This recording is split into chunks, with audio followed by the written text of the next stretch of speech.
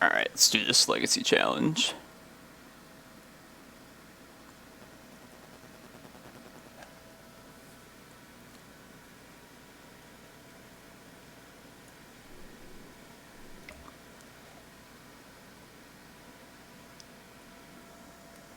Just double check the list, make sure everything's set the way I want.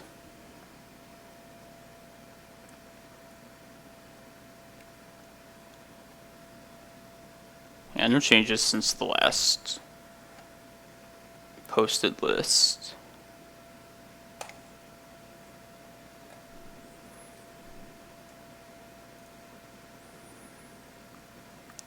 DSC post. Luckily we still have play points. Don't have to dip into actual cash yet.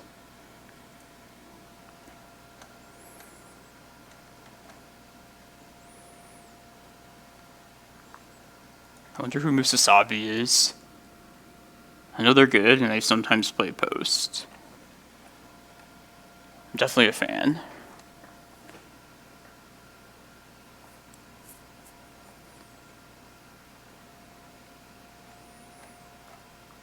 There's some like bigger qualifier a tournament you had to qualify for, but weren't good enough to get in time. Not this time around.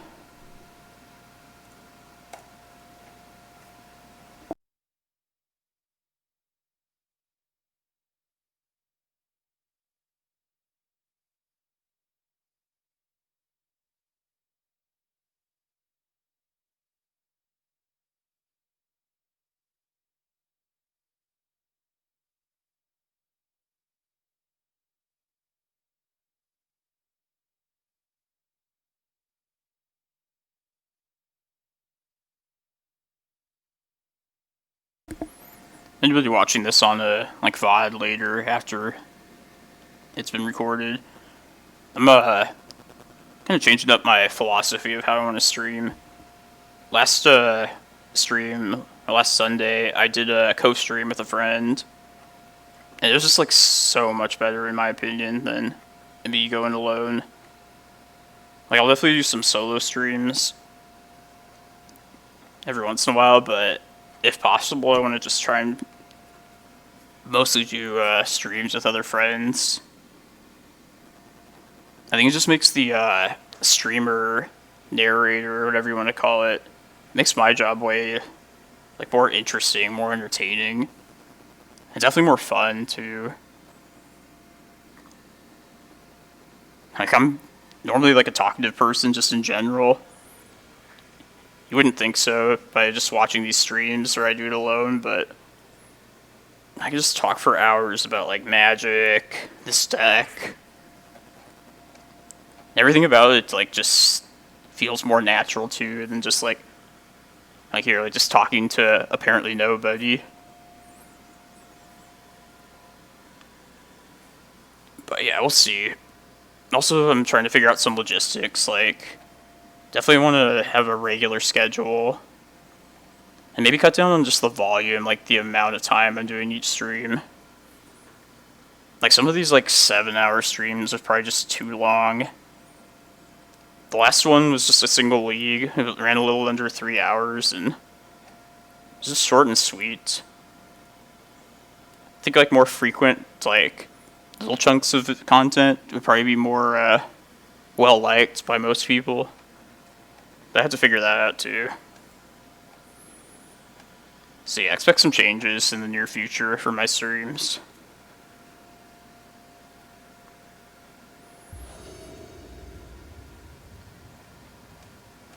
Raptor Nachos.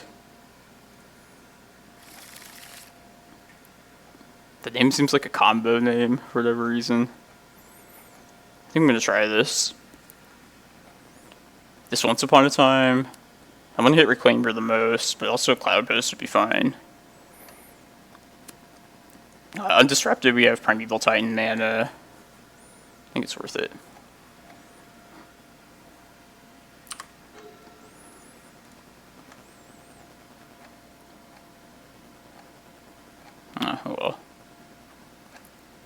Well, let's get a stage then. A Cloudpost at some point in the future.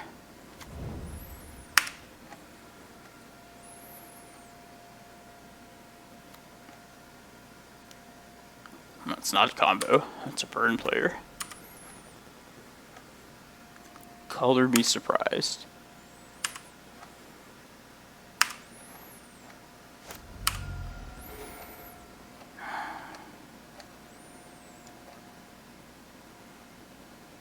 Would have been good last turn, but since they're burn, I almost want to just ramp to Kozilek. I think just going quickly is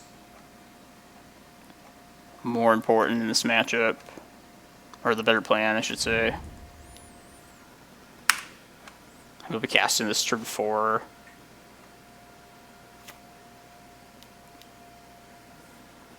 It's going to be close regardless. Now we're hitting our land drops.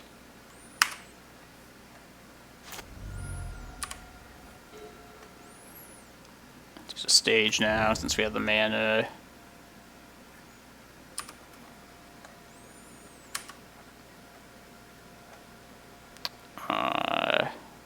Guess. Oh, kind of decent. And just another forest. That's the most likely card to draw later. Even though I'm probably playing this as my 10th mana next turn, just to make price of progress less damaging.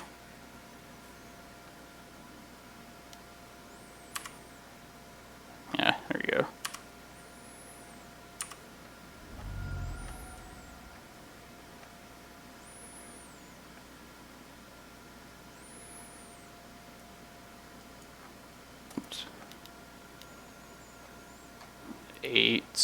Fire Blast would be 4. Draw a Glimmerpost. I could also Crop Rot for a Glimmerpost. It'd actually be better. Yeah, probably I'm gonna do that actually. Like I just can't. I'll lose the price of progress anyway, so might as well do the best I can against other cards.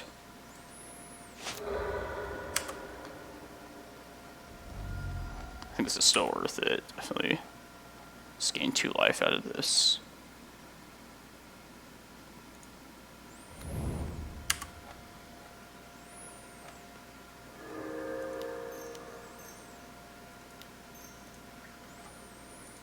I got the feeling this probably isn't good enough, but I'm gonna throw it out there.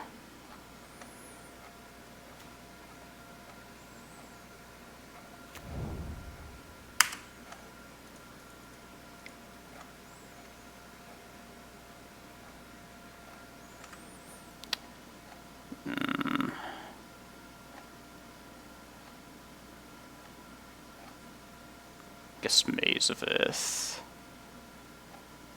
I don't know. Cavern. It's not going to come to that point, so just prime time as well. Okay. Probably another Reclaimer. Now that I think about it, but whatever.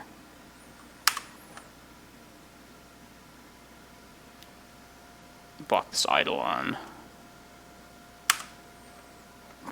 We hit like literally every Goblin Guide trigger too.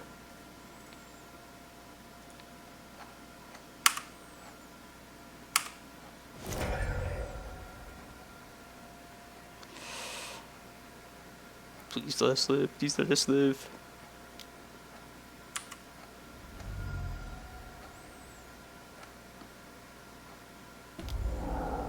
Rift Bolt. Wow, this might be good. We're going to play this Chasm out if it works.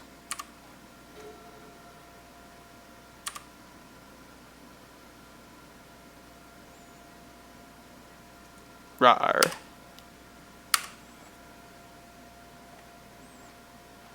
Yeah, I was hoping to get rid of like all their mountains.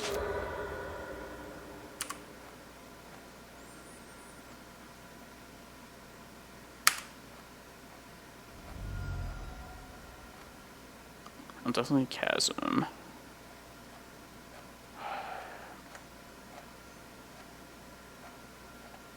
think I'm actually getting rid of a Cloudpost here. Because next turn, I'll decide what I want to do. If they don't play a second land, then I'll just attempt to kill them. But if they do, I might keep the Chasm around an extra turn, and I would rather have the Vesuva to copy the Glimmerpost, and just try and navigate as safely as possible from there.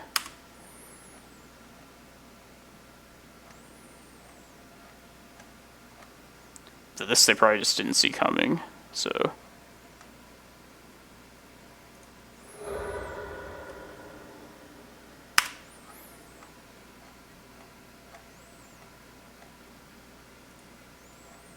Alright, so hopefully they don't play a second land here.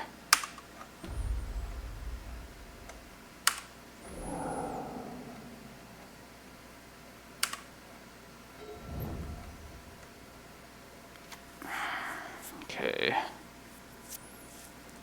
What do I want to do now?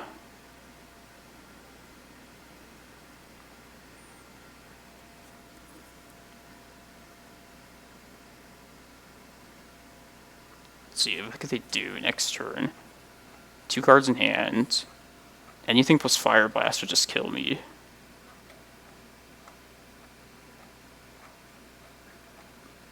Next turn I could make the stage Chasm on upkeep. Be at 5 still. Gain 3 life, go to 8. I could play the Reclaimer out, which would let me change stuff, like get rid of the Chasm later.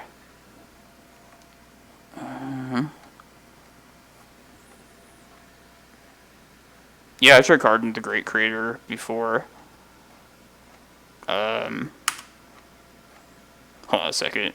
Yeah, we have like a different variation of post that runs Karns to. I think I'm going to copy Chasm and upkeep. That'll also help me get rid of non-basic lands. Maybe I'm just like overthinking it and just need to man up, but we would die to Fire Blast or like 2 bolts as well, I guess.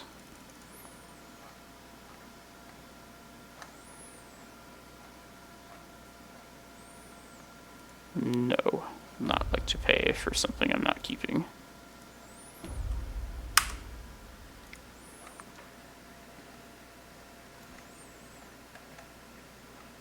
I'm playing Reclaimer here too. Go to 3. I could probably just pull out of life, like out of range of the possible damage they could possibly do to me with this Reclaimer.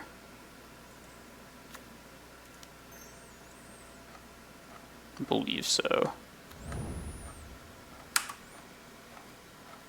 Yeah, I like Karn the Great Creator a lot, just in general. This particular version of 12 Fos, just... Karn doesn't go so well with this version.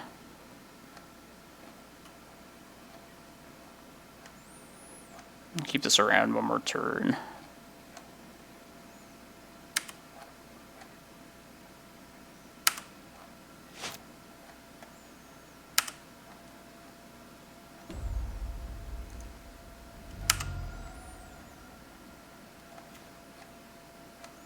Doesn't really help me here.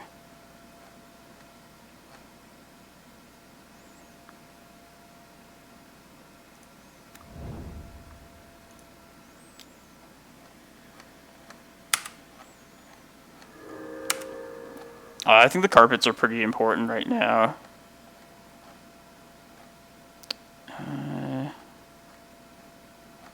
Let's see, 4. If I want to, I could. I might be able to just pull away this next turn out of possible range.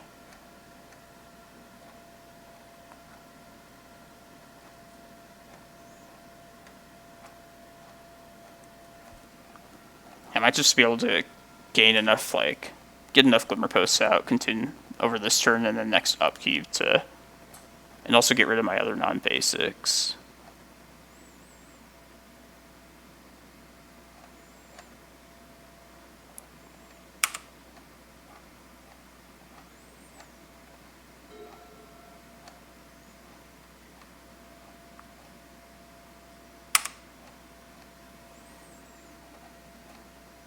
think I'm trading this Glimmerpost for another Glimmerpost. Go to 9. Keep this around one more turn. Or no, we're not going to keep this again. But I'll probably just let this die, though.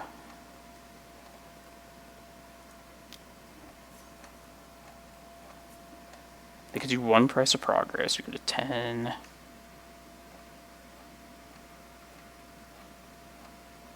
Yeah, I'm going to keep this forest around.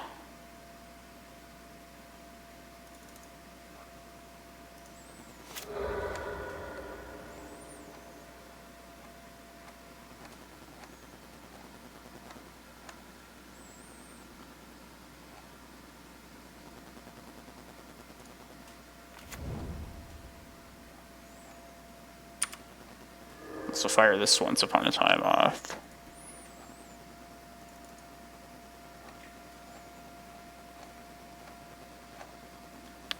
Another Reclaimer, I guess, yeah.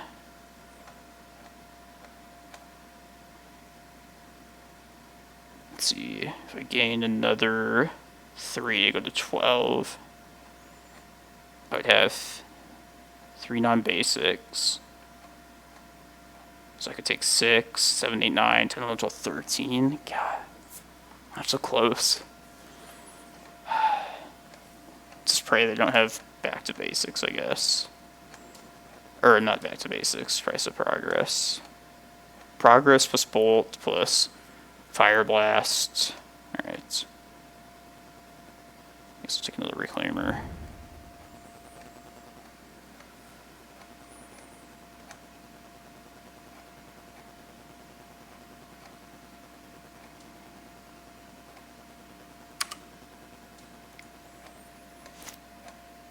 Let's do this now. We're just going to get rid of this chasm to take less from price.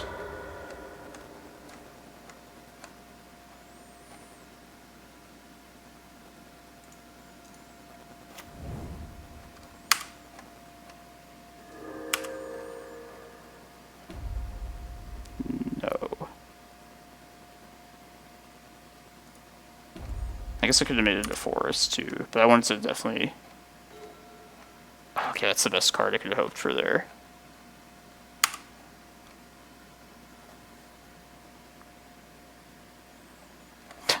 Alright, well I probably thought that, but... You gotta be tiptoeing around lots of dangerous things against burn. Emrakul Promised, nice. Yeah, like... If you choose to run like a third Eldrazi, I said this before on the stream, but like, it's up to your personal preference what you want is. Obviously everything in deck building and Magic is up to your own personal preference. But like, yeah, I prefer Kozilek for the most part. I wouldn't mind like in one of these leagues on stream, just changing this up. Just so that people can see like another giant fatty in its place. And also just like mix up the opponents. So this one's like always showed up in the lists that have been posted thus far. So I feel like I have to throw like opponents for a loop at least a little bit. Make them think something. Keep them on their toes. Maybe Tabernacle. Ballista is the best card in the matchup. I can explain that in a second. Needles are bad. Shepherd's bad. I guess the only purpose of Shepherd would be as like a blocker. Yeah, let's bring the Tabernacle in. Might be useful if they go like creature heavy. Yeah, burn is a scary matchup though. I feel like whenever I win this matchup, it's always like a close game. This hand's not good. I think I want to Reclaimer at least. At least to like redirect a bolt.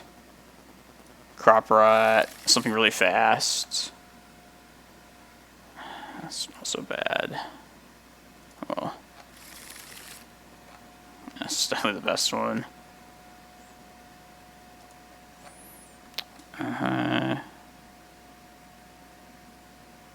Here's the Reclaimers at this point.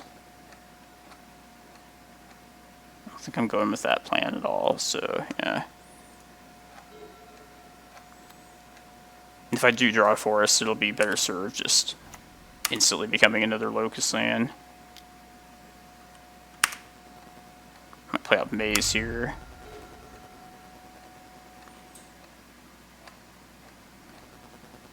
Yeah, let's do that.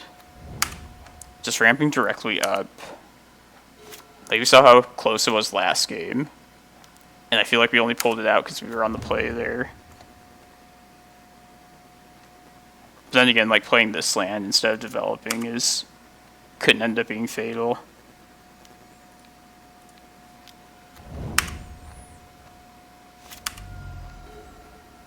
Okay. Man, my viewers double every, like, couple minutes. Thanks for tuning in, everybody. Hope you all are enjoying this deck as much as I enjoy playing it. Enjoy watching it, I should say. Hey, Ustal Sarah. Haven't seen you in a while. How have you been?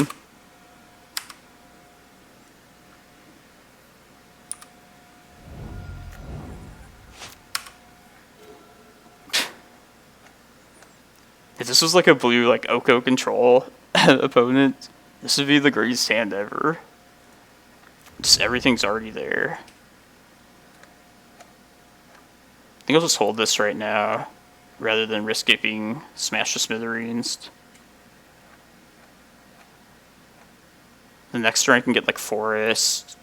I could get like Glacial Chasm, probably. Be the best thing. And just play from there. I'll see what they do.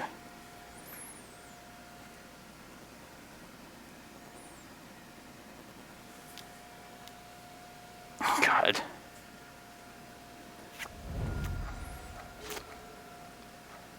Somebody asked me, like, what's the worst non-basic hate to me? In my opinion, it's Price of Progress. Like, at least the other ones you can, like, fight back. This one just kills you, though. So yeah, this is the worst one.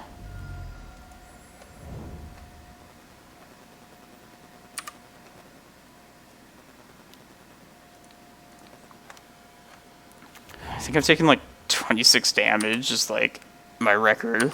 There's most damage taken from a price. Okay.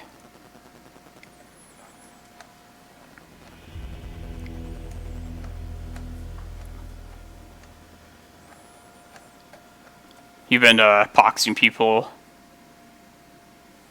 Ustal Sarah.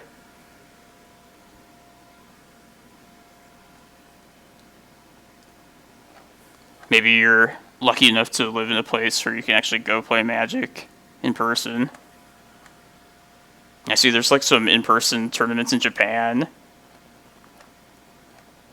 I was just wondering if you're playing your specialty, your Pox.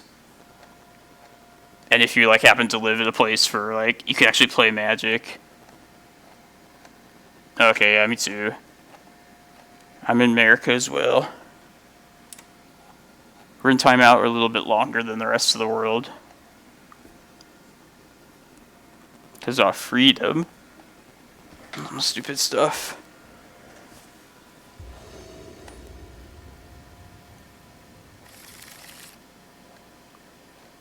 Yeah, let's try it. This Once Upon a Time. Reclaimer would be good. I'm willing to risk just ramping directly with Cloudpost for this Ulamog.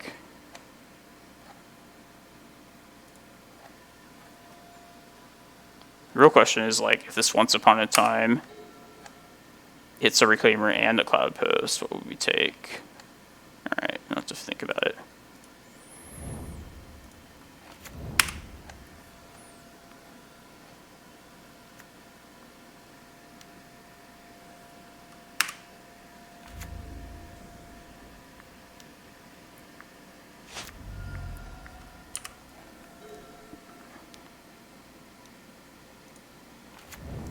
This will happen the same turn as Ulamog could happen.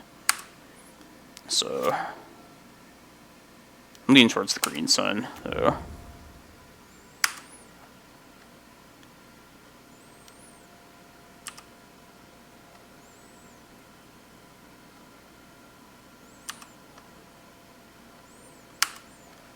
I think I'm playing Forest. I guess it doesn't matter. There's always going to be a window. One land. Okay. I was going to say, like, to minimize the price of progress, I could play Forest here, but it just doesn't matter. Alright, so let's just ramp then. The next turn, green sun.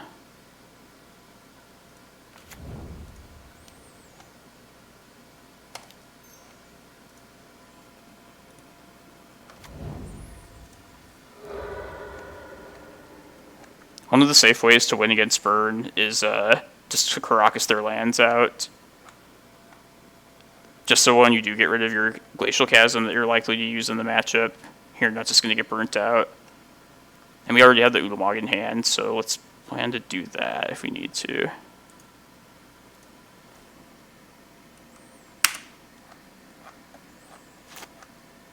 Oh, there's an energy tomorrow?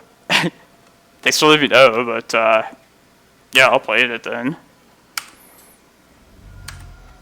The last one I found out about it like the day before as well. It's hard to keep up with these things.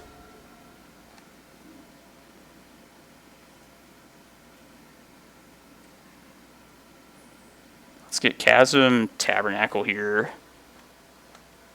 Just to be safe. Then Ulamog will finish the job.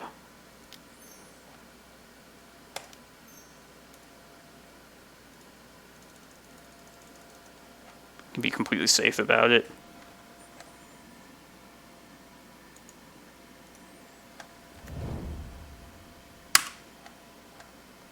Tabernacle, clear their creatures if they play like a second land. And this just protects us. Two weird old ass defensive lands. Gotta love it.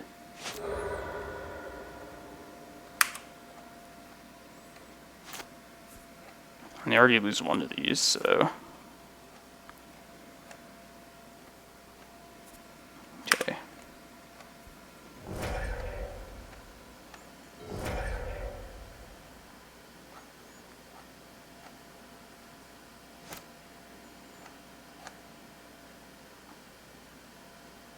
What could they even have? I don't think I need to keep this around at all. Nah. Maybe it's still just safer to keep it around. Just in case, you know.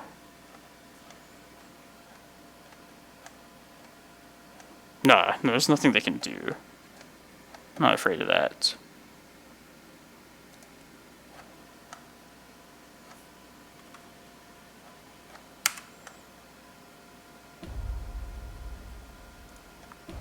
Like 4 gut shots or something.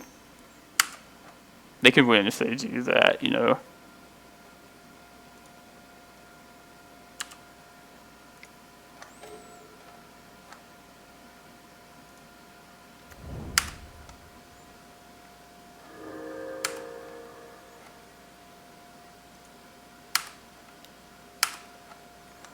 Some more life. So why not?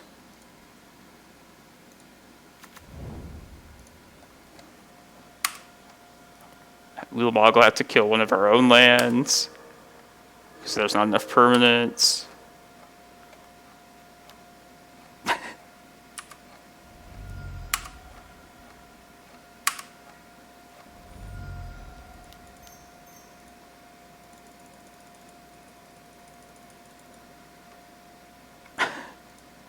Nice. That's a nail biter first round.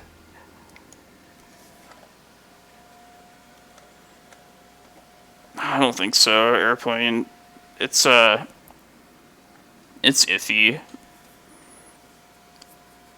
I feel like I've been stomped by it before, but you can also just get some great hands against it too. I'm always on the edge of my seat playing against Burn. There are other ways to win too, or the Dark Depths combo is a good way for that matchup, if things line up for it. Just like our fastest win condition possible. And then Walking Ballista is excellent too, because it's our only win condition that we can play while keeping Glacial Chasm up. We don't have to win by attacking with it.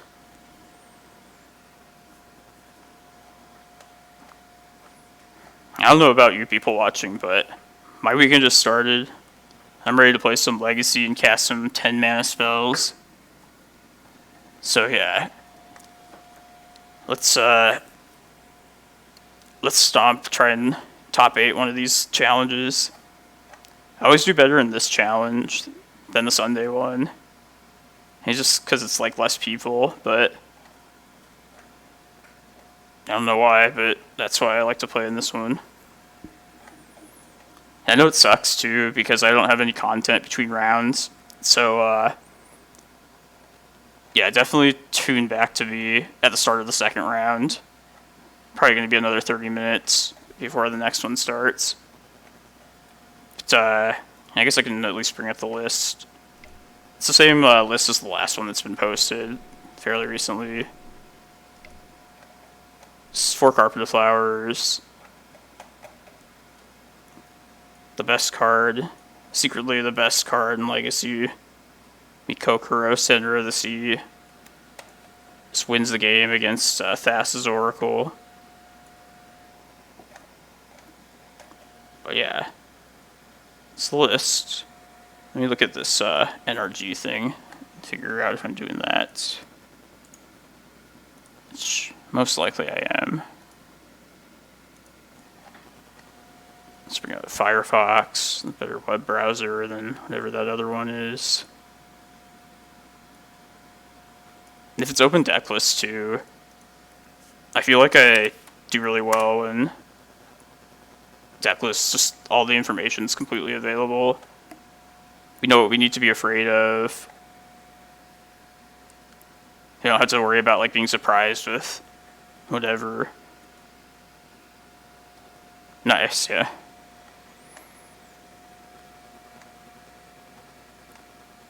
Four Needles, yeah.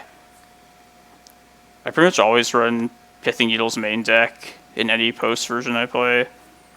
But especially nowadays, when you have Oko and Wasteland as like really good names, like now is a better time than ever to play a full 4 copies.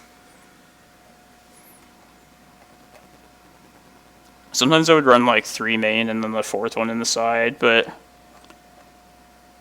I'm also just a fan of running like 4 copies of like any card. I like 4-0s in my deck. I know it's not always correct, but it keeps things like consistent and streamlined. At least for like non-blue decks. Don't have like the cantripping ability to find like variations of things.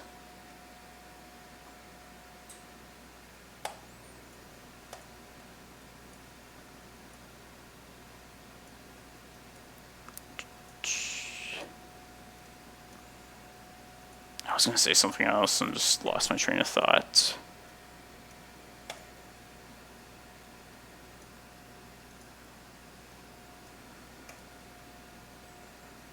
Upgraded to snow basics.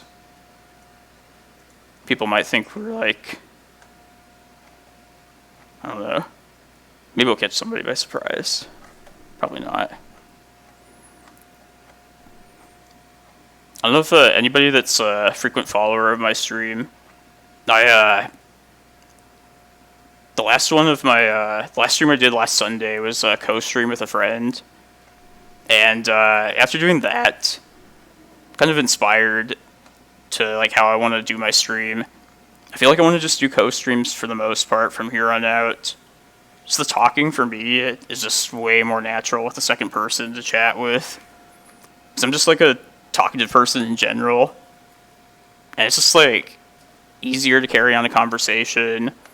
The chat was more involved because of our like conversation. And it's just, everything was more natural, more fun for me too.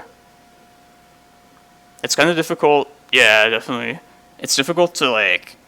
I want to see if anybody is willing to do it regularly with me. Which, like, everybody has busy schedules, so not sure how likely that'll be to happen. I'll probably do like a solo stream every once in a while, just work on my ability to carry on by myself. But like, yeah, I'm a big fan of like doing streams with another friend for sure now. Yeah, I have Discord. Super easy to use to get two people hooked up, talking as they're narrating. Probably find some other local Arizona friends to join me. No, Rock Nation. He won one of the challenges a couple weeks ago. He's looking to start streaming. He's in... Yeah, here he is. He actually qualified for this one. I probably didn't add you, but I will for sure. I haven't really paid much close attention to Discord. But yeah, I'll definitely add you for sure. And if you're down to do like a stream sometime, even though I never met you in person, I know you like love the deck and love checking out my streams, so I'd definitely be fine with that.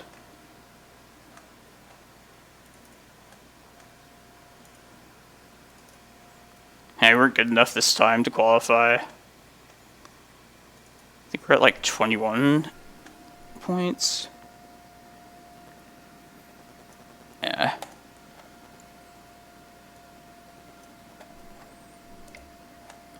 I don't know what this like PAX preliminary thing is. Maybe I'll do one of those.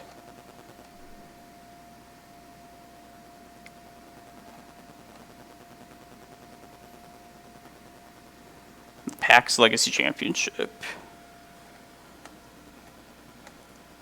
Yeah, Usul Sarah, I'll take care of it after the stream for sure. I'll definitely add you. Don't take it personal if I like didn't add you before. Because first of all, I just don't really know what I'm doing for the most part. And also just like been busy with some other stuff.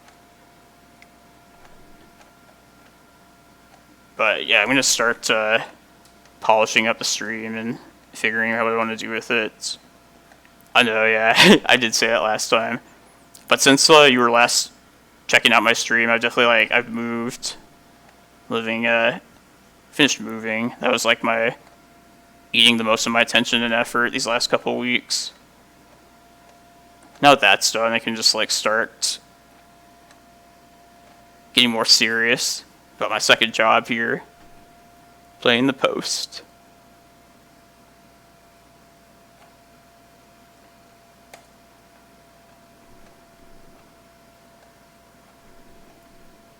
Yeah, I didn't forget about you. Love my regular viewers. And if you're new too, appreciate you all as well. My name is Tony Murata in real life. But you've probably seen my username is Into Play show up with always a Cloudpost list if you've seen it online. It's the only deck I play, and I played it like almost like close to a decade now. Freaking love this deck.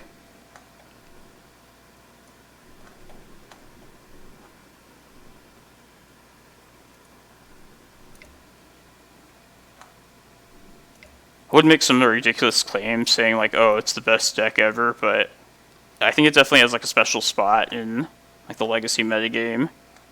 And it definitely gets underrated by most people. So I'm pretty excited to like show off the deck a bit.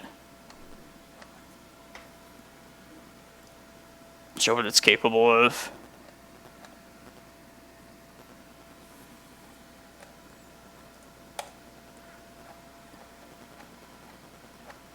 Hopefully we keep running into like Oko snow control decks.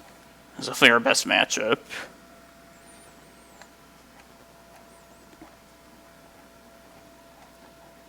Delver's been like difficult, but it's definitely not unwinnable. It's the reason for our 4 Carpet of Flowers in the board. Game 1 we usually lose. But post-board, just being able to not have to rely on Reclaimer, instead use Carpet, just goes a long way.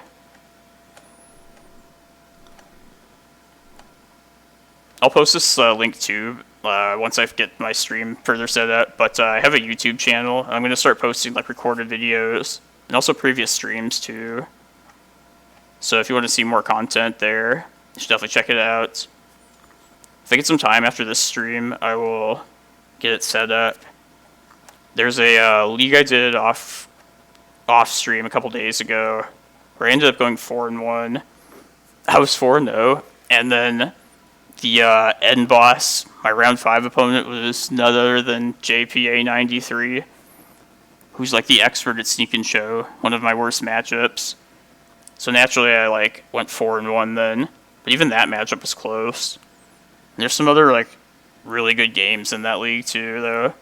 There was a green 12-post mirror match, which is always like one of the most ridiculous mirror matches in Magic. There was a Rug Delver matchup there against Molly Muho, who's like a very well-known, very good player. And it's probably like the closest match against Rug Delver I've ever won. So you should definitely check that out. And there'll also be a deck tech for my list there going up. Just explaining like the card choices and everything. So yeah, YouTube into play with the underscore between into and play, just like the Twitch.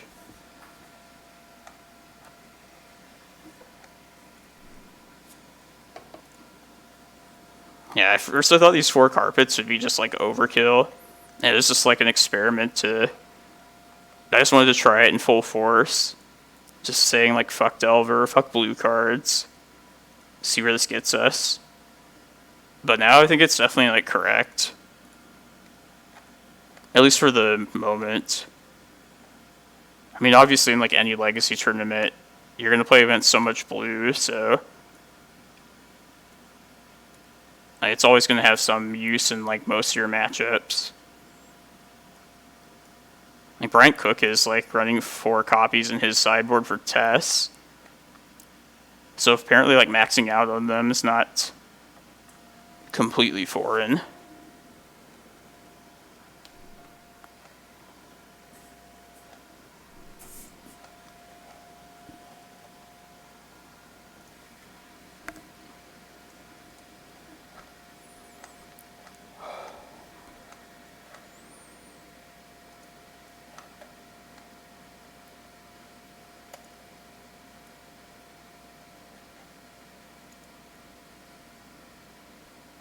Players.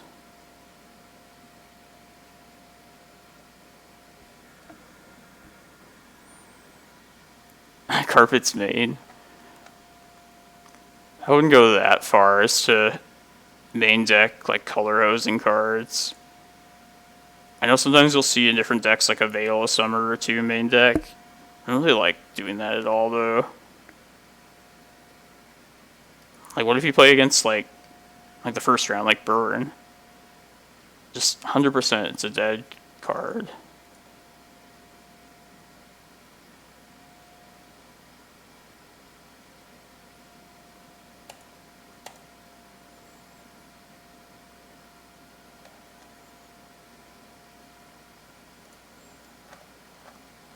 I've always felt like Carpet of Flowers is like a pretty broken card for Legacy. I think the issue is just like a lot of decks didn't have a good way to make use of the extra mana.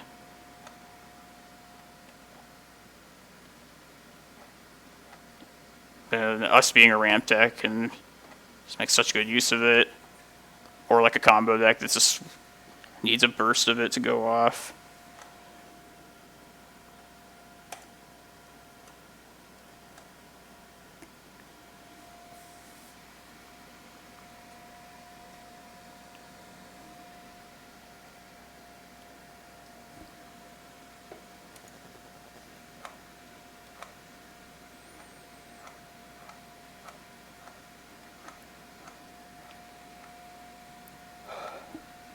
Alright, well, I'll be around. Just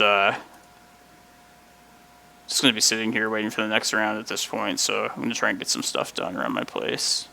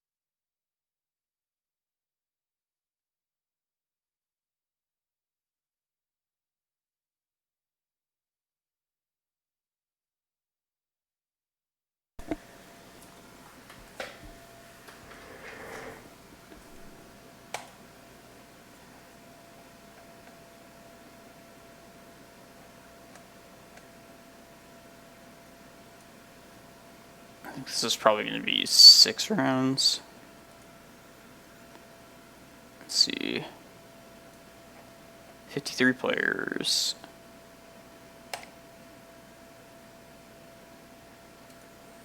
Let's follow the link, because Moto just can't tell us. Yeah, 6.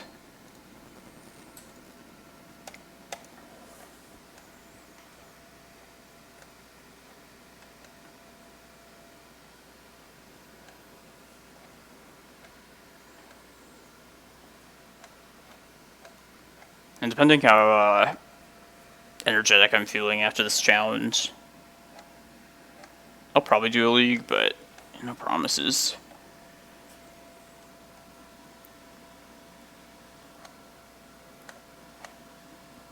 I don't know if I'm going to continue to stream like these timed events in the future. Like, it kind of sucks from a content point of view. There's just so much downtime. Like, I know everyone's here to see the deck being played, so like just me like playing some other video game or whatever, it's not really like what I want to be doing.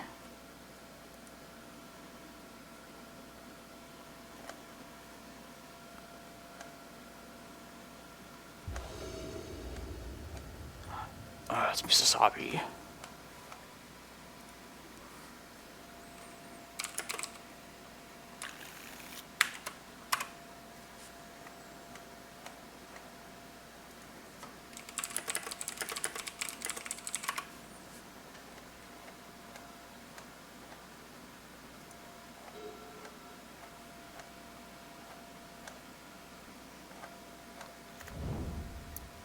Yeah, this player will play, I've seen them play a green 12 host list. They also, like, won 2 back-to-back challenges with Primeval Titan Stompy deck, which I thought is another deck that I've, like, been thinking of playing.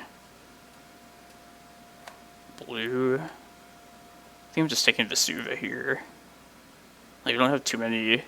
We'll just jam these Reclaimers, and one of the 3 should stick eventually, so.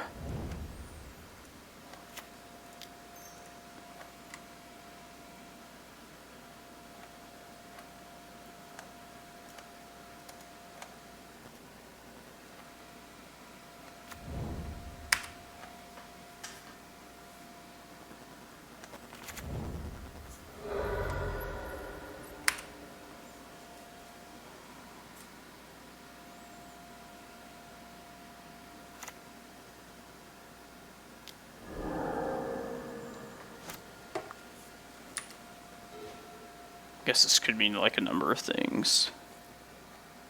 Just play both the Reclaimers out then.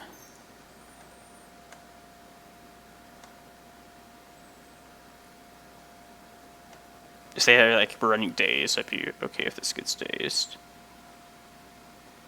It'd be great if it forced it. Yes.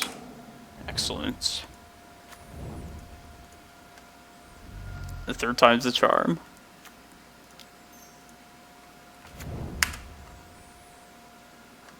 Watch like Oko's turn.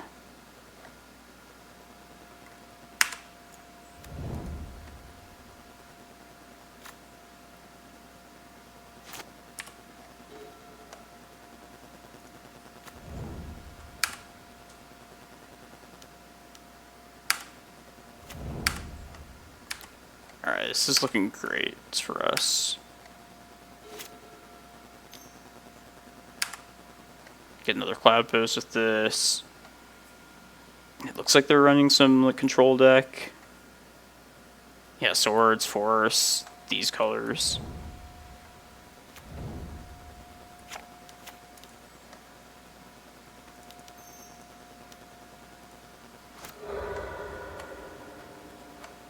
Let's get another Cloudpost.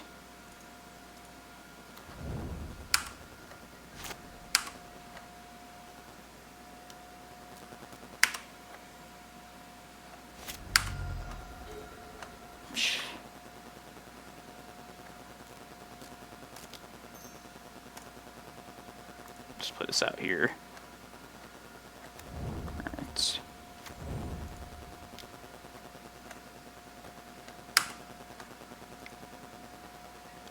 definitely going to get Eye of Ugin with that.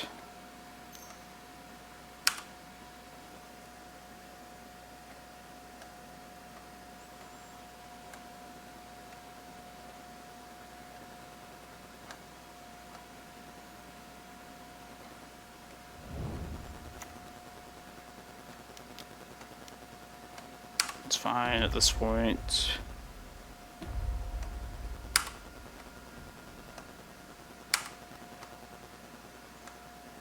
$15. Alright. I guess we can't die to like 2 Okos, or like 2 new elks from the opponent yet, so let's just Kozilek.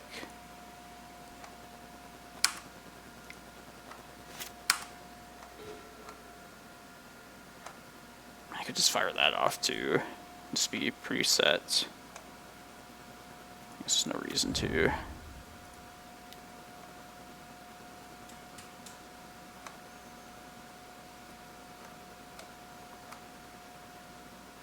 I'm gonna get like a Glimmerpost here. Just thinking like the thing I lose to, it'd be like back to basics. So by doing this, I can keep one of the Cloudposts untapped. If they were to like play it. The life's not terrible either, of course.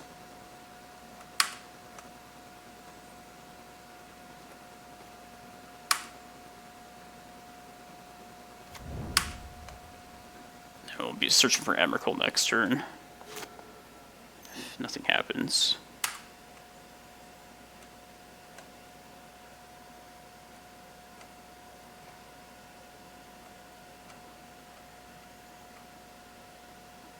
I'm guessing this will become a 3/3 green elk. If I were a betting man.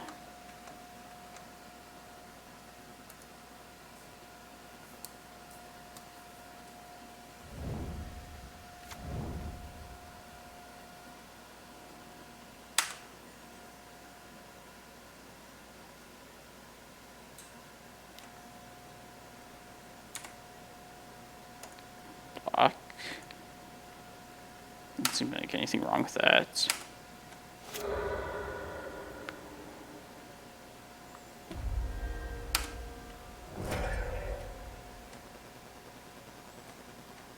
How did that happen? Just curious. Oh, they had 3 damage on it. Combat math. I see.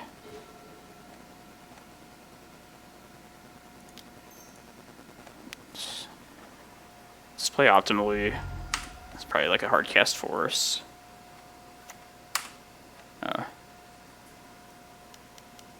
Yeah, it's fine.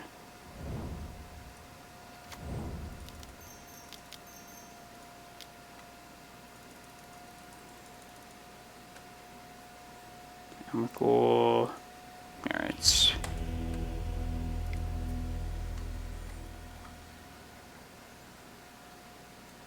Walking Ballista for sure. Force of Vigor for sure. And then however many carpets for stuff we take out. Which usually it's 3 for this kind of matchup. A maze might be useful, but I think I would just rather have more carpets.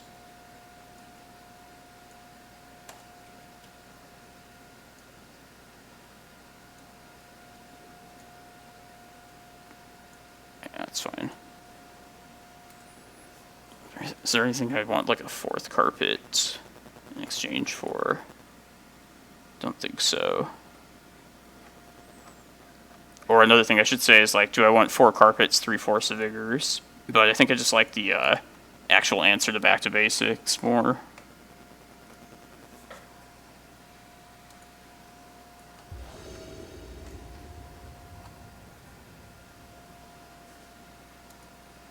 I mean, 3 Reclaimers worked last time. I'm tempted to try this again. This Chasm sucks, but like Eye of Ugin in hand is good.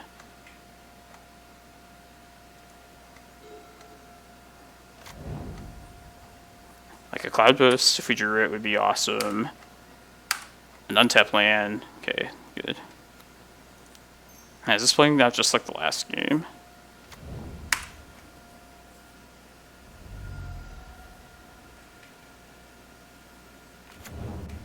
Swords to Plowshares.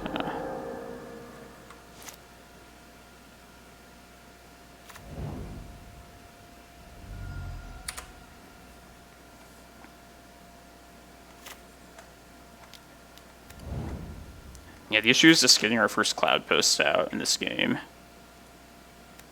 If we can manage to do that, we'll be good.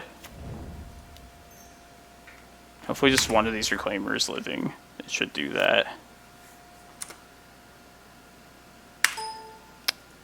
Sorry.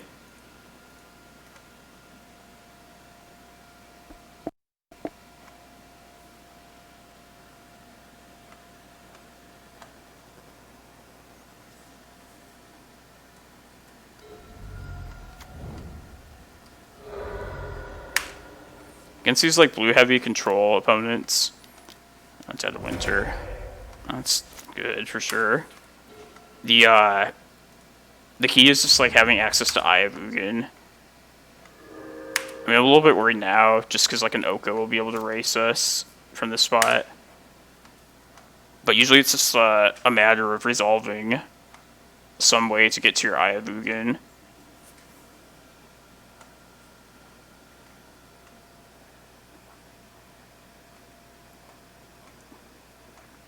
I could have possibly played one Reclaimer at a time, but I feel like it was just better to try and get them both in at the same time. Make them have more than just 2 pieces of spot removal.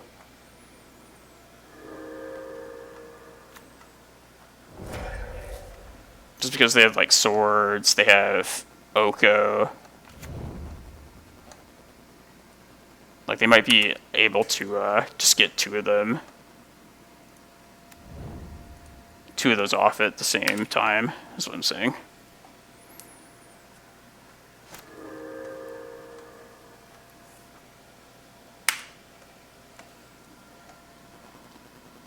It's kind of an iffy spot here, but we have a lot of great draws.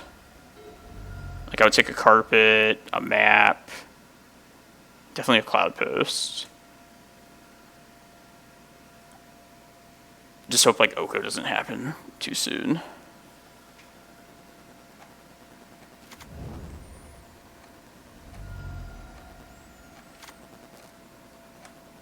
Pyro.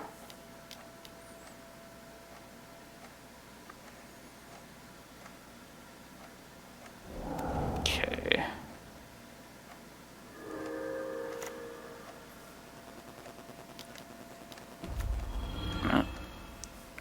The 2 3-mana blue-green amazing cards.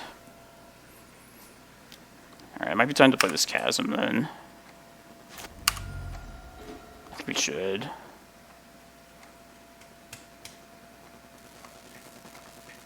Yeah, definitely. Get rid of this Vesuva.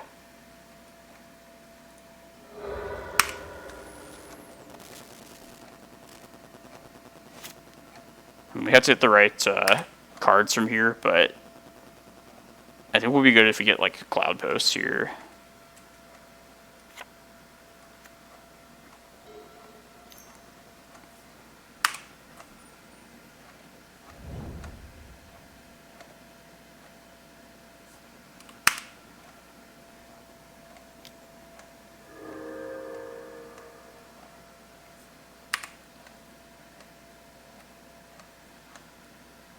Let's see, 4 islands.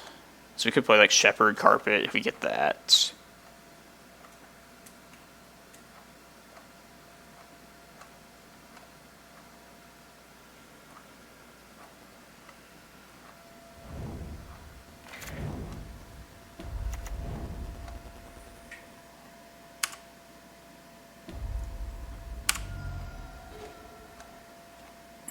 Doesn't do enough. I could, like... No, to save it at this point. I think I'm just casting this Vesuva, too, on a Glimmerpost. I could copy the Glacial Chasm and just get, like, reset its cumulative upkeep counters, but this is still fine.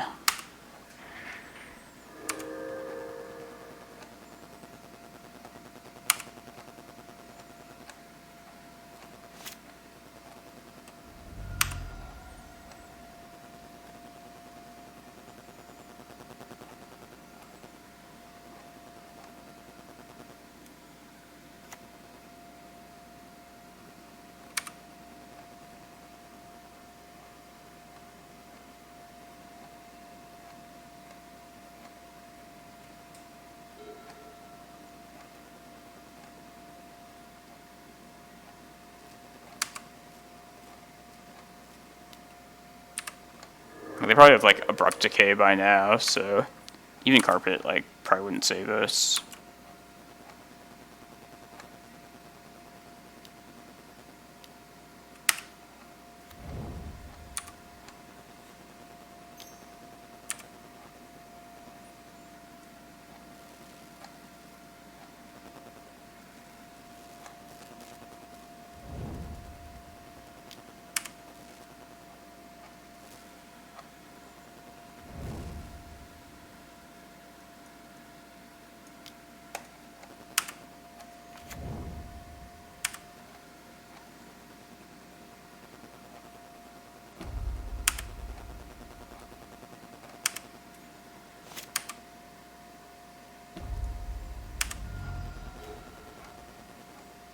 I'm just going to go for it now.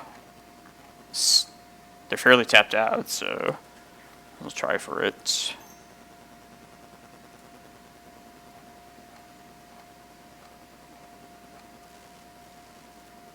And this would be enough next phase for Primeval Titan if this were to stick around. So they have 5 islands. Yeah, they should kill this now and then counter this Carpet. Yeah. Thought that might be the case. Force of Will. Negation.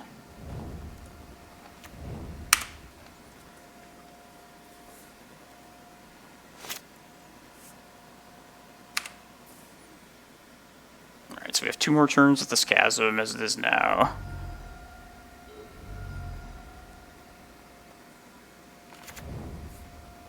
I shouldn't yield. I might have to attempt a Force of Vigor.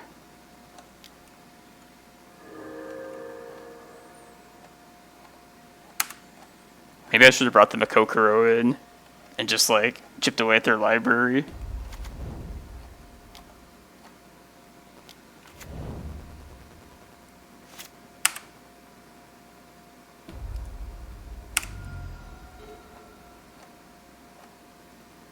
Doesn't even matter. Might as well save this for Force of Vigor here. Don't have much use for an elk.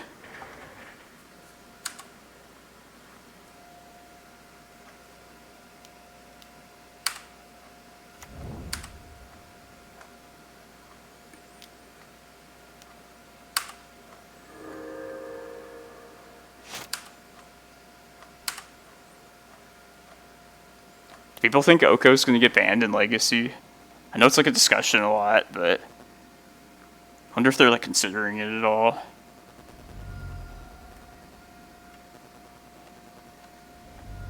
I feel like it's right on that border between like too powerful, but it might just like be just not quite worth banning. I don't know. I definitely hate the card. That's for sure.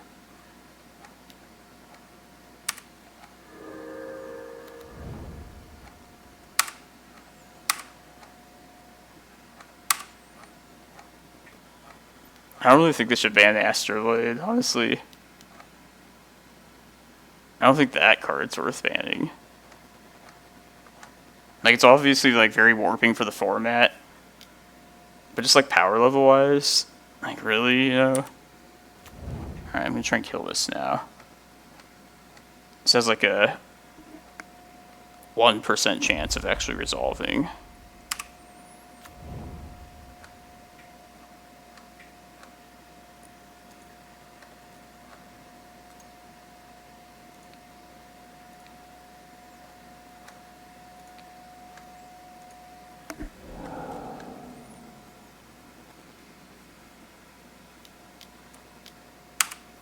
It does, but it brings the back to basics out, though.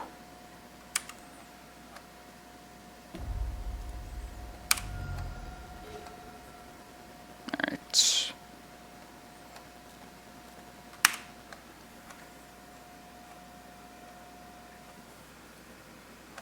Yeah, that's what I'm thinking too. A tattoo.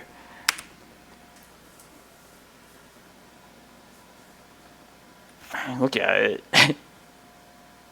We're seriously gonna place this card on the same list as, like, that has, like, Black Lotus and Sensei's Divining Top. Like, I don't see it happening.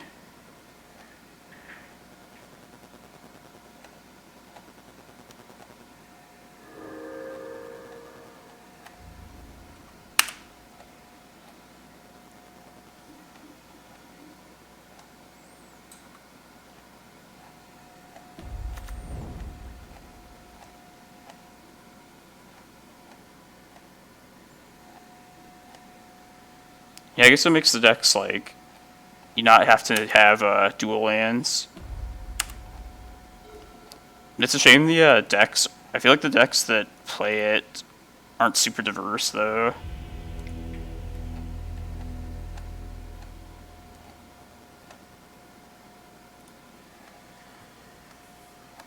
I wish we would have drawn, like, a Cloudpost.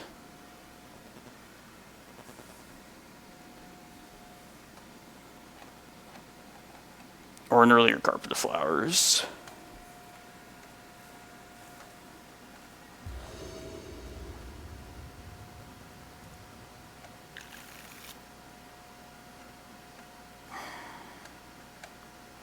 Nah, Mulligan. Alright, this I can get behind.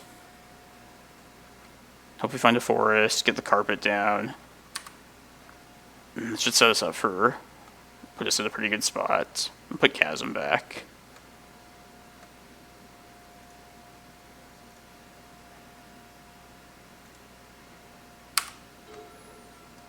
I guess a Cloudpost or like Eye of Ugin would be fine off of this too.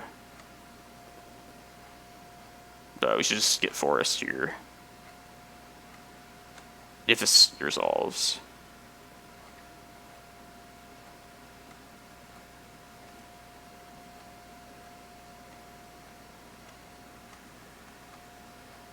At least this game we found a Cloudpost already.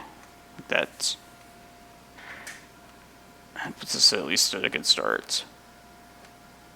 Yeah, let's just get Forest. It's a safer thing. I mean, Aya is like juice for later. And also we're like more likely to draw a Forest. Another thing I could do is if like they play their own basic Forest, I could use the Vesuva to copy that. I kind of just like having access to the Eye. Yeah, let's keep the Eye here.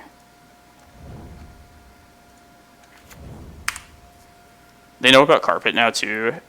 I'm sure this player knows about Carpet in general since they played this deck, but they might fetch differently knowing that.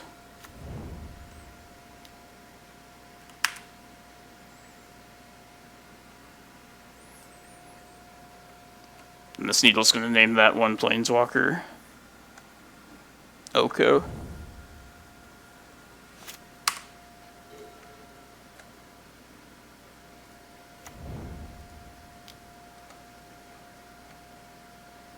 Kind of like just both of them naming Oko.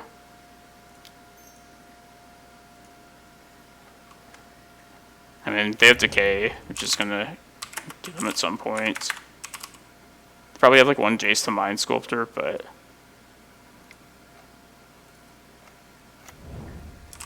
Oko is the hot shit right now.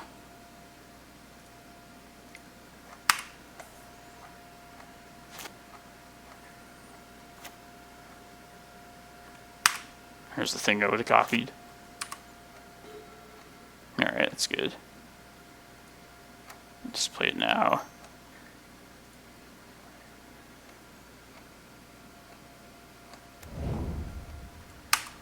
It's going to get decayed very quickly, yeah.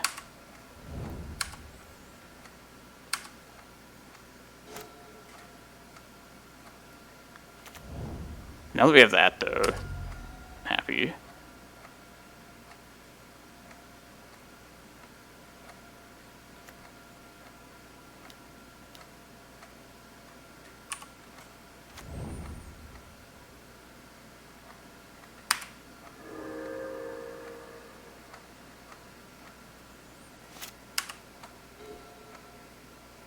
We're close.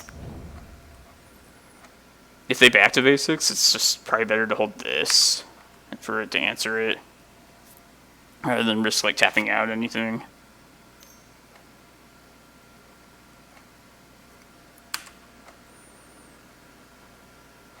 Yeah, like 4-color decks playing like Blood Moon and back to basics. I feel like that should not be a thing, but that's just my opinion.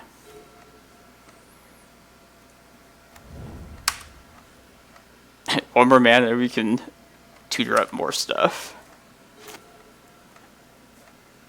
So close. That's really good.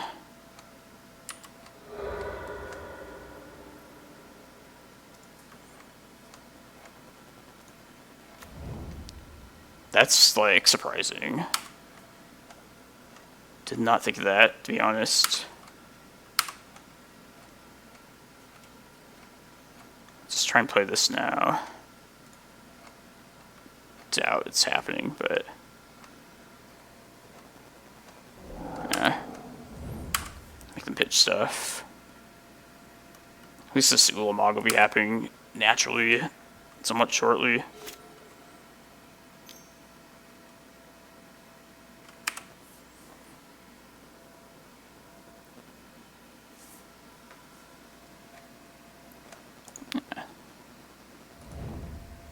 I need to not be tempted to just throw through like yields.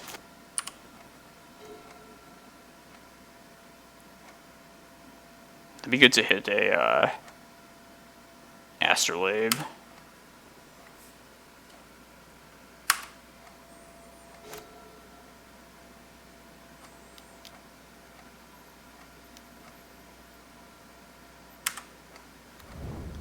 I like this Karakas for at least hold off in a row, too.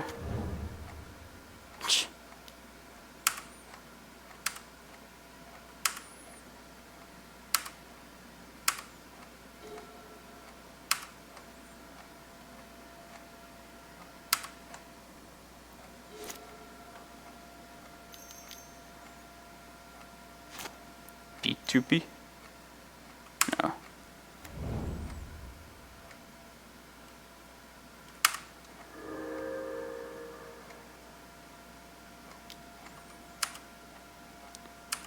I feel bad not having a Excavator now, too. Let's wait on that.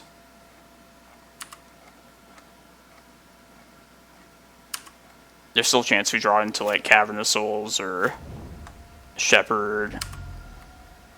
Something to lead to Cavern.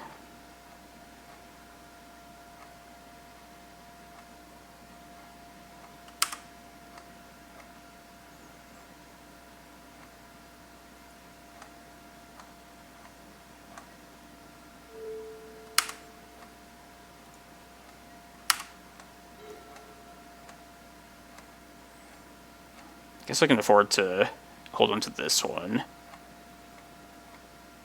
They might just never attempt to get rid of these if I play a third one. It might be like worth it to like bait out a counter later.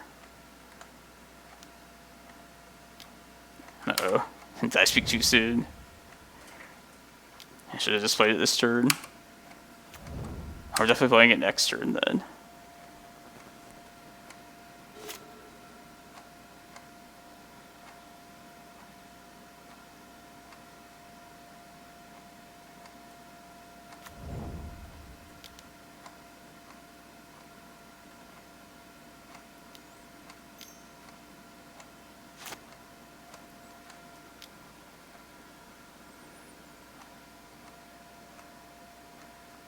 I'm gonna bounce this Uro if this is what that is. Just play to our life total advantage now. I mean, they might bounce their own thing. Who knows?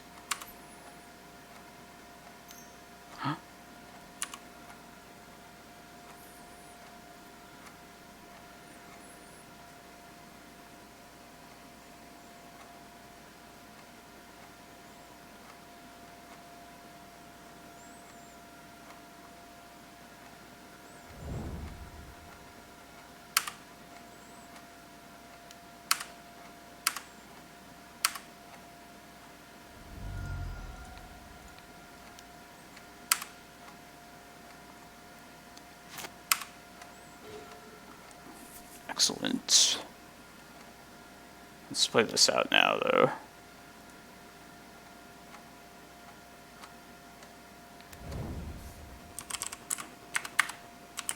Just reinforce the Oko defenses. So what are we Ulamogging next turn? Probably the white sources. I think would be the best thing.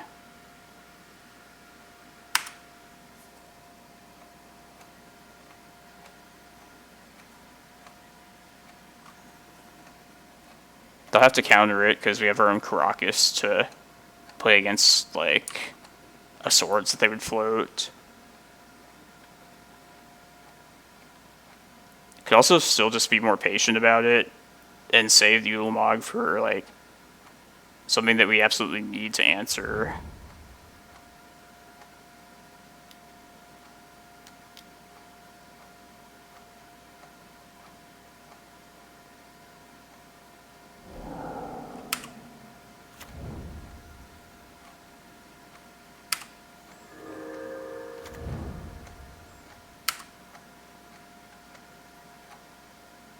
Like, since Eye of Ugin is gone now, I almost feel like if we did draw like a Cavern of Souls, it would be better to make this Ulamog uncounterable. Force them to have like multiple swords to plowshares.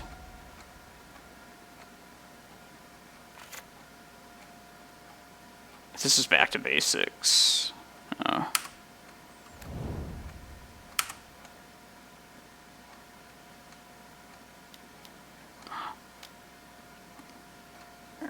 Alright, this might be the thing to answer. I think I want to hit this library anyway with something. I don't want to give up any of these cards, though. Let's see what we draw. We don't need to fire this off, this force yet. I definitely forgot to bounce that. That was stupid. Hopefully that doesn't cost me. I could just exile it now. Actually, maybe that'd be good, just to get it out of the way. God, that's so stupid. Alright. Let's do this first. The punts. Yeah, I was thinking about it the whole time, too. Let's just do this. Like, I'm sure this is getting countered, but this takes away, like, their threats, at least.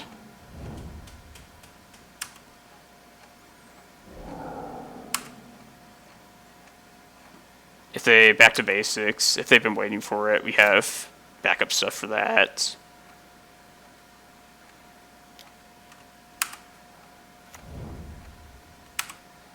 It's possible that they might run out of win conditions, too. We can maybe just deck them.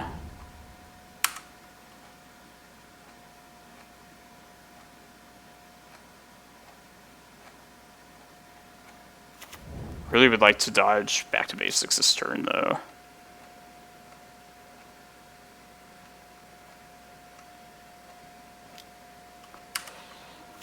Alright. It's probably Rex Sage the next turn.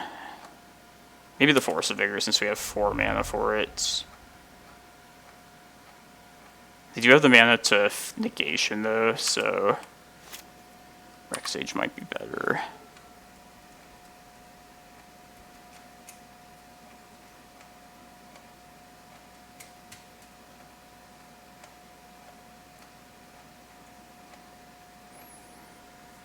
Yeah, I think I'm going to Rec Sage here. Just hope they don't have Force of Will.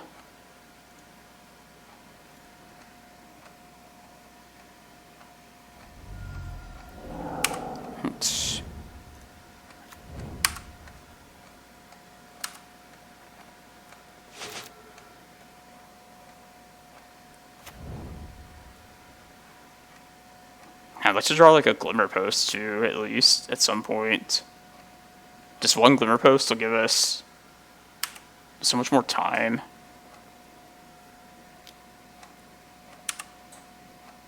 Say we draw like a Reclaimer, I guess I'll use that to fire off the Force of Vigor, rather than tapping this Karakas.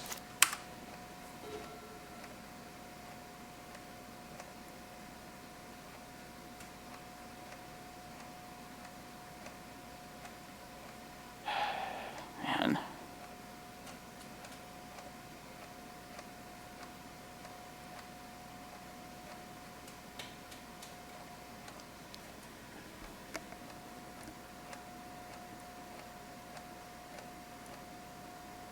This is another threat later.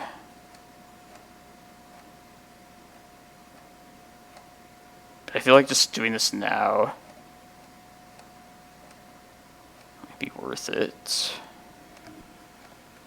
There's also the option of searching up Shepherd. If we can like do everything in a single turn, that's an idea.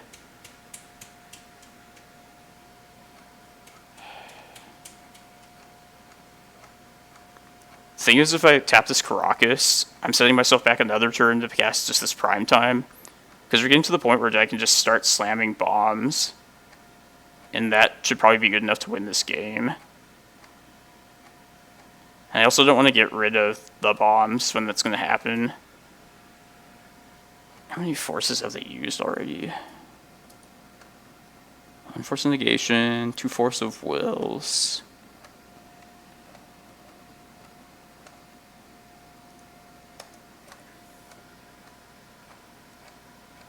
I guess I can just take this a little more. I'm kind of just expecting to use a Reclaimer to get rid of this. But also like a Carpet of Flowers would just push us to like primetime mana.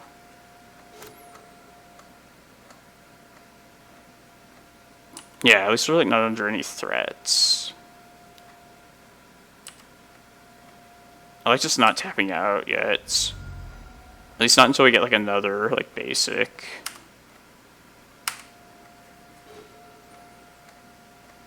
So I say giant. I just need one more land for that.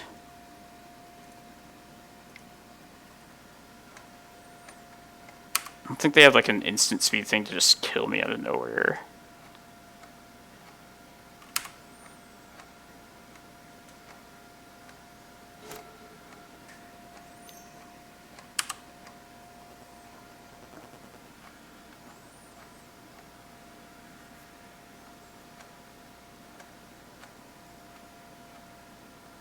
Yeah, like one basic forest, I think would be the best draw here.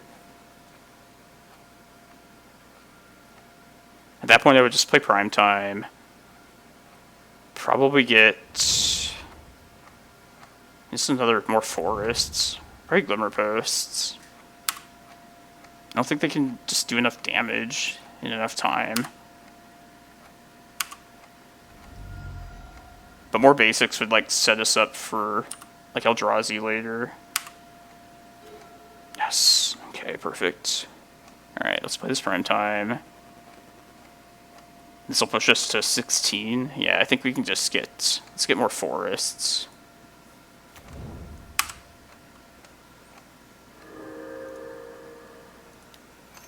For Shepherd, I want to say the Shepherd, if I decide to go for that, for enough mana to just do everything like all in one go. But this will give me like mana to work with more, like to search up more prime times later.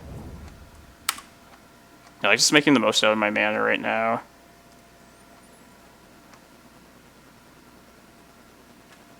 Let's get more forests. Just regular forests.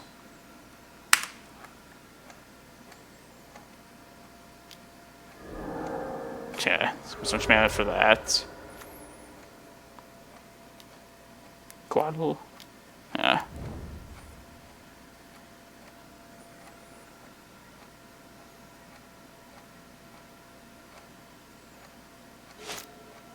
I can at least attempt this.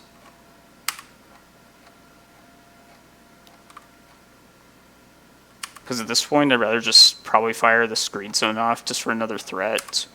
I think would do me better than Shepherd plus this. Like, they might have an answer to Shepherd plus a counter. Okay, it's good. Probably firing this off in their upkeep, I guess. Might as well at this point. It'll lead a counter, and then they'll make the...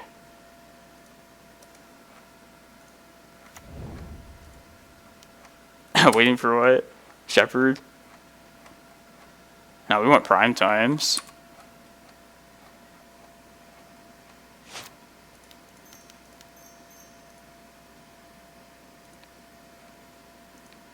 Yeah.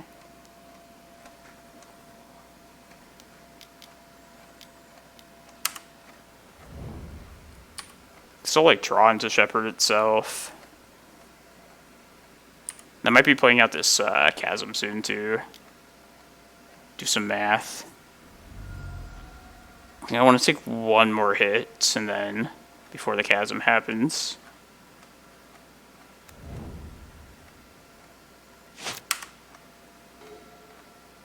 Ooh. Playing this out now too. Just the game plan is just to deck them, I think now. I don't think they can kill me fast enough.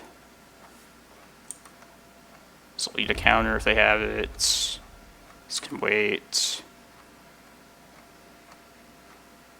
Probably kill off 2 of these. Alright.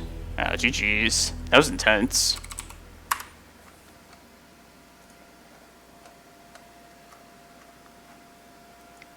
Good game, though. And look at that, just the next round's about to start. I'm okay with that.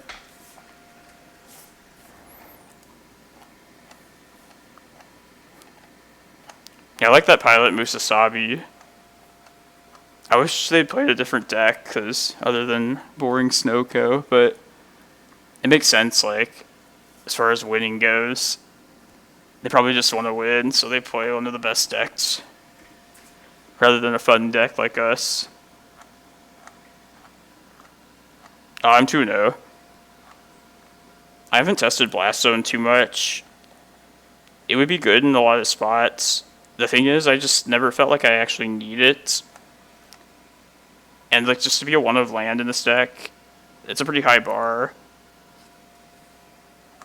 I don't like the idea of like, in order to use it, losing a land to do so. Plus my deck is like just very dependent on its own 1-drops. But it's definitely like a valid choice as like a single copy land. Like it's definitely worth testing around a bit. I just like don't think it's any better than like definitely the things that are main deck at the moment. I'd rather have all those rather than Blast Zone.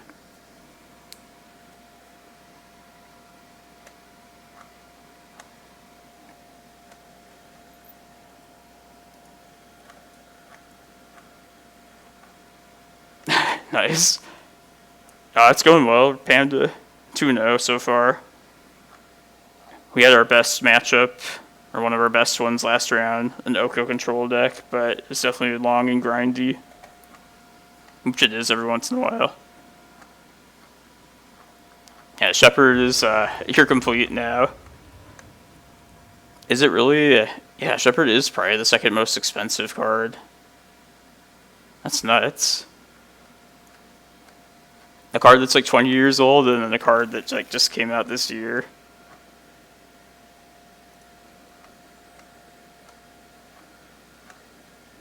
Try this. I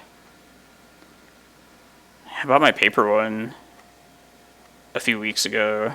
I think it was for like 60 or 70. It was cheaper than the digital one that I ended up buying. feel like if I had waited till whenever we're able to actually play Magic in person, it probably would have dropped by then, but just have it ready to go.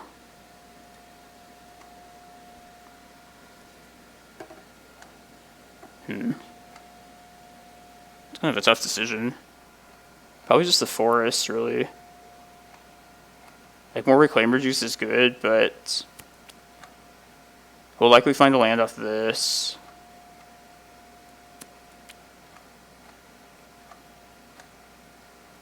Yeah, I'll put a forest back. We're on the draw, too, so...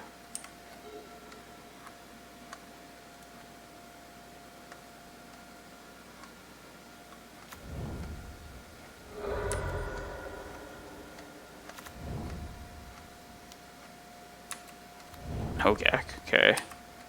That kind of makes me wish I had kept that forest, but that's not bad either. Let's get this Reclaimer down for sure. Exchange this forest for another forest.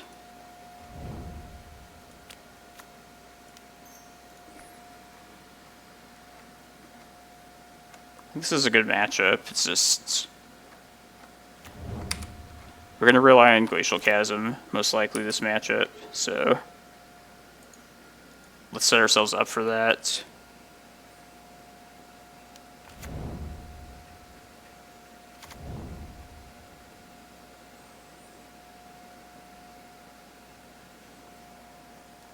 It's Hogak.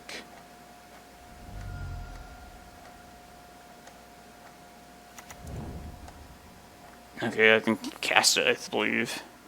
Yeah, they get Vengevine, alright. Good thing we can get Chasm.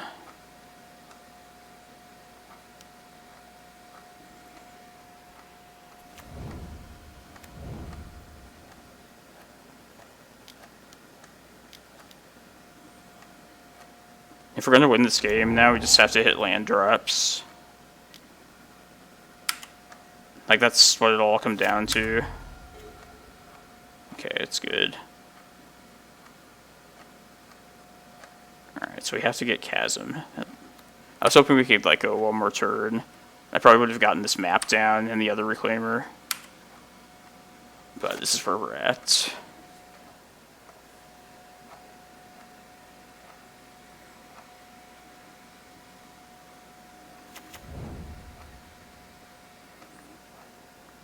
I think this deck is sweet.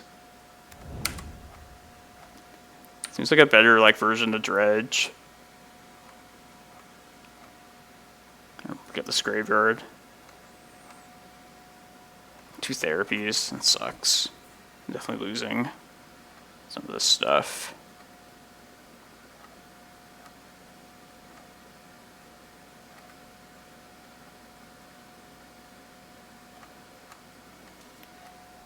Maybe I'll just, I can't crop and bog right now.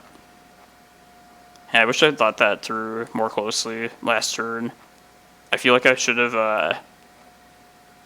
played the Cloudpost out, and then I could have crop rotted for the Chasm that way. And just got the map out in hand. Or just played the map and then expected to crop rot for the Chasm itself.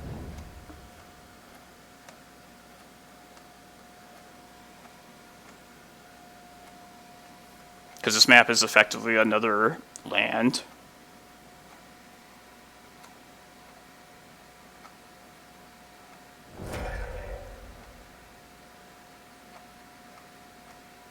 Might be worth firing off the crop rot to get a Glimmerpost. So that life might count. 16. Nah, it's... The downside of doing that, if I were to do it, would be that I would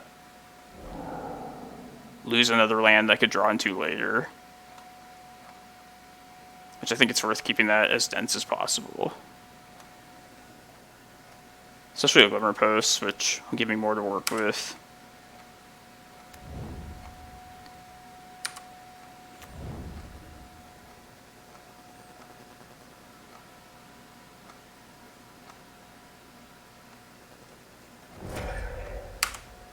They should definitely name map here.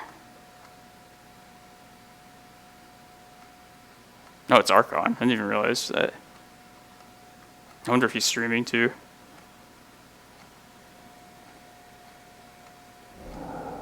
Yeah, smart.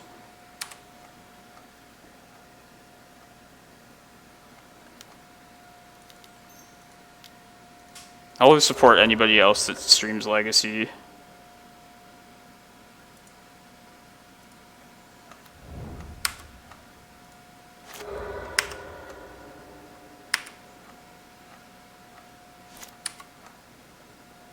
Alright, the sooner we draw another land, the better. Alright.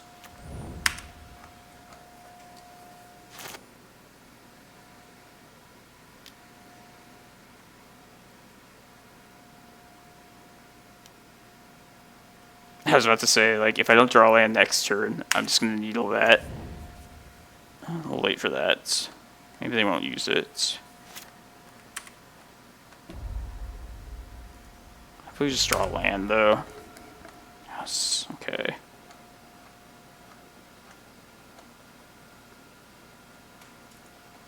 I think that.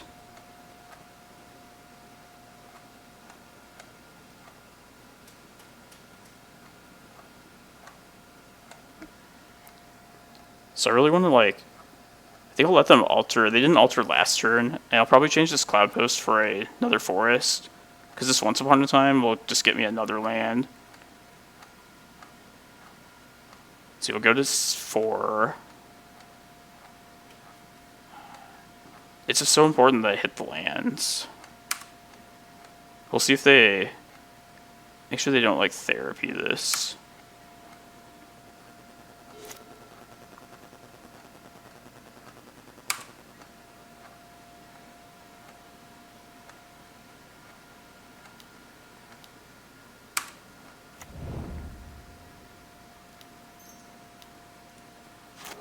It feels weird getting rid of a Cloudpost, but I think that's how it should be. We're going to get one of these stages at some point too, but let's try to just focus on hitting our land drops this turn.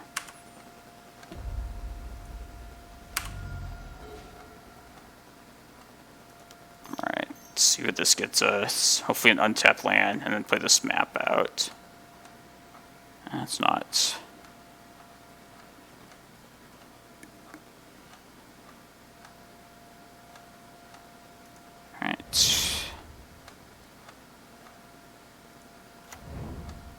So we're probably going to get the other Vesuva upkeep and copy this.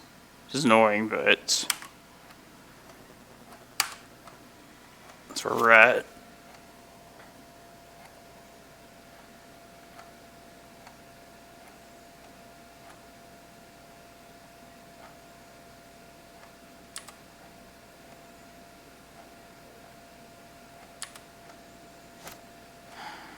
Get rid of a forest, I guess.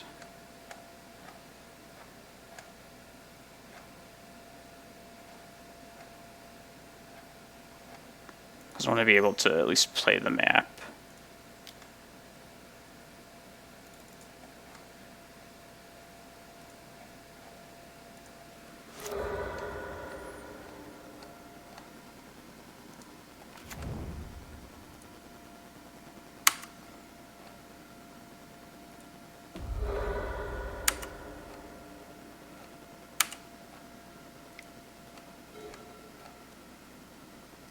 Also, that's very bad to have in hand.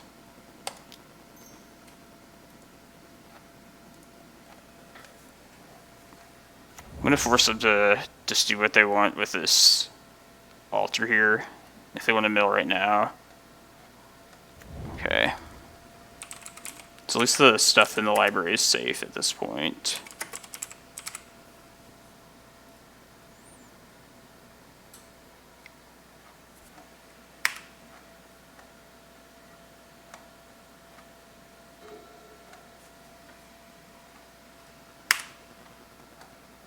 I'm gonna get a stage with this map.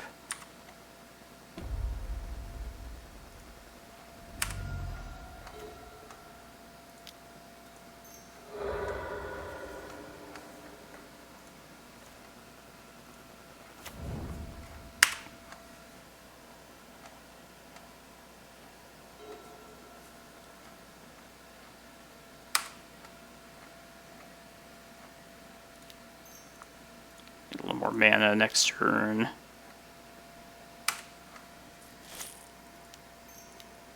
I guess it didn't matter.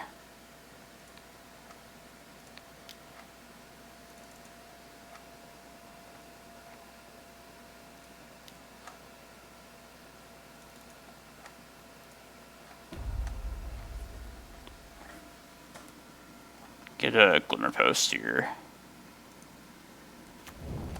Keep it going a little longer.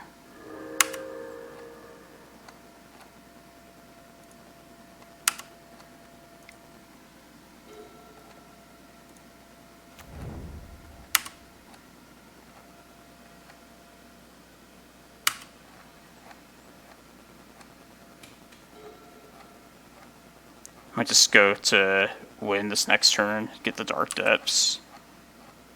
I think they usually run an answer to it.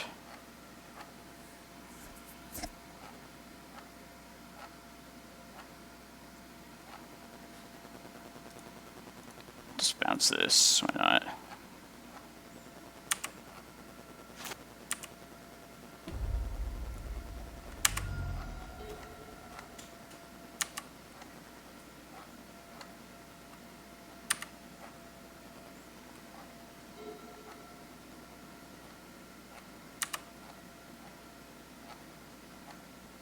Yeah, let's just end this game cleanly.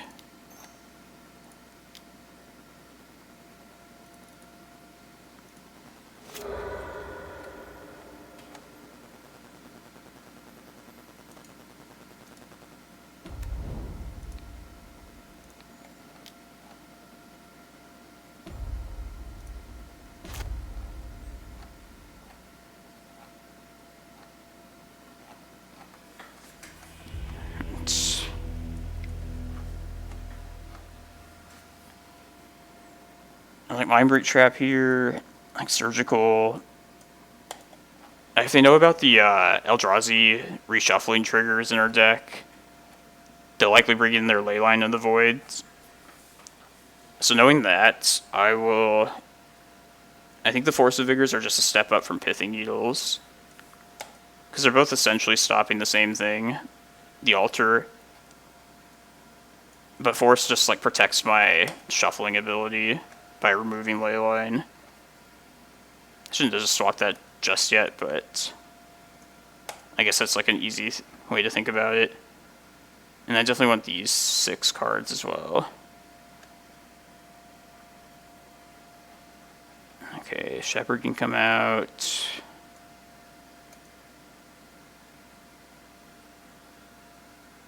I guess since I have the forces, I probably don't need Rec Sage. Might not need Maze of Ith.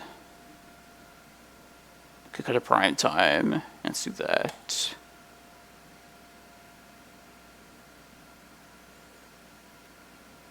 I could also just cut the maps, but there are good like lands here, so definitely don't mind keeping them around. Alright, let's take the maze out. Try the Sage out, and then let's try -2 maps. This is all mostly assuming that they'll bring in Leyline of the Void. Like, say we lose this game, but we see their deck and they don't see Leyline there, then we can just bring in more maps next game. Let's mulligan. And this Tabernacle could be good, but this in hand is a really bad thing. Let's mulligan. Yeah, we can keep this. Definitely Kozilek. Right, no Leyline.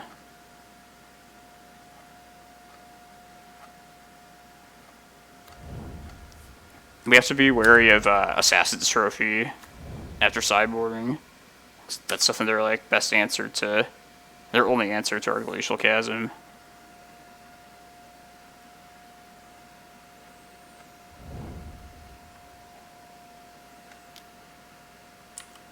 Careful study.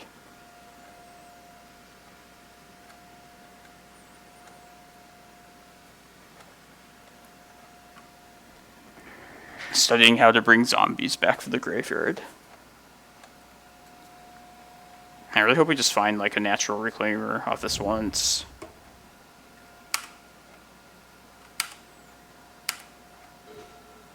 Ooh.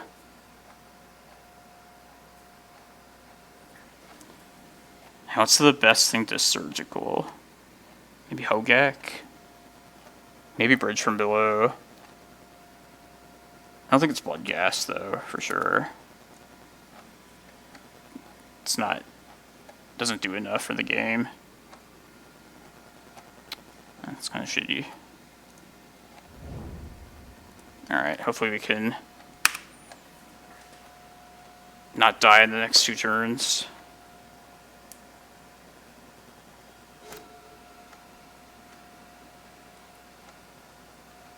Get a chance to get our Reclaimer out, because it's clearly very good in this matchup.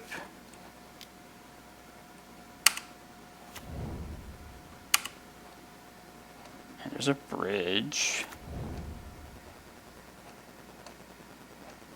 I think I want to hit the bridge right now.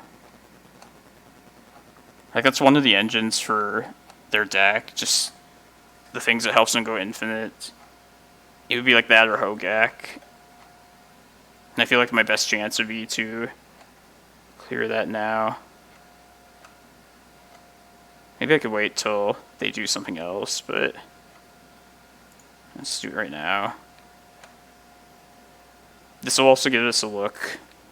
I mean, this is going to happen anytime we surgical anyway, but this will let us see if they brought in their ley lines. Alright, they did not.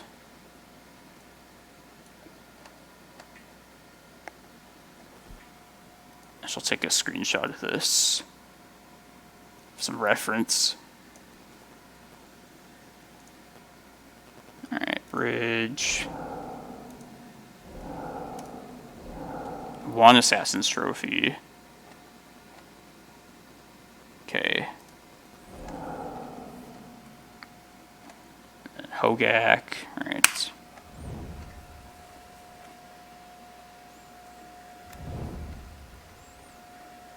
It's all up to their therapy here, I think. Hopefully they don't hit Green Sun. They probably will, though. We're definitely in trouble if they do. Even if they don't happen to hit it, we just, we're taking a hit from this at least.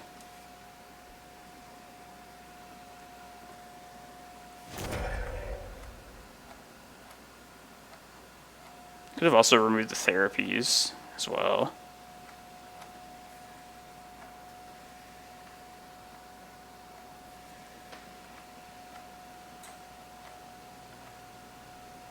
I feel like they probably will name it because we didn't play anything turn 1. They're probably expecting the Green Sun. Yeah. Alright. Maybe we draw Crop Rat for Karakas. Maybe we draw another Green Sun, just a Reclaimer. Alright, that's good.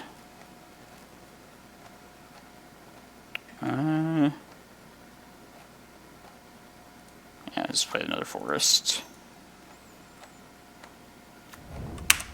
Yeah, just let us live like 1 turn.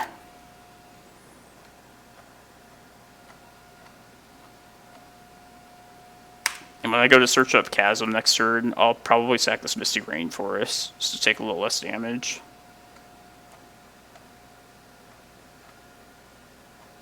Okay, I can block something here.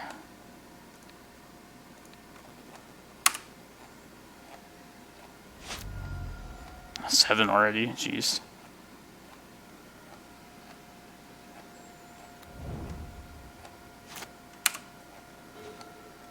That's good.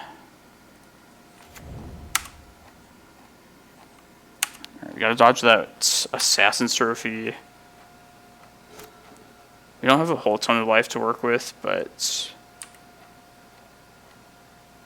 if we dodge Trophy, I think we should be good.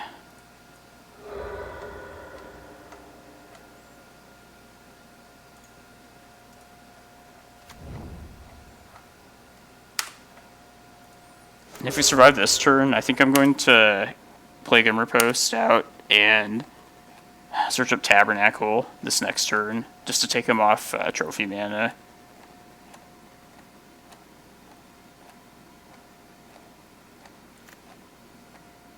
Kind of sucks playing out the Glimmerpost, which when it could have like maximized the life better, but I think getting rid of and taking them off of the trophy mana and at least like clearing some of their creatures is going to be the best bet. I think. Could also just hope to dodge it for like one more turn. Maybe just have enough mana to do like a stage reset and then do it from there. So I don't know if I have enough mana for it, so.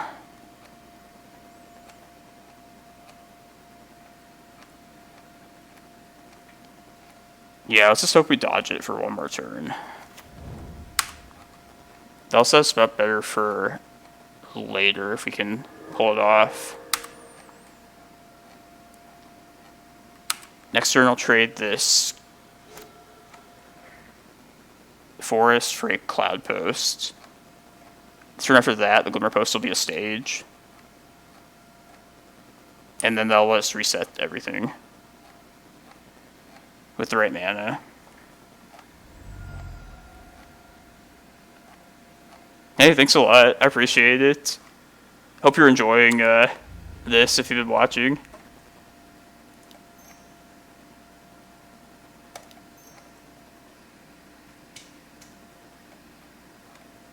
Yeah, this is like the standard thing in this kind of matchup. I'm starting to think if there's any benefit to keeping Forest here over Glimmerpost, because they're both going to be gone in the next turn or so.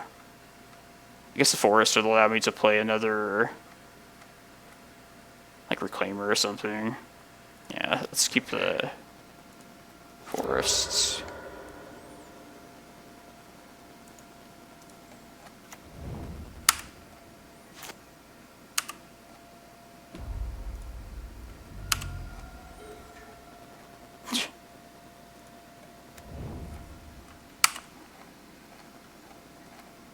Yeah, it's just all about stalling from here.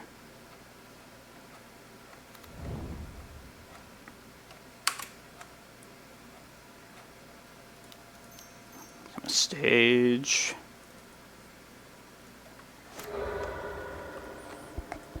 Then upkeep, I'll probably trade the old Chasm for a Glimmerpost.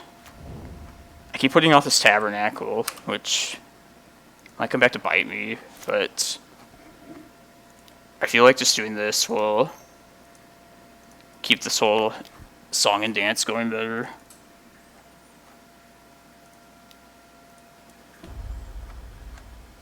Yeah, go to 5. Yeah. Yeah, because I need something to push over 2 life to get through another upkeep.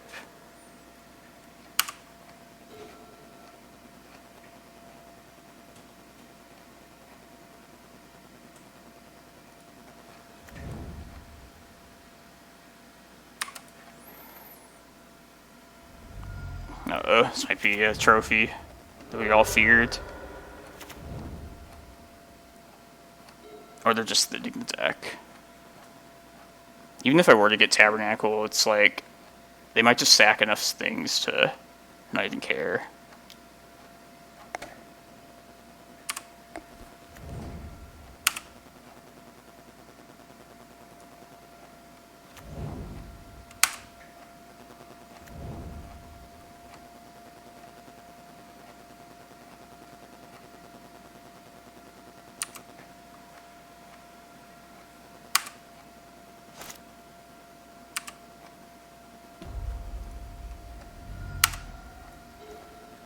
Jeez. Alright, well, I'm gonna get the next stage next. Out of the Vesuvas, I believe, now, too, considering this one in hand. So I might as well just maximize this for later. Or I can also just get Eye of Ugin and just kill him. Yeah, let's just win. I like that plan better. Assuming we don't die.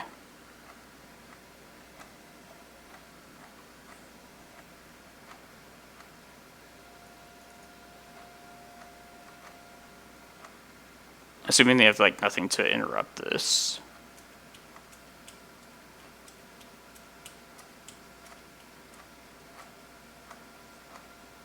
You can also just get Dark Depths, too.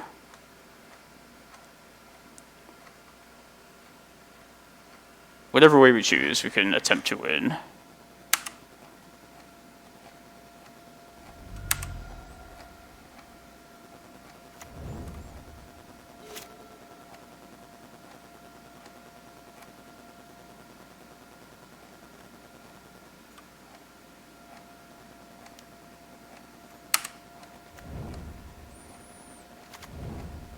I think in the mill. Let's see what they mill. Might be me. Yeah.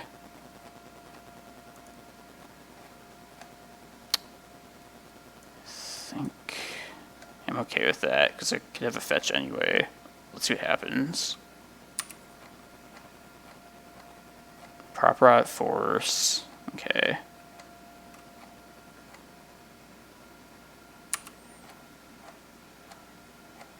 Alright, so let's use Reclaimer first before we get rid of this just yet.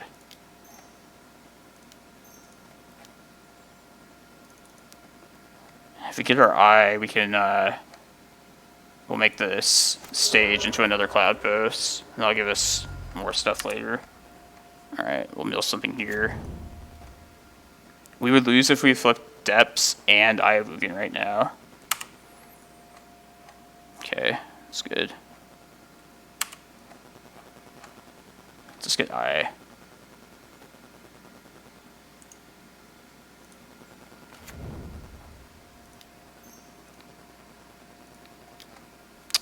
Stupid graveyard.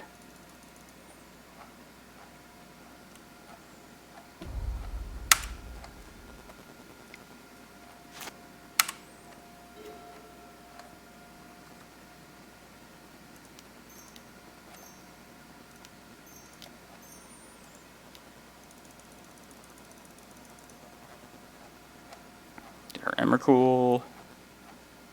We'll get our Karakas with another, instead of another land.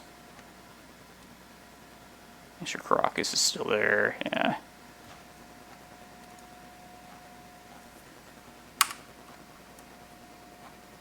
Nice. A little scary, but if you can keep the chasm going, you should be good in that matchup. Alright, 3-0.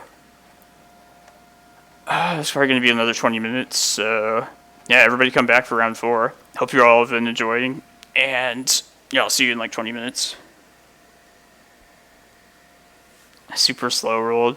God.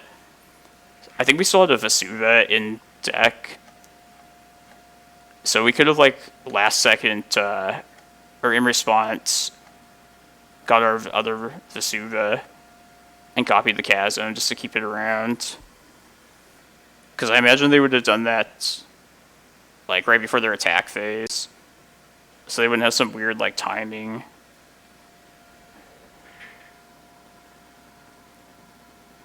Yeah, it's funny how like the scariest thing is like if you mill the like wrong cards there, or if you get like the Eldrazi stuck in hand, which would like sometimes be a thing against like the painter decks too.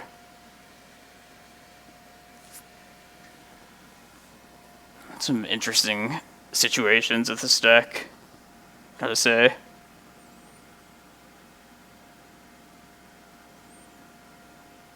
Yeah, exactly. I saw the extra Vesuva. And whenever you like do go to reset like the chasm, it's best to just go for Thespian Sage if you can make that happen, just to get something out of the old chasm with the Reclaimer.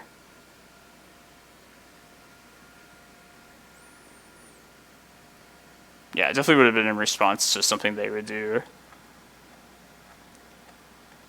And then they could have like with their crab, they could have had like fetch lands in play and just try and like fetch in response to our search. I don't know how many opponents actually know would like think of that, but yeah, if you're watching this and you ever play that deck, you like know something. It doesn't seem like a thing most like people would think about ever. And also if they hit like an Eldrazi, like Kozilek or Emrakul, then it's just all back in anyway, and it's like worse for them. Oops. Alright, let's use this break right now to reset Moto. The halfway point's a good time to do this.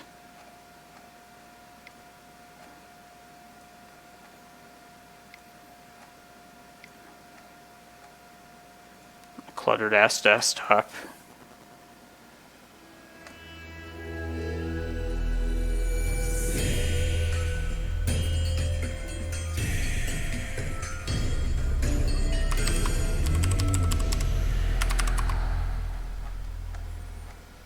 I feel like the Saturday Legacy Challenge is it usually has less people.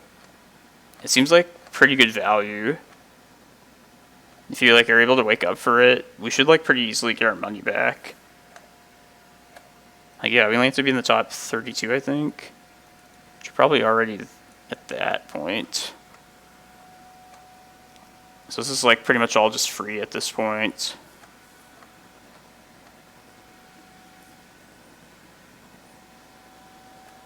I have to decide what event I want to play tomorrow and if I want to stream it or not. There's the Nerd Rage Gaming. There's the other Legacy Challenge. I'll probably do the NRG thing. I love open deck lists. I don't love them, but it takes away something from like the enjoyment of the tournament. But as far as like competitive wise, I feel like I'm able to leverage that probably better than a lot of opponents could against me.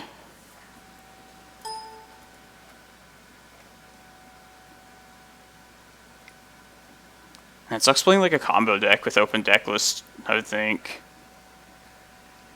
Just combo decks are like all about the element of surprise. If you just see it coming, then yeah, it seems like not the greatest. But yeah, everybody come back in like 15 minutes. I'm gonna refill the drink, take care of some stuff.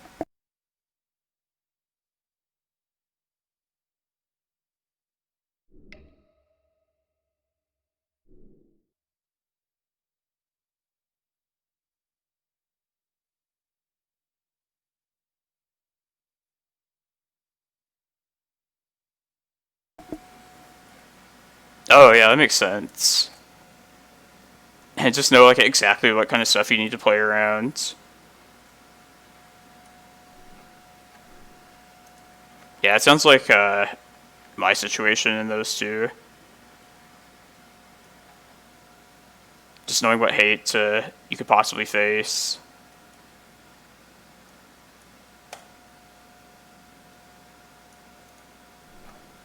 It just seems great if you're like knowledgeable about your deck or the format.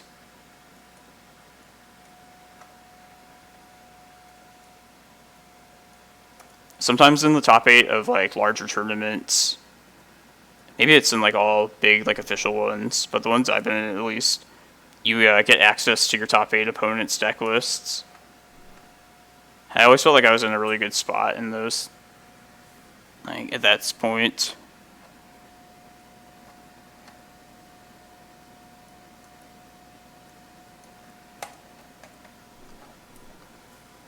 All right.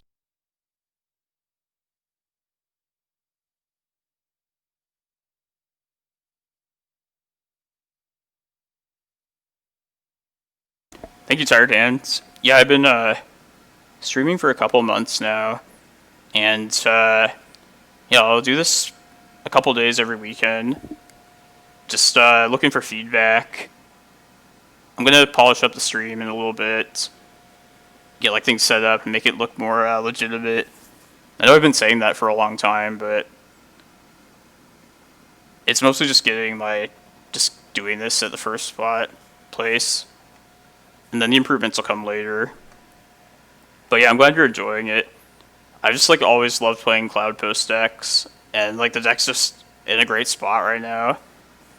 So I feel like the least I could do is just like show other people like what the deck is capable of, how fun it is. So yeah, expect some good legacy on this channel for sure.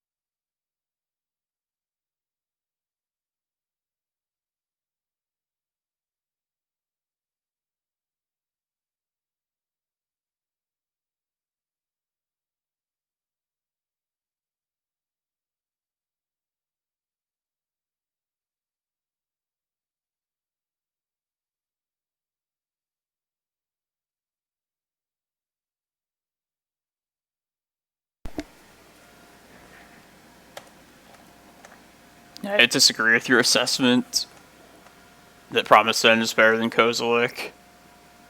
I would play either of the Kozileks before I played Emrakul or Promised End. Emrakul, the new Emrakul, I think is like the least consistent of the other ones. Kozilek's just Butcher of Truth. Just does, it's the same thing every time, which is what I want from the other big threat in that spot. I like the Annihilator trigger just being a threat to the board, which keeps it like consistent with the rest of the deck as like a board like control deck. Yeah, exactly, Panda. I played them all in the past, and like there were some spots where like Promised End just did nothing.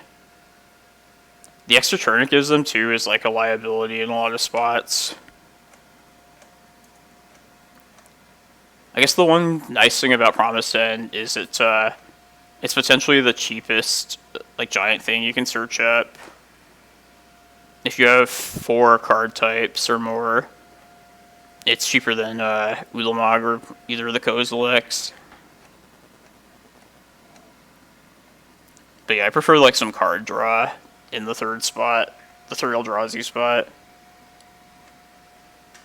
Sometimes you just need to draw into a specific answer when like removing permanents or removing 2 permanents isn't good enough. And you know, if we make it to this top 8, we're going to have to go through Delver at some point. I feel like they're going to play against Delver this round. I can sense it.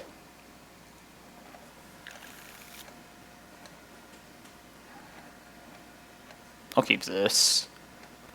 It sucks that we don't have turn 2 untapped mana source just yet, but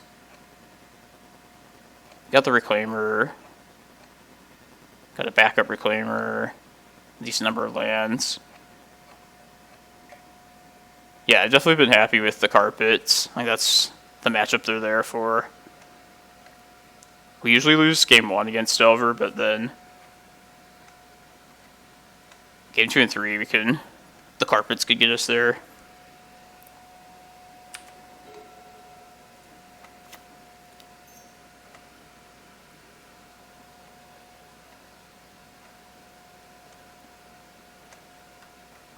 If they force this might be kind of telling what they're doing.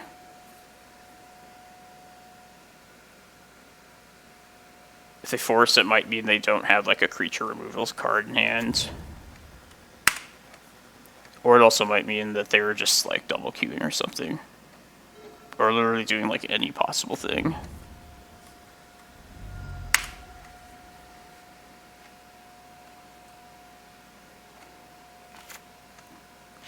It's not bad. Untap land, please.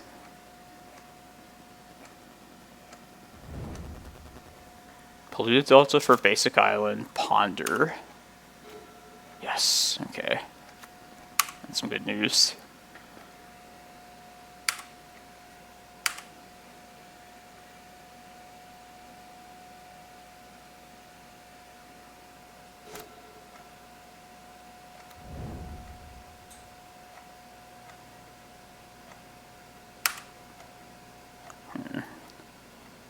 How worried am I that this is like sneak and show?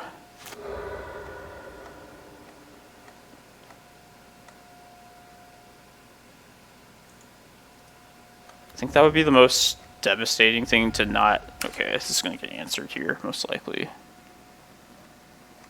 But we got our first Cloudpost out, so that's fine. This land they fetch up will probably be pretty telling. Eliminate? It's like ninjas or something?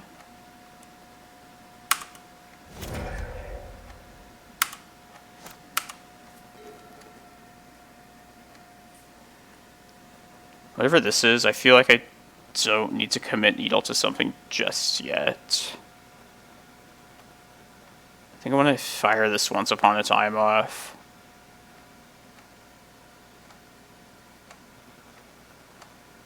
Hopefully hit like a Cloudpost.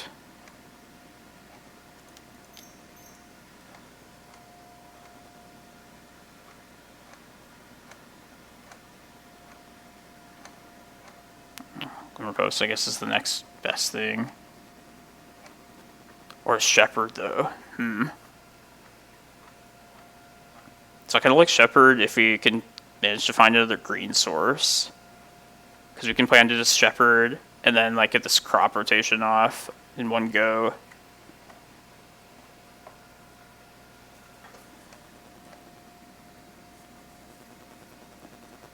Glimmerpost would give...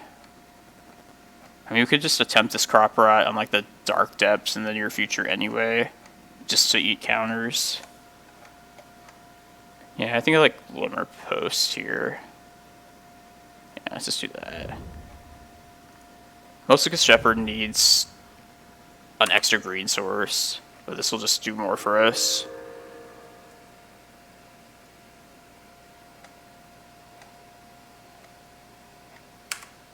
Hopefully this delaying this needle won't hurt us too bad.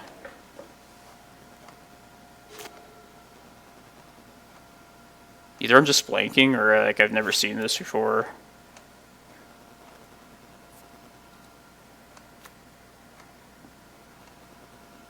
Doomsday? I don't know.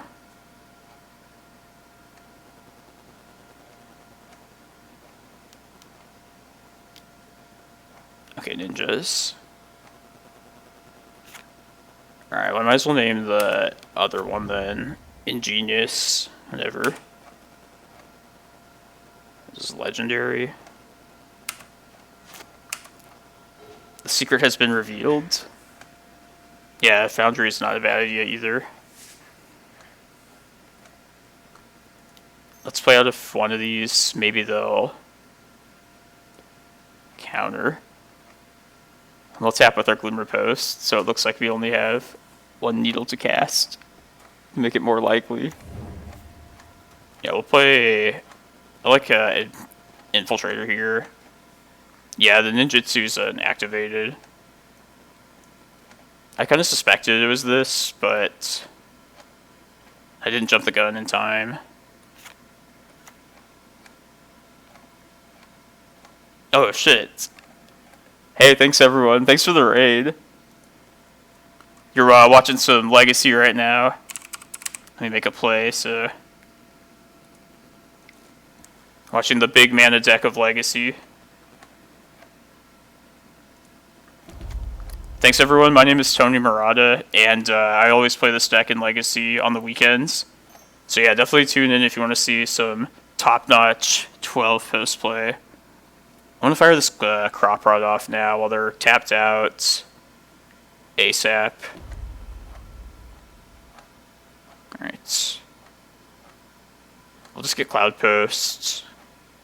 I don't hate Stage either because we have the mana for it, but I'd rather just play the Needle out to name Foundry, Retrofit or Foundry, before they can make good use of that. Hopefully this thing just doesn't do too much damage to us. Now we just need to have like a bomb resolve. Yeah, we're currently 3-0 in this Legacy Challenge, so we're off to a good start. But yeah, thanks for the raid, Janice AB. I appreciate it.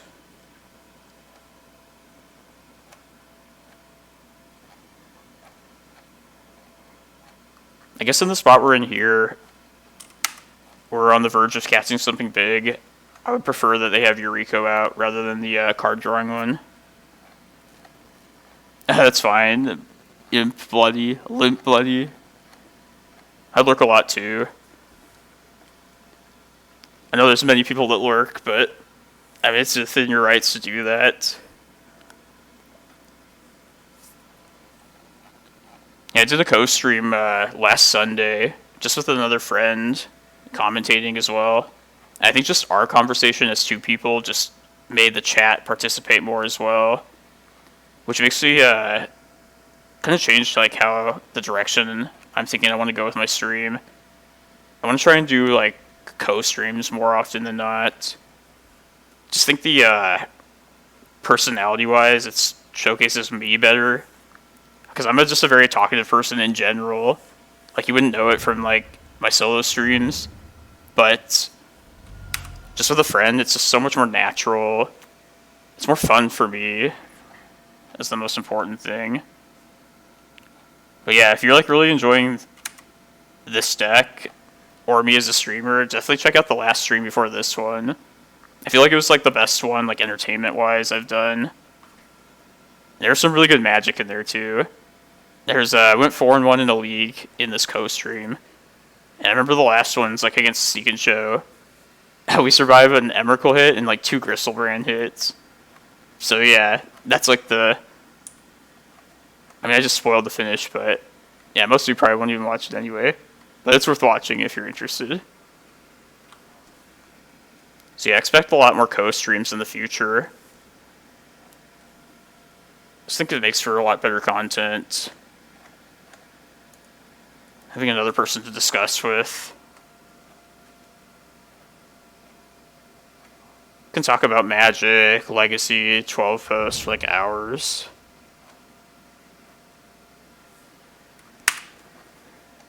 They chose to shuffle, so. Underground Sea.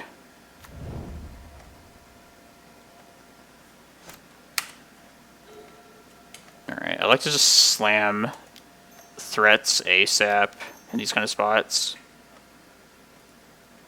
No, I don't play any other formats, really. I mean, I played some other ones in paper, but definitely not online.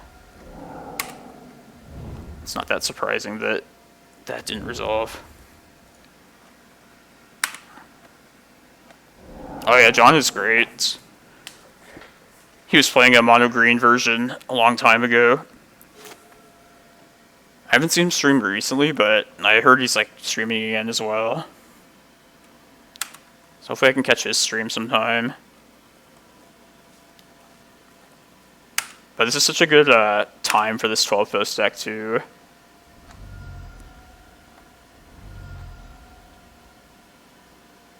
Hide the Cardboard Live add-on.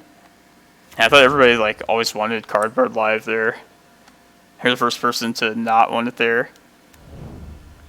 EH7? No, I don't. I'm gonna fire this off. Like at worst, we find another forest and play this Reclaimer, but this will frequently eat a Force of Will if they have it. I like to do it when they don't have 5 mana up. Okay, let's get a forest here. I'm gonna get the Reclaimer down from here.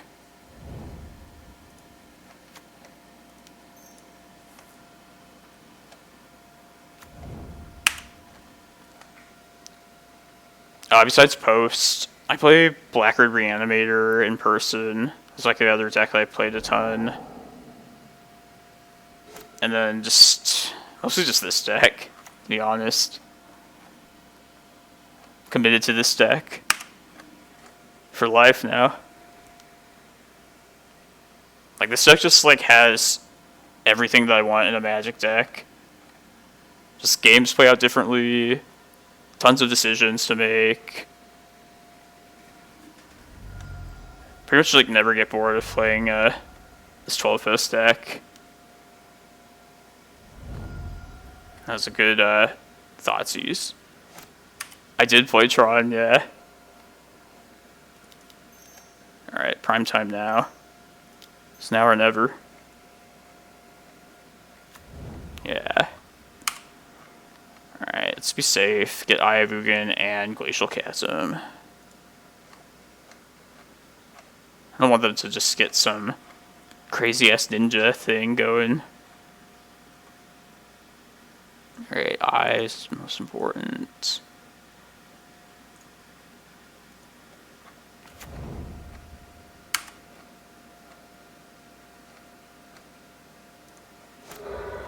So yeah, I did play Tron in a little bit of Modern that I dabbled into, but it wasn't because of like the similarity to this deck. It was mostly just because there were a couple Modern GPs nearby Arizona where I live. There was a GP Phoenix was Modern a couple years ago, And then there was a Las Vegas one a couple months after that. And I was just looking for a modern deck that I could hope I could just, like, BS some wins, cheese some wins with, without having to know the format. And I did day 2 with Tron at the Phoenix one, which is, like, better than I could have expected. But yeah, this deck is just, everyone always calls this, like, the Tron of Legacy, which is, like, kind of true, but as far as playing it out, you play this completely differently. Like, you have to think in this when you play this deck. Tron's just, like, autopilot. Like, it's a great deck, don't get me wrong, but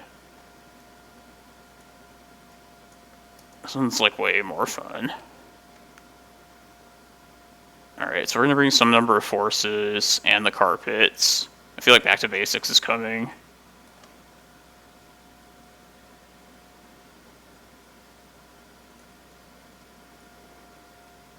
Alright, let's see what we want out. Take out Bog. Depths is really bad, knowing that they have, like, Borrower and also, like, Thopters to chump. We might take Maze of Ith out, because I feel like we're gonna eventually end up going to Glacial Chasm. And Maze only stops one ninja, not a whole, like, group of them. Probably cut the Crop Rot. We saw Force Negation, which is more hard counters than we'd like to play with that. Cut Excavator. Aren't facing land destruction.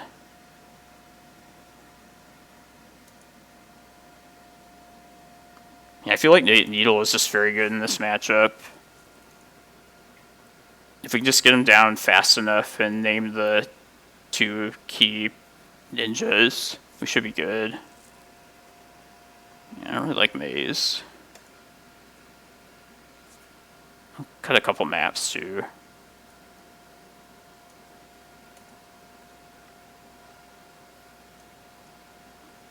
Ten cards.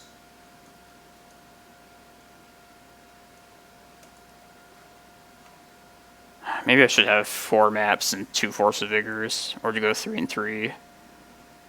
Yeah, let's actually go do 3 and 3. Like that. Spread a little better. It's really only Back to Basics that we need to be able to destroy.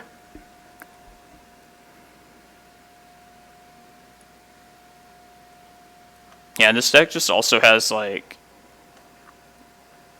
I don't know how to describe it best, like, between the difference between this and Tron, but Tron, it's just like you play a more regular game plan, I guess.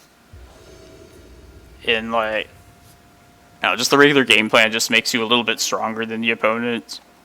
But this deck's about just, like, going completely over the top with enough, like, time.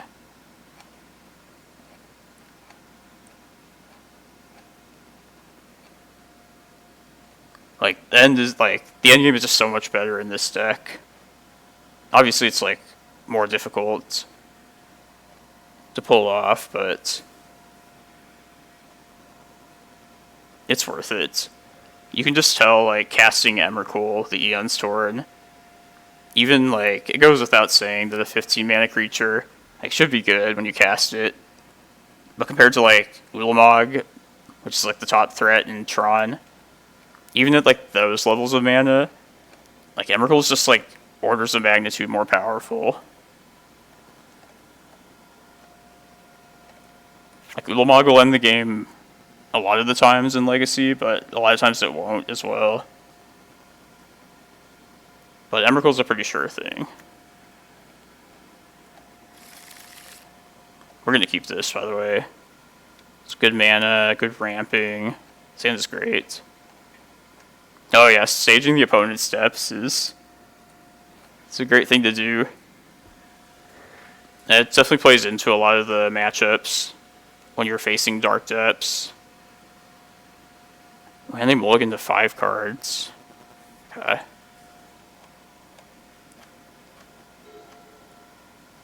I feel like I've been losing to ninjas the last couple times I played against it. Be nice to take this one, for sure.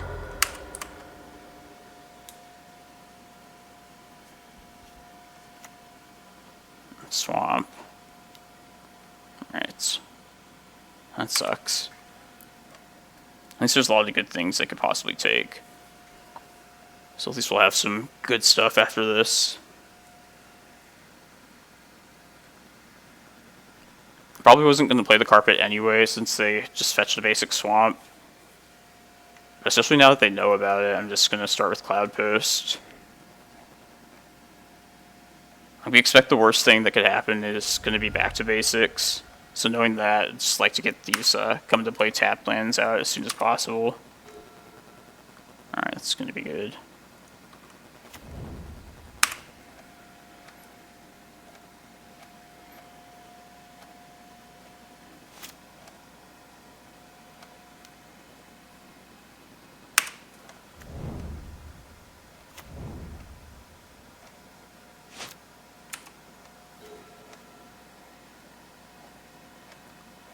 I'll just play the carpet out now. And they know about it, so I mean, obviously this element of surprise with it is gone, but I can't make stage a Cloudpost just yet anyway, so I guess I'll get this out here.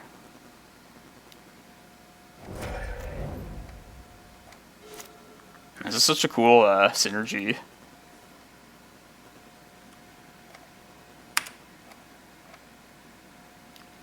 No, it becomes a basic forest then.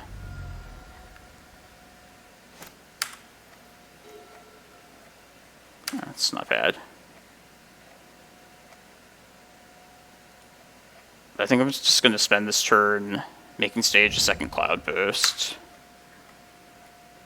That'll open up my options better next turn.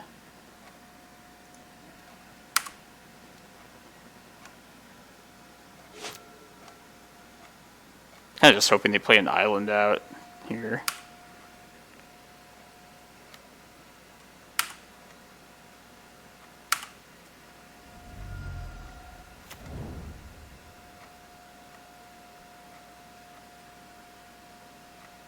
Come on, get your island. Help me out.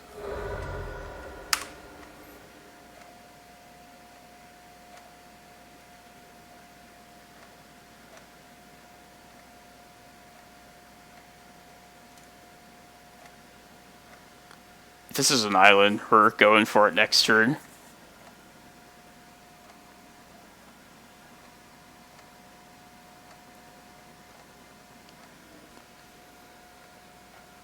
Yeah, I can't imagine they'd fetch up a second swamp. Who knows? And we're also just very close to casting this Ulamog too. Wow. I'm surprised. Alright. This isn't the worst thing in the world, but we'll have to worry about it in a bit. Alright. Like, we're almost at the point of just hard casting these prime times with the mana we do have.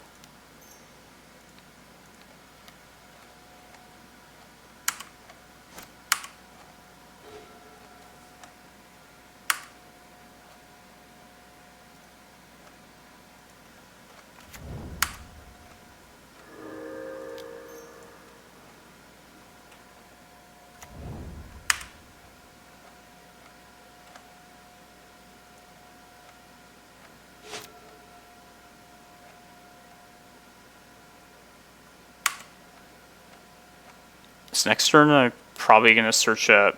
I studied out the Maze of Ith, huh? Yeah, didn't think it would come to this specific spot. That would definitely not be a bad thing to have now, though.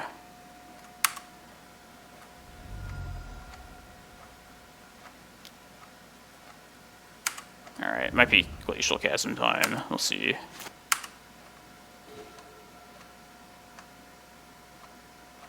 Try and go one more turn, and if we hit our 6th land next turn, we can start attempting to slam prime times. Just do this right now before I Nah, I can wait. I guess back to basics would screw over this plan, but...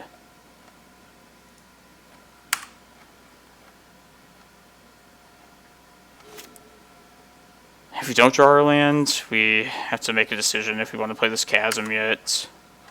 Which I think it probably would be time to.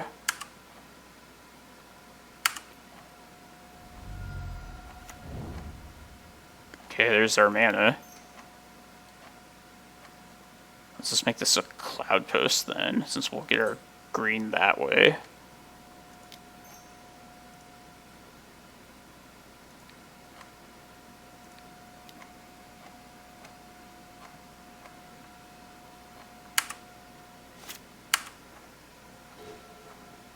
It's not bad either.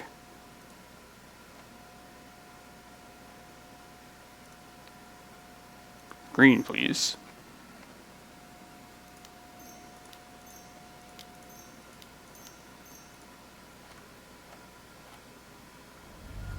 Alright. Next turn. Won't play this Chasm out yet. Ooh. Alright, let me make sure they just can't kill me right here. I don't think they can. Let me just double check. 1-1. Yeah. Because I need the mana next turn to just get this prime time and try and turn the corner.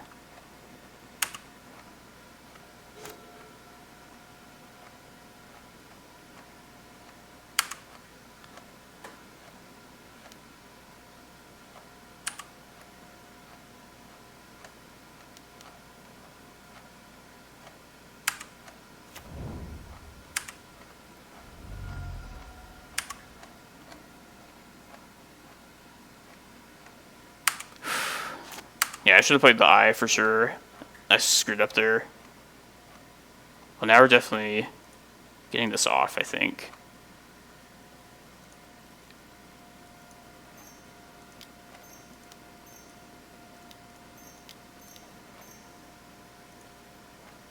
Yeah, because it's Ornithopter in hand.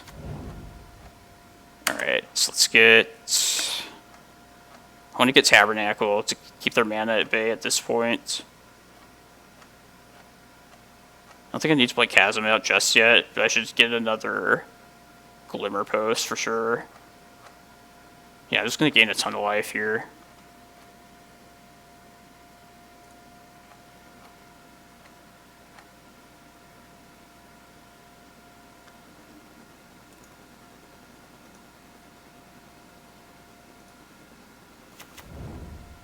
Yeah, I know it's the thing they bounced for sure. But I definitely screwed up by not playing the Eye last turn. Just gained a lot of the life. Chasm will set us back on mana, so I don't want to do that if at all possible.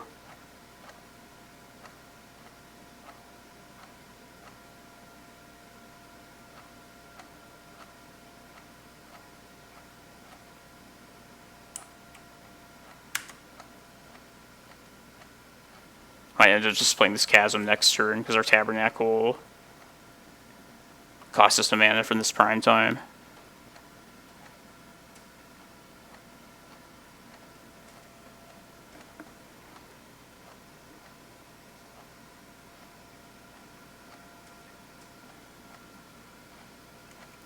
Yeah, it pisses me off about missing that land drop there. I feel like I was going well with avoiding the punts so far. That was definitely the biggest screw up. Let's just hope we don't get punished.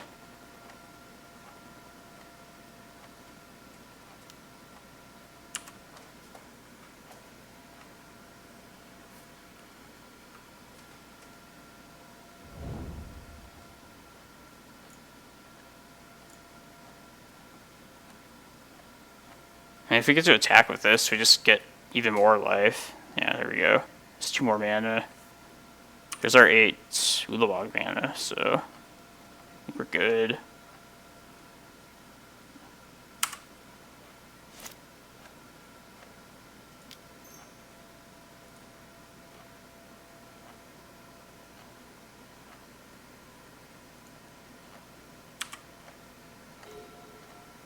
That's good too. You know, it's Ornithopter still. Yeah, I'm just going to take them off Sphere and their threats.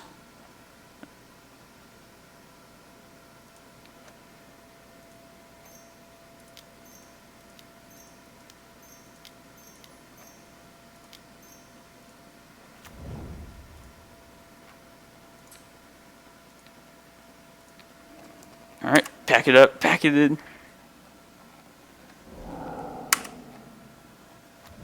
Could have also taxed their mana even more, but we're good now. Let's get life and Karakas, I guess. Let's reuse this. Puts it like literally the worst spot.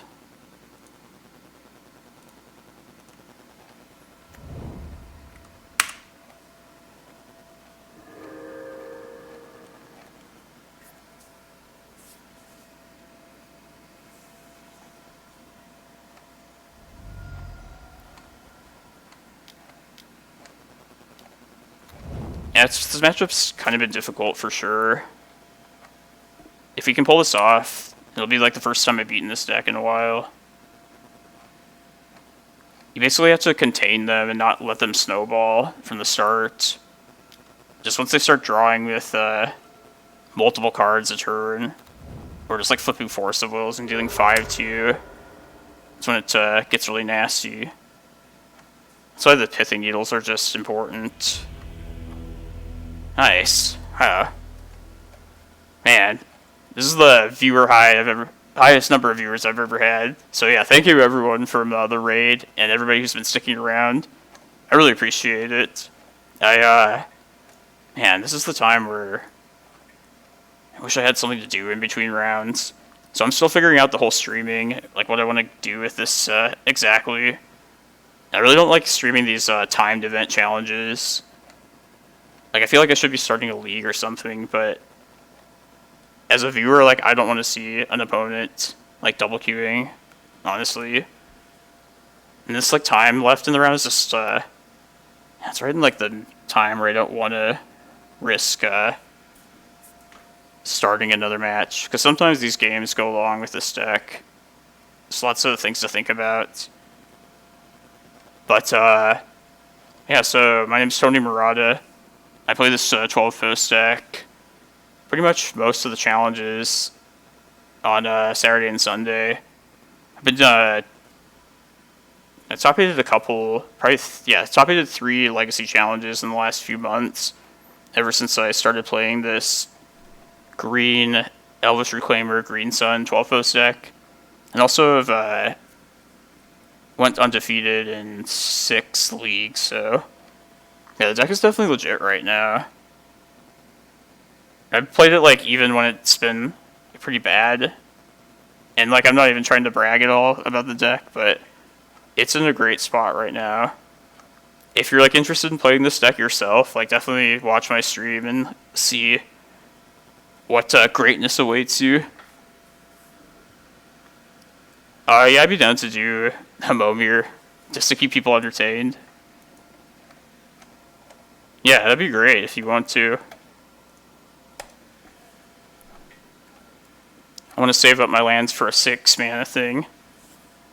Get prime time in line with the rest of the stream. Yeah, like, still figuring out like the logistics of my stream, and I don't know if I want to keep doing these timed events.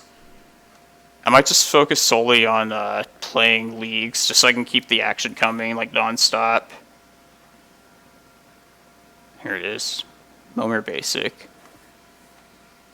And I'm also just probably going to try and find friends to do a co-stream with every time, or as many times as possible.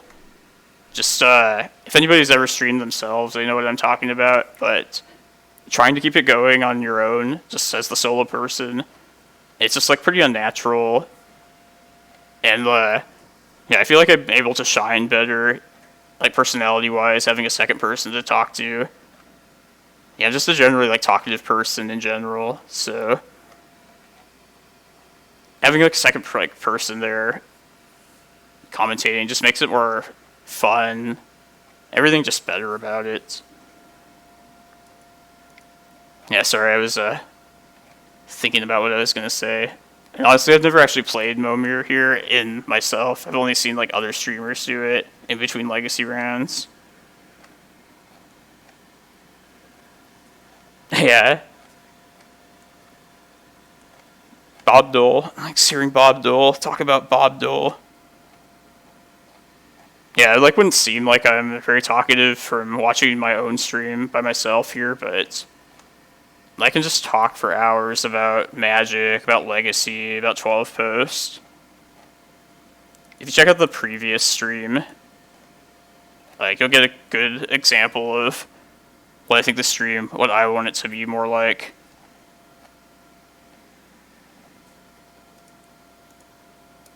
Two matches. I mean, if I can't figure this out, I do just like talking to all you nice people here. And this has been a good stream so far, a good challenge. I'm really glad I woke up early to play this. Like, we've been given good matchups. And other than that, like, stupid not playing Eye of Ugin last turn, I feel like I've avoided the punts so far. Decisions have been good. We won round 1 against Burn, which is always a scary matchup. Round 2 was Oko control, 4-color good stuff. This is a great matchup. Round 3 was Hogak, which, yeah, I've learned it's pretty good now, between Reclaimer and Glacial Chasm. I feel like this was definitely our most intense matchup, this Ninjas, round 4. And like I was saying earlier, like, I feel like we'll have to play against a Delver. Oh, yeah. If I can keep you entertained at work. Yeah, just watching this could be like the worst like player in the world. It'd probably be more fun to watch them play like 12 Post really poorly than doing like work.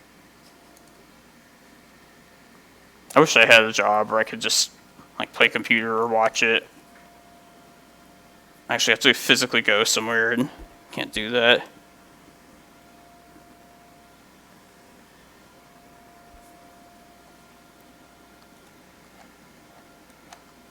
But yeah, it's been fun so far. We win the next round, we are in the top 8 for sure. Let's see. 3 undefeateds, looks like.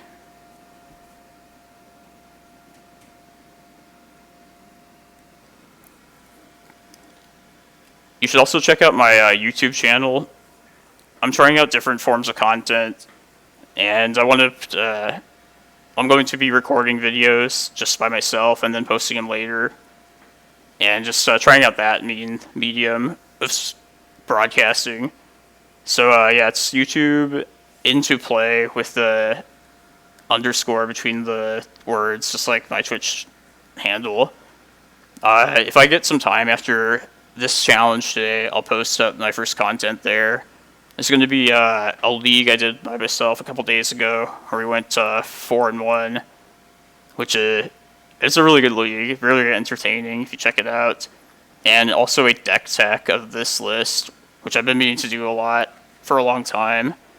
And I think it'll just like lay the groundwork for like the basics for people that have like maybe thought about Legacy or thought about this deck, but want to know like the specifics of like the card inclusions. So yeah, I appreciate everybody tuning in here. Just hold tight with me while I figure out how to make this stream better. Like some of the basics are going to be happening at some point soon. Like webcam and links to my other places, my other content. But yeah, this stream is all about 12 Post. It's definitely my forte.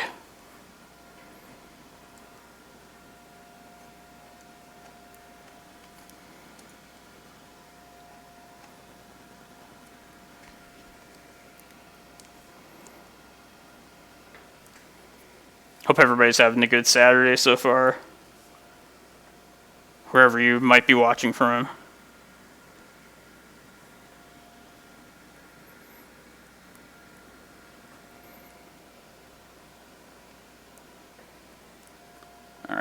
around now.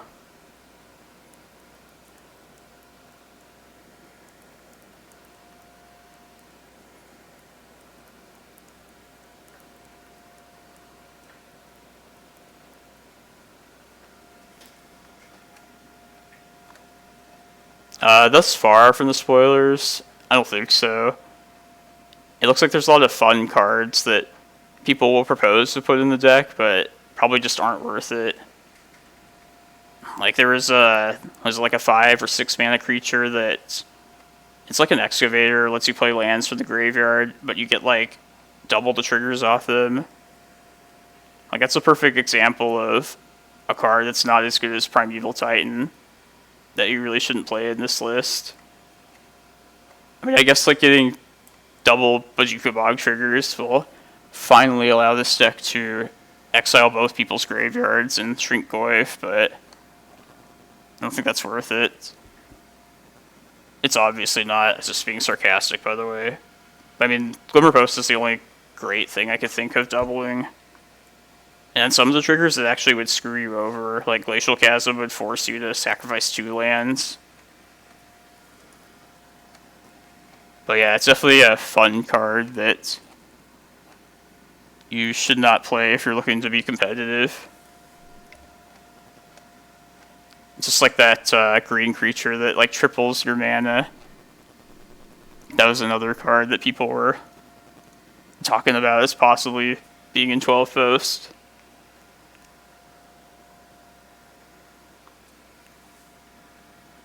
So what does everybody think the next round opponent's going to be on? I think it's going to be Rug Delver. Like, I feel like it wouldn't be a challenge if we didn't get a Delver matchup.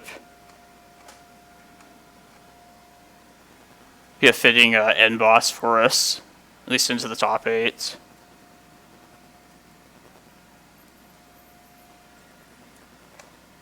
Oh, I hope it's Uropile. Oko control deck, blue, good stuff. Be such a treat. Affinity. I want to see that just for, like, just for an interesting matchup. Yeah, I got a nice raid, Coach Loco. That's why everybody's here.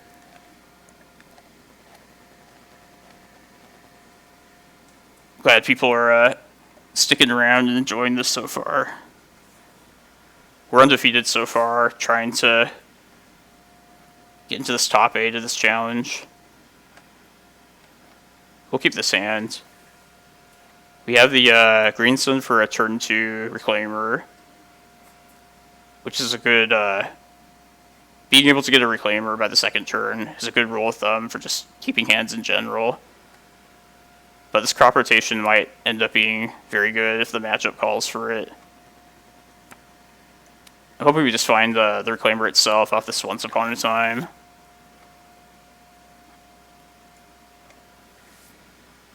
That's what I'd most like to see here.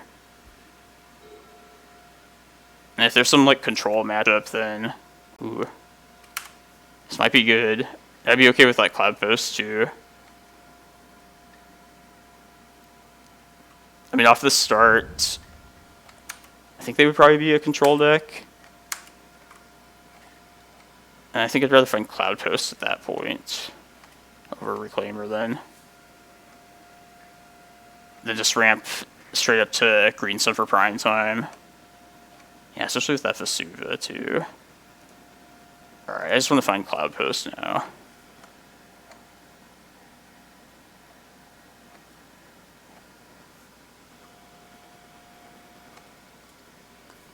So I've never really played the colorless version. But I will say, like, they're definitely, like, different decks. Entirely. Like, that one, colorless, I see more as, like, a stompy deck. Just throwing out threats as fast as possible. I've always been keen to play on the list, like, with its own 1-drops. I just feel like the gameplay is much more what I'm going for.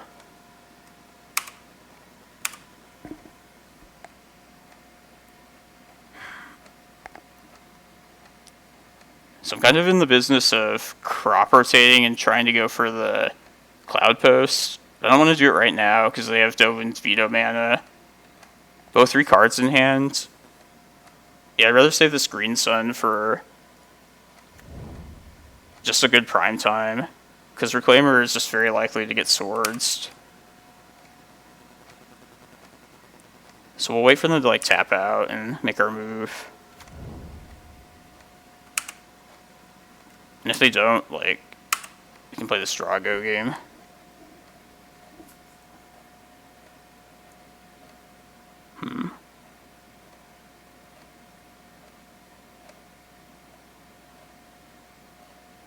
Yeah, let's keep doing this for a little bit. Like a game of Drago, I'll be fine doing this.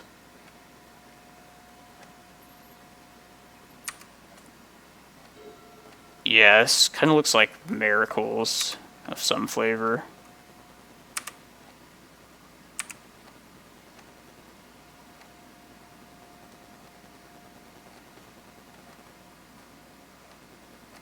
Okay. Yeah, it's true. Like with the Sharknado card too.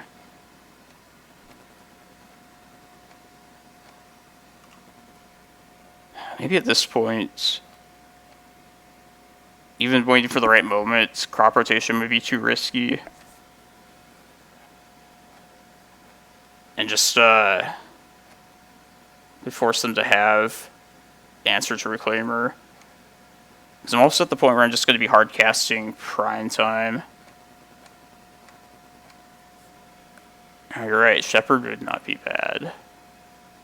This would definitely be a good spot for it.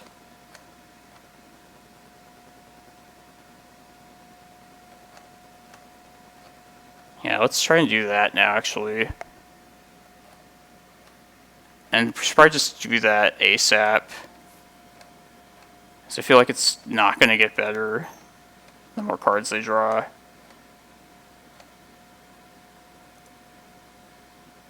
I mean, maybe we could play around Spell Pierce. Oh no, we don't have a guaranteed mana for that next turn. Let's see what this does for us.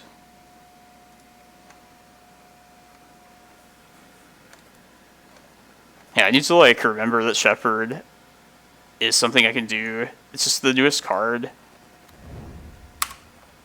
Sometimes I forget, like, yeah, it's a thing that I can utilize. Alright, now we make our move. We'll get rid of a Thespian Sage.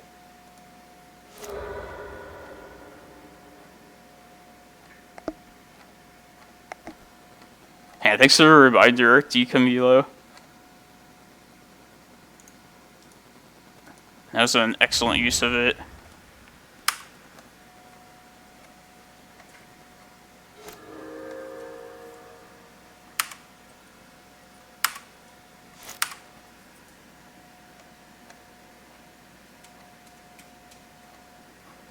Could have also crop rotted for Cavern of Souls there too. I mean, since we're just so close to 6 mana, with lands just producing 1 mana each.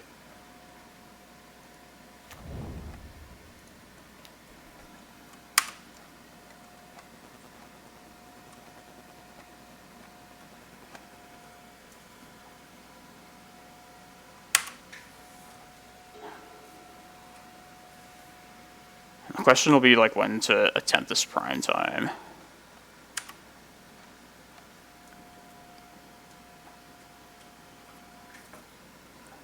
Let's see what this Ponder does.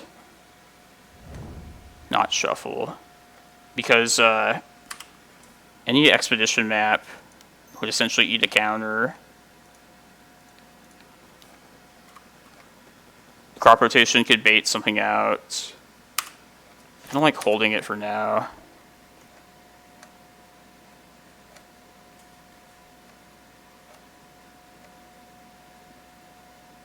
Let's see what they do for this needle.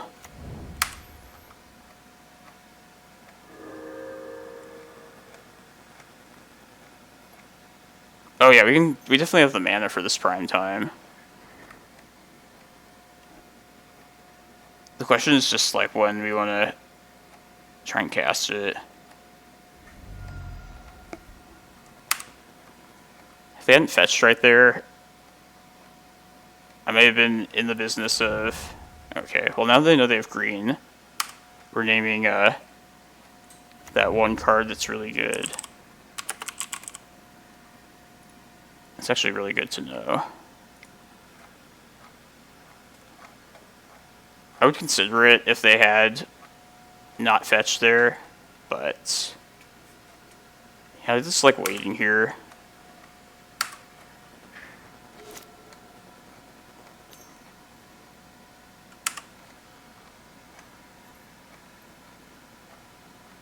Even if they hadn't shown me that tropical island, I think just it would have been better to shut off the possibility of Oko. It's just like so much better than anything else it could face.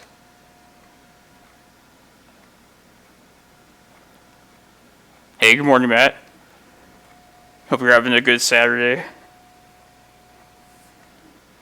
We're 4-0 in this challenge. On the verge of trying to get into this top 8. Alright, with the second one, I'm going to fire one off. Just start slamming.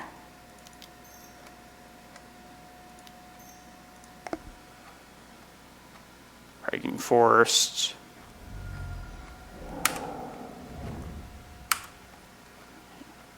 Yeah, that sucks. Try and make your morning better with some good legacy action. That's the other thing I was kind of scared about. I still would rather face Jace than Oko, though.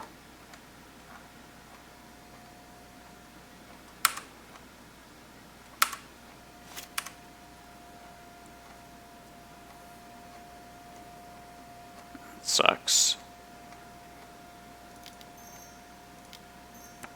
Make him have it. Yeah. Now we get Eye of Ugin, most important card. And also just Cloudpost.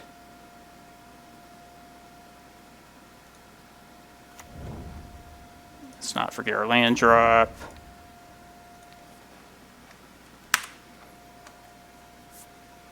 Alright, we're in a great spot now. Guess back to basics could hurt us a bit. This is good to know too for later. It's kind of scary actually. Either Blood Moon or From the Ashes is likely the reason for red, as it pertains to us at least.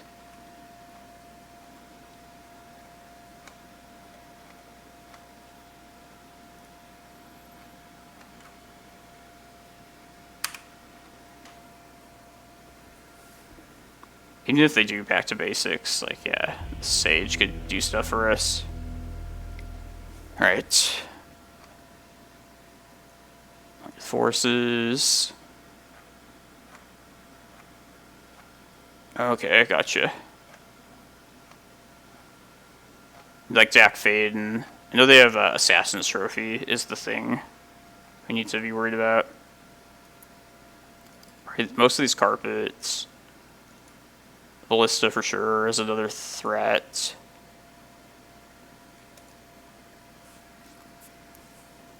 I don't believe they run much graveyard recursion. Or if they do, it's probably not worth keeping Bog in over something else.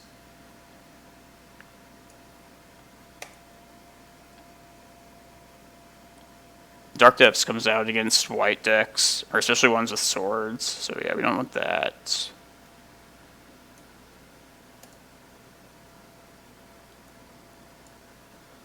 And Crop Rats are just generally, like, too risky against these hard counter heavy decks. Normally I take out Excavator against these blue control decks, but they are probably likely to have like Assassin's Trophy and possibly even From the Ashes, which makes them worth keeping around.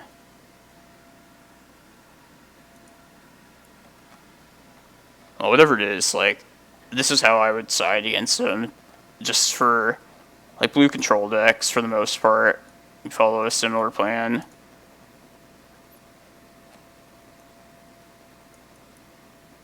Could do 3 carpets, 3 forces. Not sure how I want to do this distribution. Yeah, let's do 3-3 actually.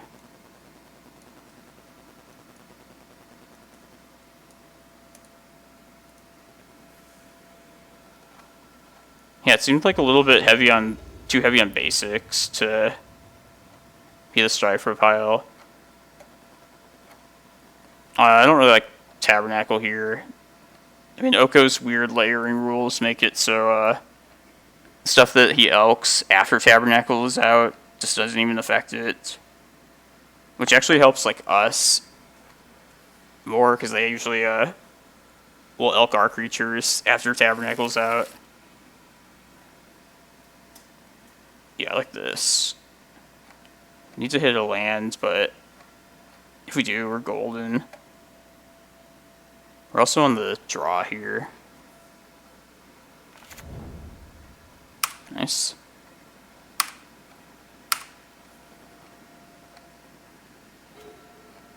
That's also good.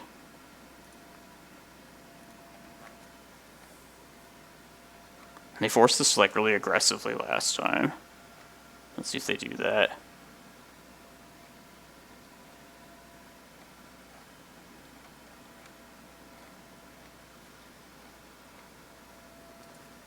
They're definitely thinking about it. Well, if it gets countered, then means this carpet is more likely to happen. Man, they really ate Once Upon a Time. Since they did that, let's carpet now. There's no guarantee we'll get a second mana green source to be able to shepherd and carpet the same turn. And this will let us get the map out and start making land drops.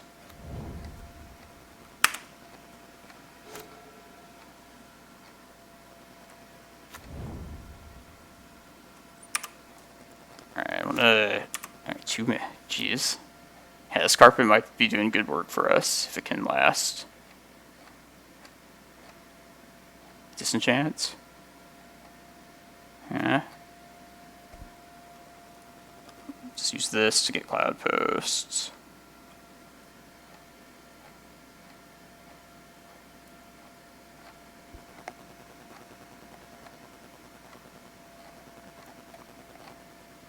Honestly, I don't really know the layering rules.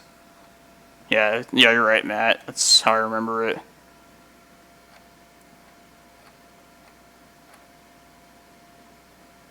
Give me my mana. You get Cloudpost. Then I want to play Needle out and say Oko at this point. Just get that before I can do anything else.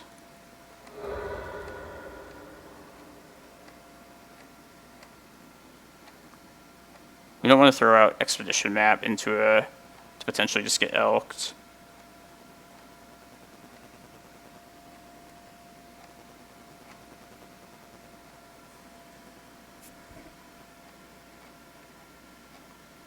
And this full set of Carpet Flowers is also works really well with the Shepherd in the deck. Because to make the most out of Shepherd, you just need a ton of green mana, and this just like gives you it all right there. So we're gonna try and leverage our Shepherd here this game. I'm thinking hopefully we fit like a prime time off the Once Upon a Time.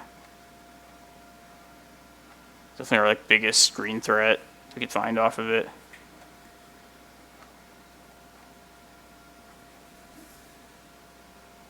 Stifle.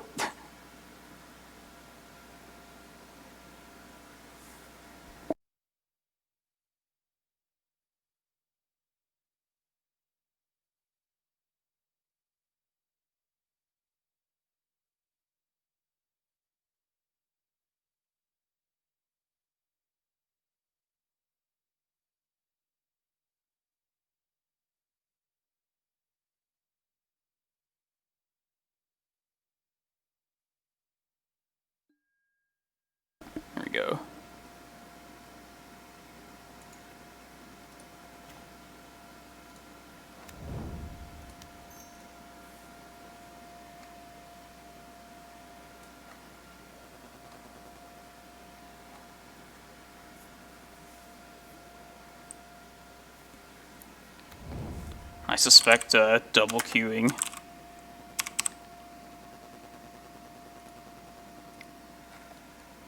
Alright.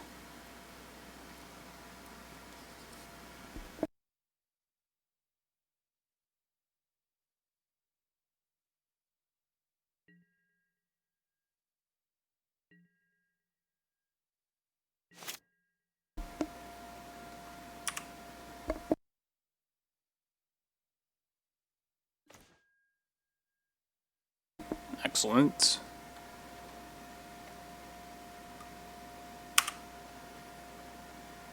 So we have 5 mana total. Could fire up both of these.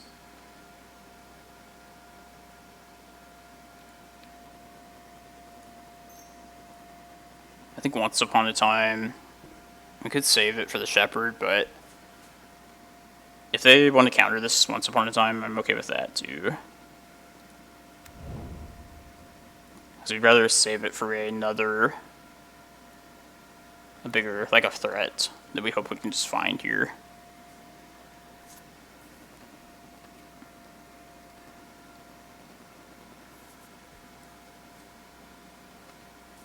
Kind of like Cavern here.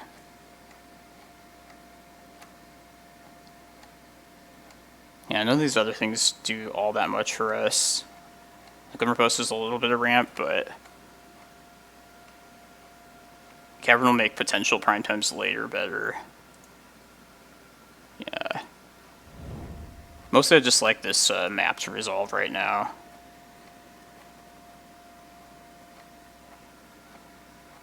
This is more critical to us. This particular list that I'm playing now is, I'd say it's fairly cheap by Legacy standards. We're not running any Candelabra of Thanos. The only expensive card is a Tabernacle in the sideboard.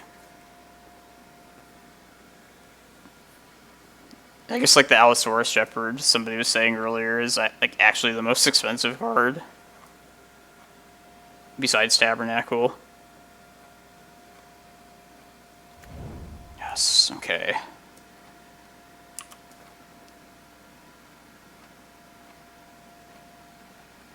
Yeah, that was very important.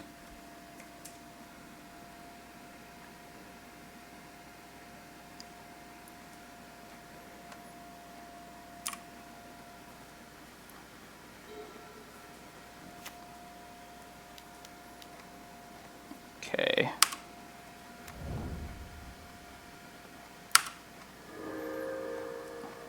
At least the Tabernacle is...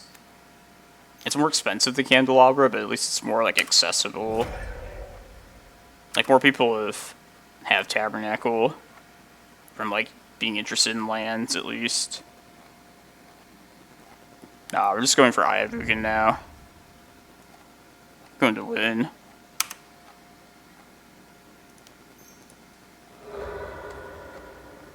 These control matchups are always about getting Eye of Ugin. I mean, the thing we have to be worried about is Assassin's Trophy, if they are running that. But I think they're just not on that deck now. I'll have 7 with the Carpet, so I'll have to just search for something main phase here, which is okay.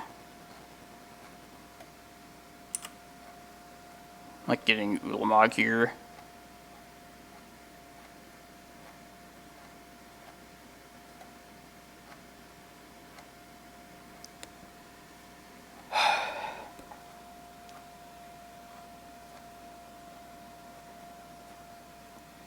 Probably take him off. I'm gonna get 3 mana. Yeah, didn't realize they played another island even. I'll take away any of their non-island lands for sure. And if there's still stuff after that, then kill those two. It's unfortunate that I couldn't keep the Cloudpost, at least one of them untapped, in case they go back to basics. But our Shepherd should be able to help us out in that spot, if it comes to that. Get Ceaseless Hunger.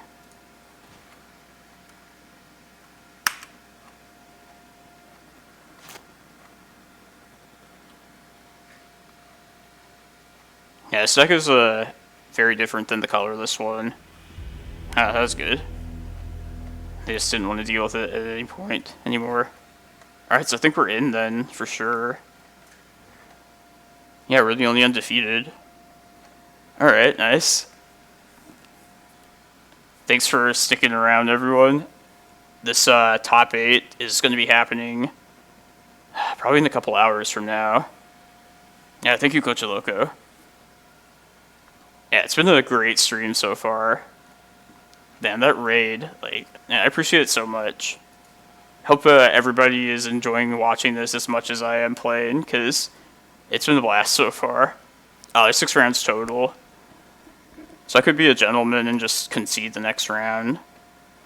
Which I probably...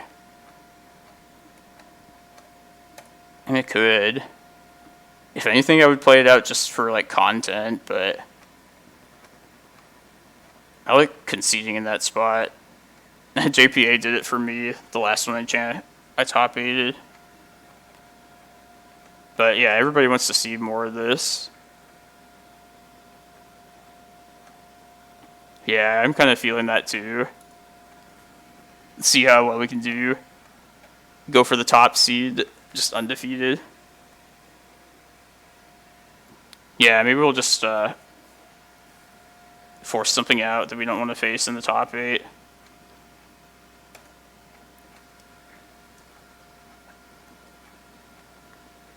And so yeah, great matchups today.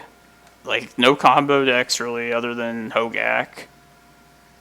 If you call it. Yeah, I guess it's definitely a combo deck. It's like Dredge, basically. But it's definitely a combo deck that we're capable of beating. Stolfos deck is weak to combo decks. It's definitely the Achilles heel of playing this deck. But he has such a strong game against these fair blue decks. No goblins, thank God, either. That's another matchup that's gotten a lot worse as of late. And in Arizona, we have like 2 goblin experts here. And it's just like been going downhill since definitely Crater Maker made the matchup a lot worse. And also Munitions Expert just like stops this Reclaimer being a blocker for Lackey. At first I was like, oh yeah, I finally get like a 1-mana 1/2, like I could finally block Lackey, which has like never happened for 12 posts before. And then they have a very good removal goblin, of course. That's such a good like turn 1, turn 2 sequence. Oh yeah, Muxus, yeah, just gonna lose if that hits. Both the traditional goblins and like the turbo one are both really bad matchups. But I think I'd rather play against the turbo one, honestly.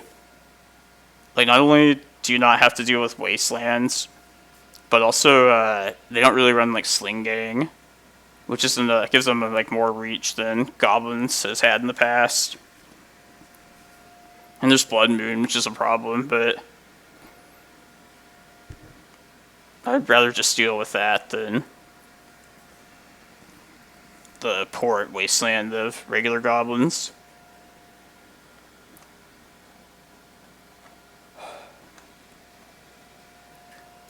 Oops. Yeah. Sorry that there's just this downtime. But I love chatting with you. Everybody that's stuck around.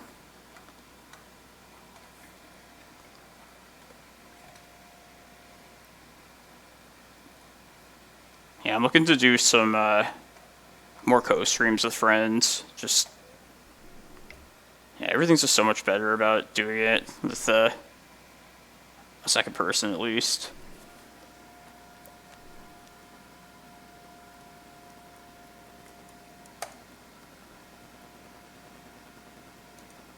I think there's a qualifying tournament going on right now for Legacy.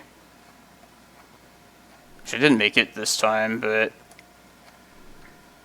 yeah, it already started. My buddy Rock Nation is in it. He won a challenge a couple weeks ago, so see if he can pull through with that.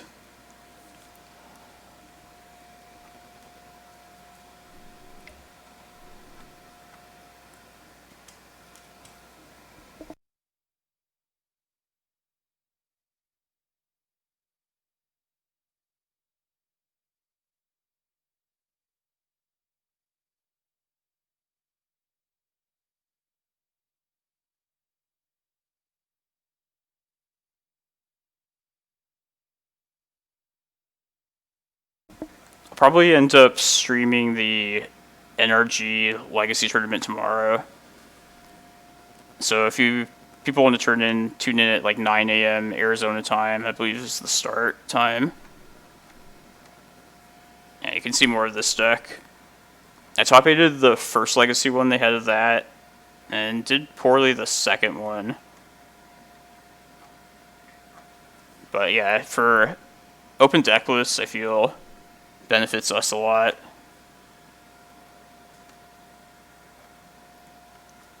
Just no surprises.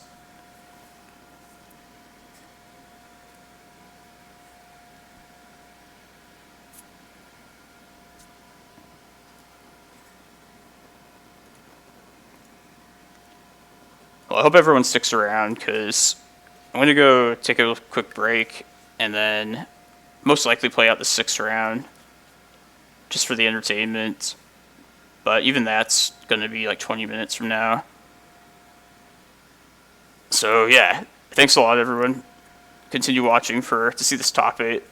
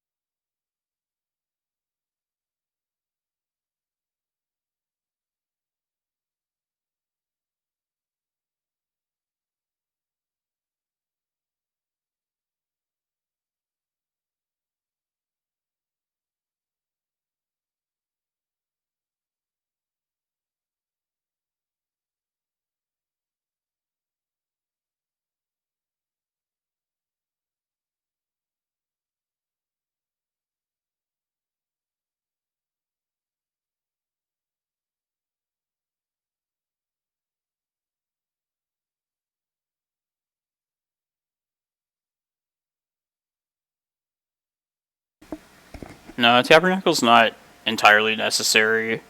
Like, it doesn't really do anything for the deck's general game plan, so you can definitely go without it. It's just, I've always liked it as a one of land, just at the cost of just being a single land in a deck full of land tutors. It's definitely worth having one if you can get one for like a tournament. Its main reason is for just holding off like decks with pressure from casting like a backbreaking card together with pressure. Like, for example, like Death and Taxes. When they have creatures out, get Tabernacle out, and then prevent them from Cataclysm. Or like in the Ninja matchup earlier, I got it in the face of 2 creatures just to try and keep them off of Back to Basics, which would have been the worst thing to happen at that point. It's just a good delay tactic in a single land. But of like the singleton lands that I do run, it's definitely like one of the least important ones. It's always been a sideboard card for me too. I know some people do run it main deck, but I kind of don't like that, just since like our deck is a creature deck in its own, and it's not like going to be useful in every matchup too. I prefer Butcher of Truth, just for its Annihilator trigger, making it a threat on the board. I kind of find that, like, I've played Great Distortion in the past as well. I feel like the countering ability is kind of overrated. Like, I'd rather just eat 4 of their permanents and try and catch up, which you have to do when you're at the point when you're casting a Kozilek. I think it's just more consistent with the deck's goal of like trying to dominate the board. This Butcher of Truth. And you also shouldn't underestimate the shuffle ability too. Just having like a second way besides Emrakul of getting everything back into your library just like goes a long way towards like giving the deck more inevitability, making you like more of a nightmare against control decks. Just like another way to get like your Eye of Ugin, your Ulamog just back in. Yeah, this is my personal preference of the extra Eldrazi's you could run. But yeah, always run Ulamog, the Ceaseless Hunger, and always Emrakul the Aeons Torn.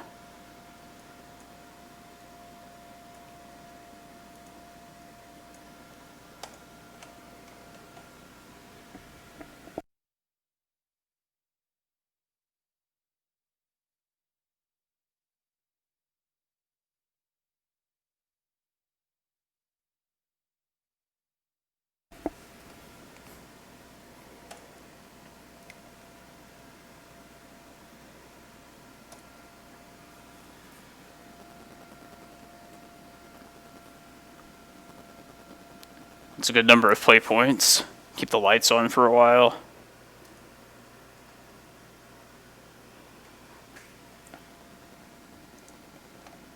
But yeah, I've top 8'd enough of these, and then like I always lose in the top 8. Like, I'm going the whole way this time. Gonna try for it. It's feeling good today, so I'm glad everybody that's stuck around is still here. Great challenge to wake up for.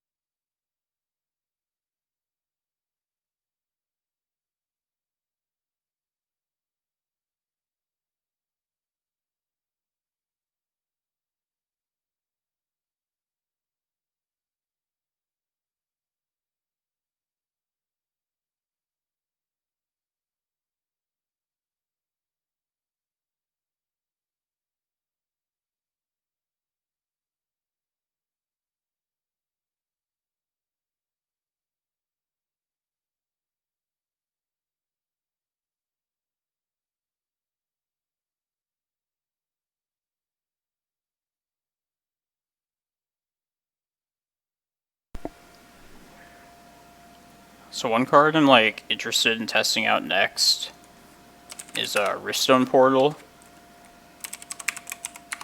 which if you don't know, is the land that like while it's in your graveyard, it makes any of your lands able to tap for green or white. Which I'm questioning like how worthwhile it would be just spending a whole like turn, a whole Reclaimer activation, searching that up. But if it did work, it would just allow us to not have to like choose between searching up like a colored source or like a Cloudpost. Just kind of handle like both of them. Yeah, it does like kind of seem not worth it at first thought, but I think it might be kind of similar to this one fetch land. Like as far as like pulling it off, like when you want to search this up, like you're essentially like spending an Reclaimer activation to get this for the sole purpose of like growing your Reclaimer. So it might end up being like similar to that. But just think like if you have a portal in your graveyard, then if you start the turn with say like 2 Cloudposts and a Glimmerpost, I mean that alone would just allow you to green sun for prime time off of like 3 lands. It sounds like it might have potential, but I've actually thought about that card for quite a while. It is an untapped mana source too, which is always a positive for this deck. Don't know what I'd cut though for it.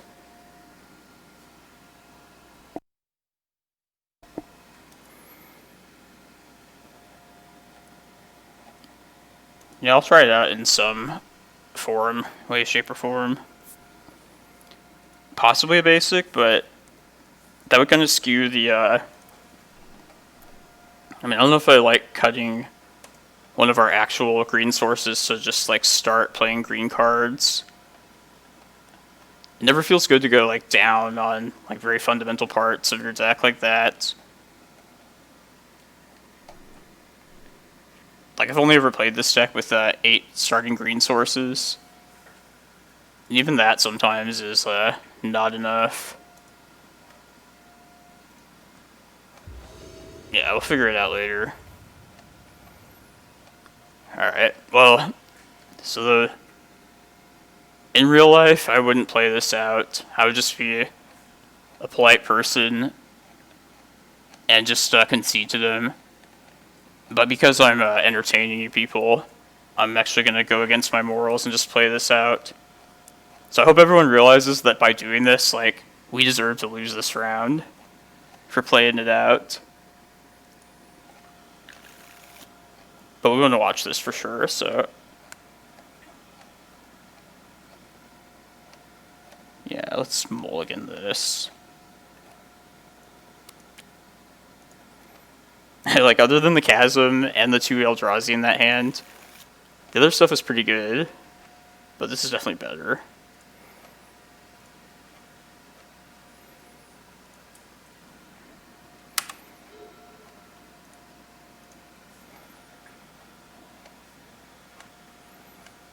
Yeah, that's what I was hoping for.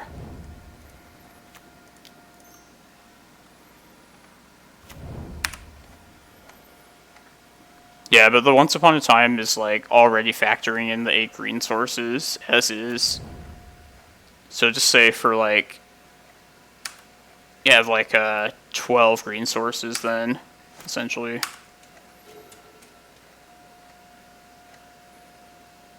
Play this out here. I don't want to, like, play out the fetch, and then I have this window where I want to activate Reclaimer, but they respond to the fetch and, like, swords it.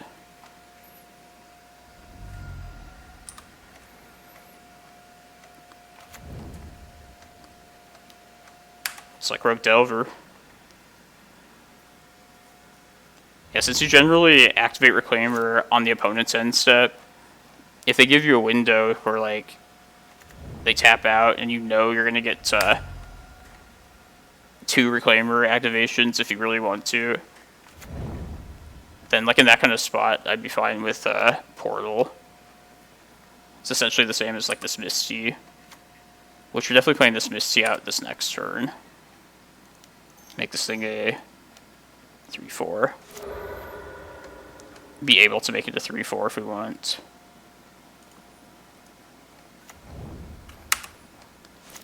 If I didn't have this fetch land in hand, that would have been like, this would have been like a perfect time to have access to this fetch land.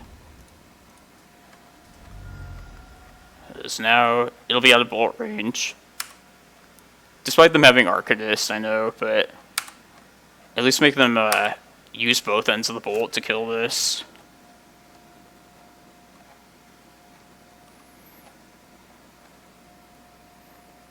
I think this should be banned. It's pretty powerful, but I don't think it's ban worthy, honestly.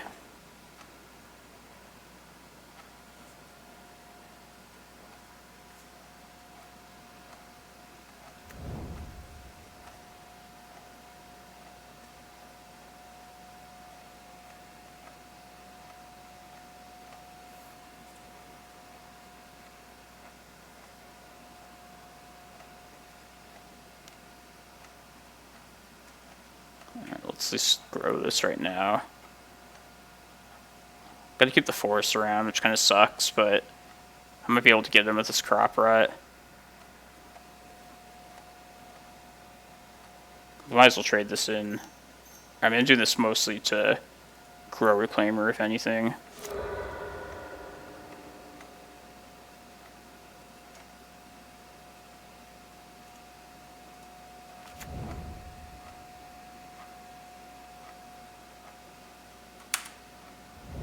I'd like to see somebody do some more like interesting things with Arcanist besides just like cantripping all the time.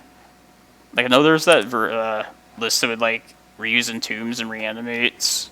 I thought that was pretty cool.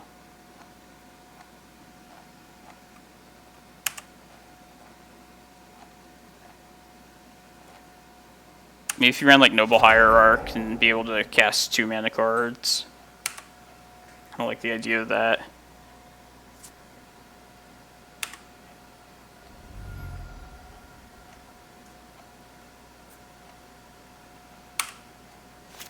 Hopefully by playing against Delver right here, we can hope to avoid it in the top 8. I knew we'd have to face this deck at some point, so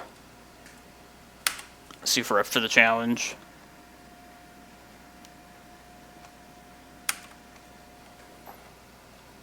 If they don't wasteland me here, we can attempt Green Sun for 6, while also holding up another forest for crop rot. And actually, if we get to untap, we could do the Shepherd. Or no, we only have 1 Green Sun. What am I thinking? I was thinking if we had a second Green Sun, I would like to do the Shepherd thing.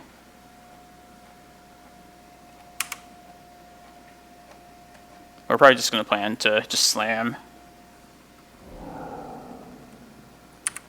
Could cast Kozilek if we untap also. Which... God. Oh, okay, we're probably not doing anything great.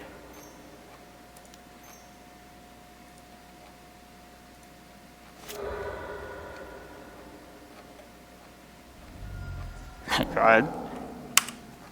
We're gonna have 2 mana, down from potential 10 mana. I hate that. I hate losing 8 mana.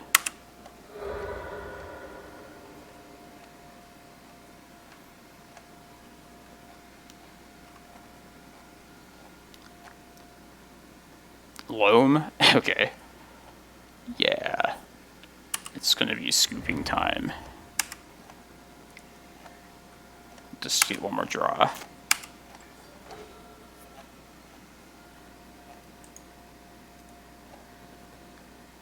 Is this like something weird, or is this just like regular Delver with a Loam?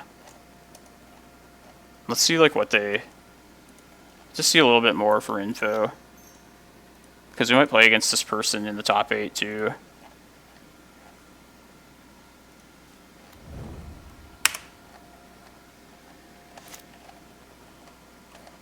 Well, like I said, we like deserve to lose this. because we forced them to play it out.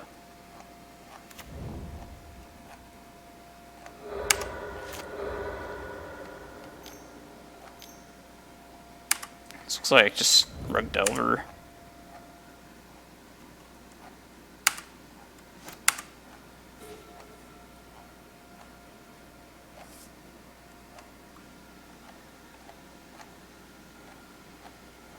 Yeah, definitely a Needle. It's there for that reason.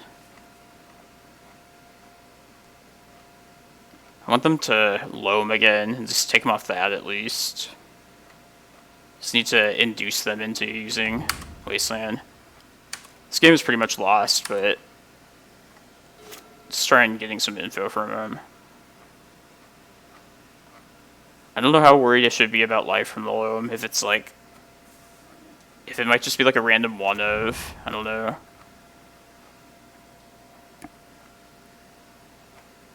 I have no idea. I've never seen like Delver with that. Usually, if anything, it's like a single sideboard card.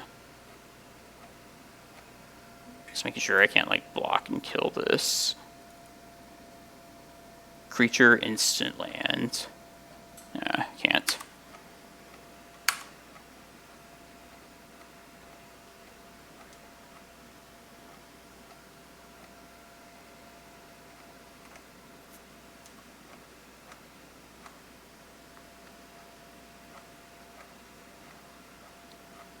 I wish I had Surgical just to see.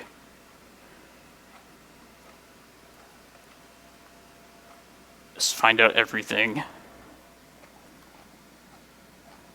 likely bringing in the Surgicals, since I've seen that loam. If I knew it was just a singleton loam, I might not bother, but... I don't want to take any chances if it's some...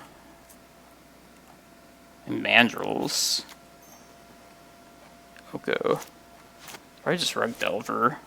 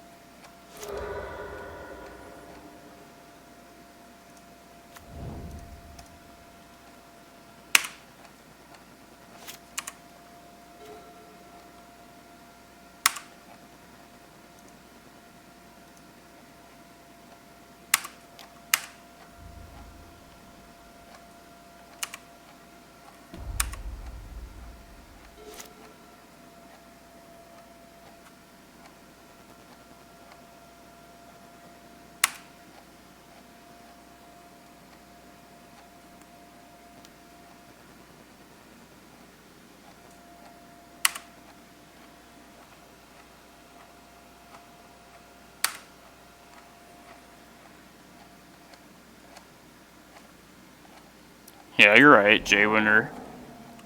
I mean, if I did concede, that's kind of not fair to the other players, too.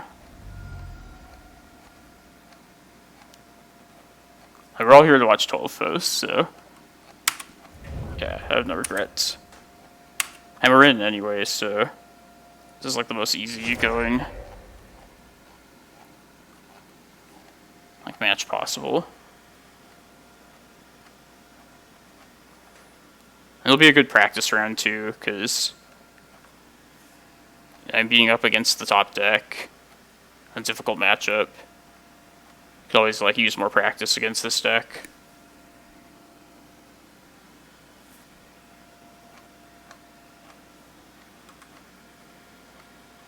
Thanks everyone that stuck around for an otherwise meaningless round.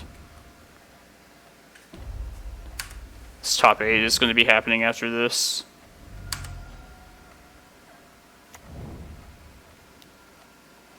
I hope you like keep facing like Oko piles.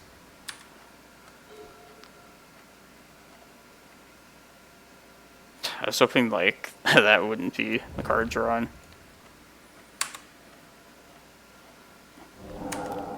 Yeah, I can see that too.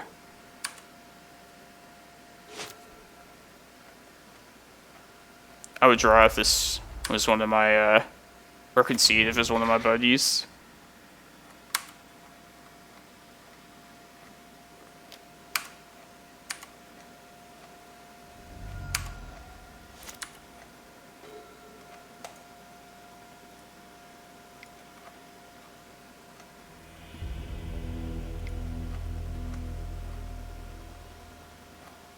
Yeah, there's always, like, whenever somebody does that, I feel like there's gonna be somebody that's upset.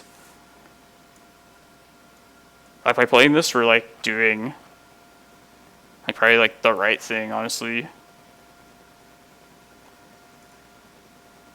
Alright, save this carpet. 4 carpets, Walking Ballista, Tabernacle is the Delver plan.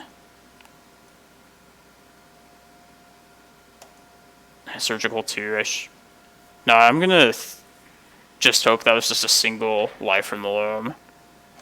I could bring the surgicals though and like get info for a potential matchup later just to see what's up.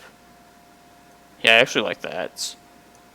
I don't mind like taking out the wastelands if it gets to a spot where we can just take them all after a single one.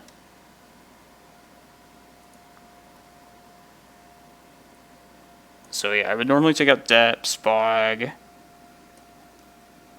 2 Reclaimers for this, 2 maps. I'm gonna have to side out more stuff than normal to squeeze in these surgicals. So take out Rec Sage here. It's always a card I debate taking out here. It's typically I keep it in against Delver if they play like Winter Orb. But we've got to make cuts somewhere. And I'd rather just have we have like Carpet of Flowers to potentially get us out of that anyway.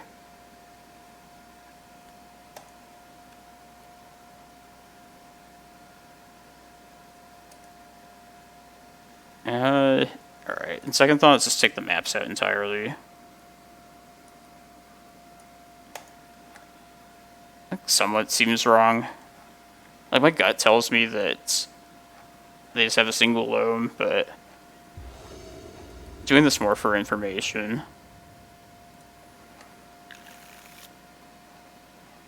It's a mulligan.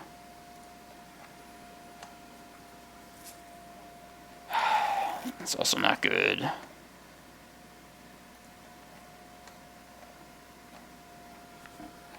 Oh man, these hands. Might be the point where we just try this, hope to draw into our forest. Like, this hand like has a lot of potential if it works out. And like, this is my key card at this point, the surgical.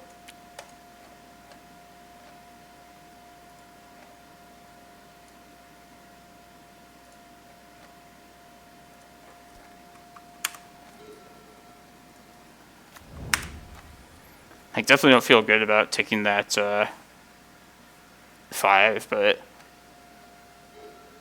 like 4 cards, I don't like the idea of that.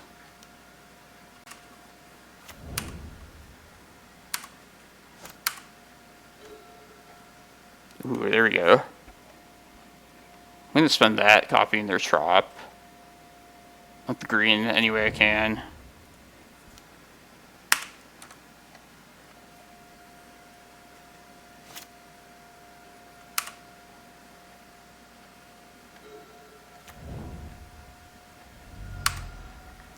Well, I should probably like draw a forest next turn.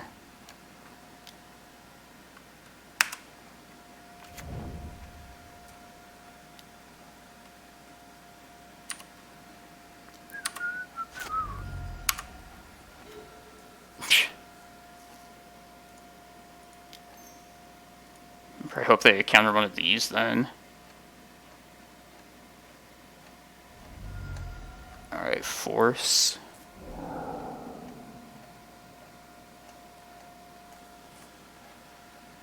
Considering if we want to surgical their forces. It'd still be better to save it for Wasteland.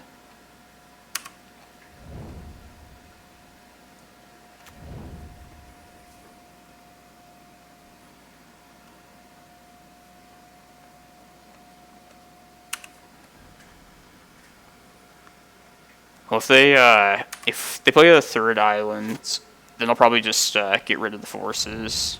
Okay, well, I'm glad I kept it now. That's what I was mostly waiting for. And the surgical is going to see if the coast is clear, if anything. It's the best time for it.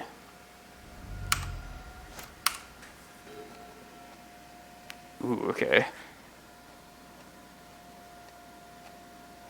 I'm just thinking that's like the best card I could draw. Alright, first things first. And maybe I should just take him off the force here. Maybe lose to Daze, but... yeah, let's try that now. Make sure I just don't die immediately. I guess I would die to Bolt.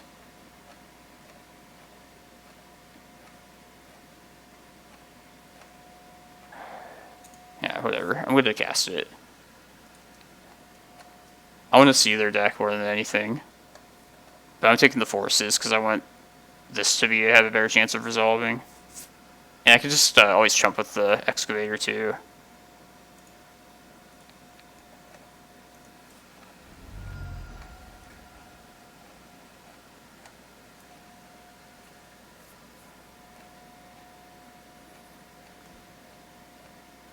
Let's just see. Days. Well, there's that plan. And Oko. So they're just going to steal my excavator and wasteland me every turn. Alright, 1 life from the loam. Yeah, I shouldn't have, like, overestimated that loam. Like, everything else suggested that they were just normal Rug Delver. Alright. That's good to know.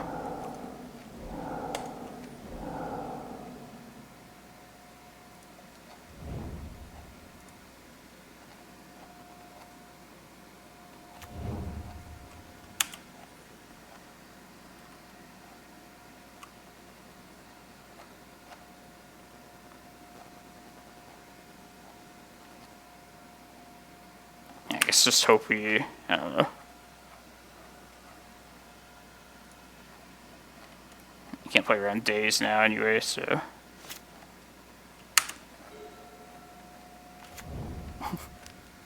it's okay. Let's get it all out now. If it happens anytime, it should be now.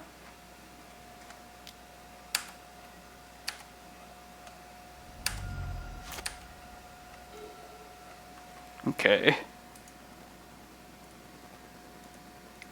Hopefully that doesn't take the mojo out of this league so far, or this challenge. But yeah, get our losses out of the way now. That time the carpets did not turn out well. We also mulliganed to 5, but I kept a greedy hand too, so... the important thing is we have closure now. They're just Rug Delver. Alright. So let's see. This is an Oko control deck. Just thinking of the decks we know, what we could possibly expect. That's the only one we know other than Ocean Soul.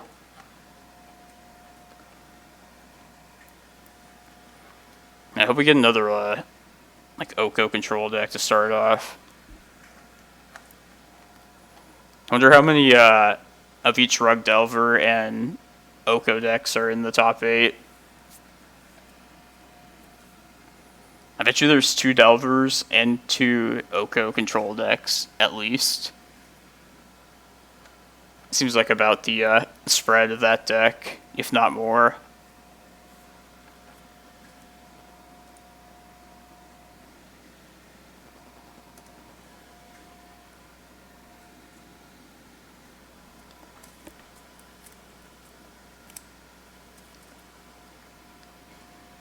But yeah, despite that loss, great challenge so far. I'm going to get some work done because nothing else is happening right now. And nobody chats ever, so... yeah, stick around, come back in like 30 minutes. Thanks a lot.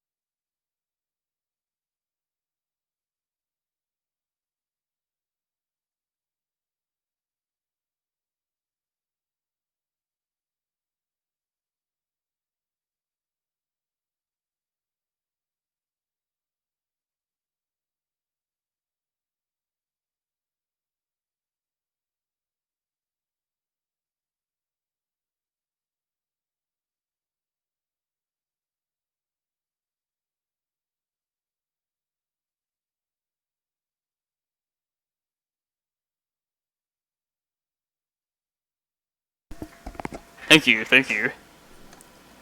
I've been to the top 8 3 other times. Every time, lose that first round, so I'd like to change that today.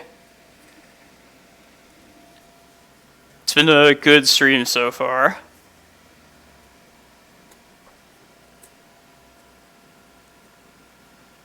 Oh yeah.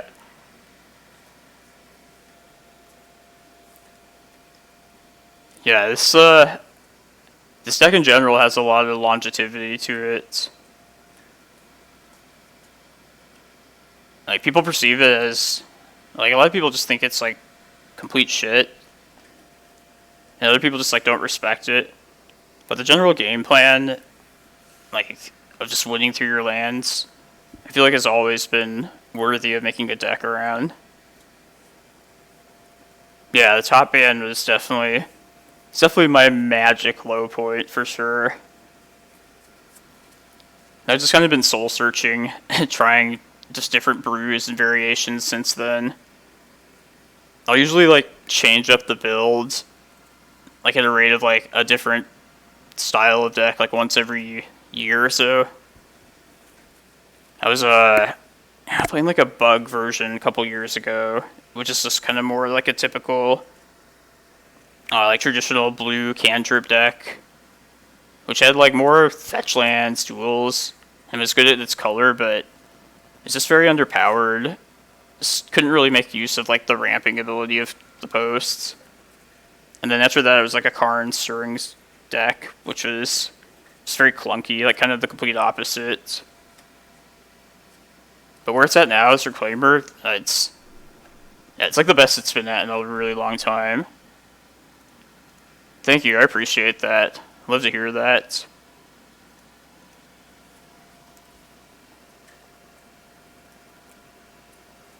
Yeah, this deck is money-wise, if that's an issue for you at all. It's pretty cheap among legacy decks. Yeah, Tabernacle is the only money card in this current list now. But if you're stuck only playing Modo, it's definitely, it's probably cheap. I shouldn't say for sure. I bought these cards a long time ago.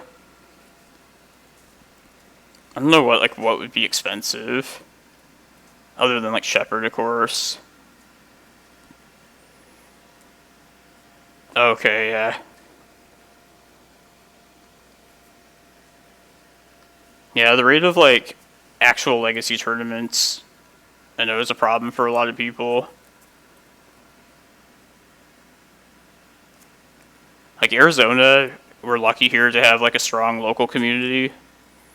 We have our AZ Eternal Magic series where we have like different, I forget the exact number of like regional championships, but like 5 or 6 like city championships each year.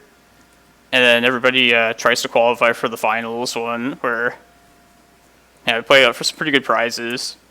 But mostly just that like we have dedicated players here makes it amazing.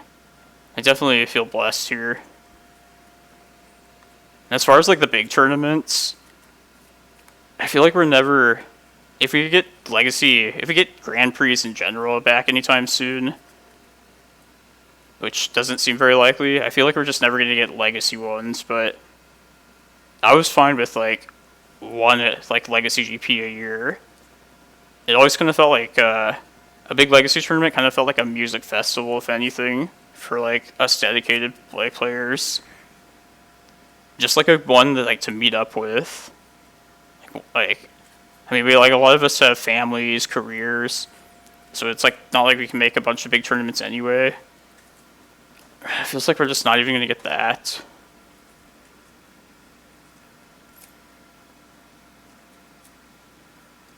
Oh, and the depths. Yeah, I don't like it in general for the most part, but it's still worth keeping around for sure. I guess how I meant to say it was, it's not something I would really search up and attempt in most cases. Like, it's one of the weaker one of lands, but I think it's definitely worth keeping around for the times when you need something quick like that. But yeah, I was thinking the Missouri one too, Matt.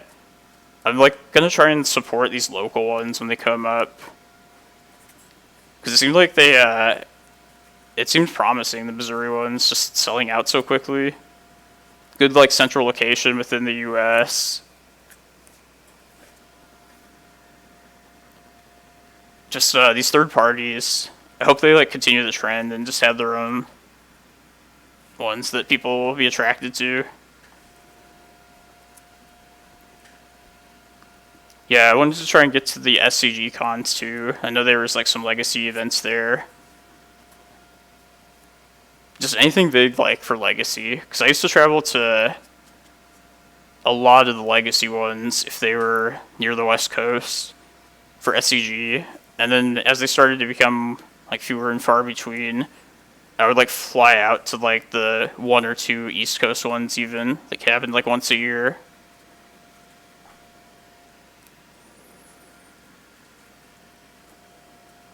I guess the format just doesn't generate money, unfortunately.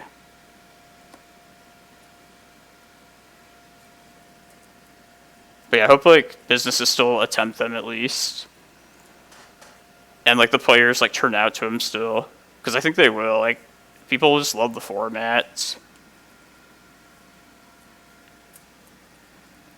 Anybody watching that ever happens to end up in Arizona, you can rest assured, like, you'll get lots of Legacy here in person.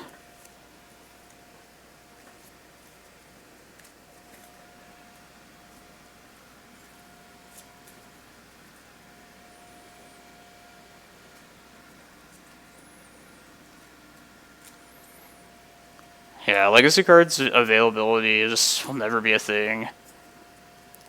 Even cards that aren't on the reserve list, just Wizards, it seems like just has no intention of ever making, like, constructed Magic affordable. Like, I think that's just how they intend to, like, keep the cards, like, collectible. Like, fetch lands, they could reprint those, but they just don't. I guess that's kind of, like, a good thing for the reserve list, at least. Because it makes it seem like the reserve list isn't all that important. They'll just, like, try and keep cards expensive, reserve list or not. But it does just kind of suck that people are just priced out.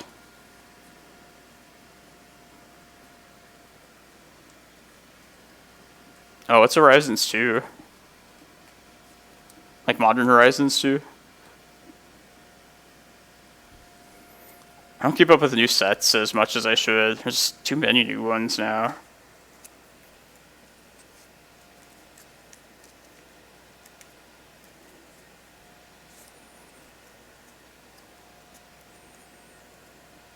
It's like Zendikar is the one being spoiled right now. It's like there's a new set like every month, it seems like. Quarter 3 next year.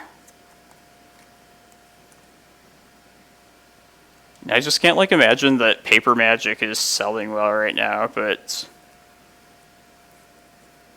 I guess people gotta buy their, like, cardboard crack. Just even being unable to play it, they'll just still buy their, like, double masters or whatever.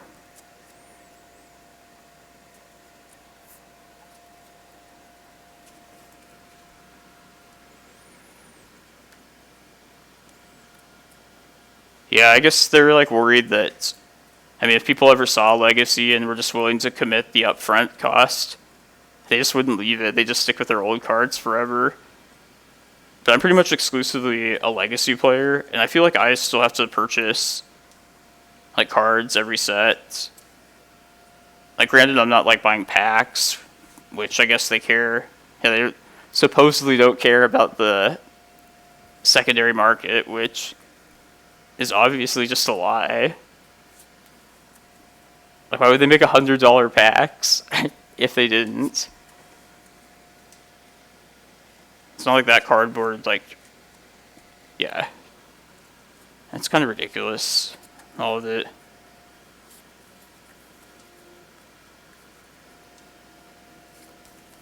Even like something like Pioneer, that's just more recent cards. If people are thinking that like, oh yeah, Pioneer is going to be the cheap format, like I feel like it's just not. They just won't reprint. They'll keep cards expensive there, and just they want you to keep buying more packs.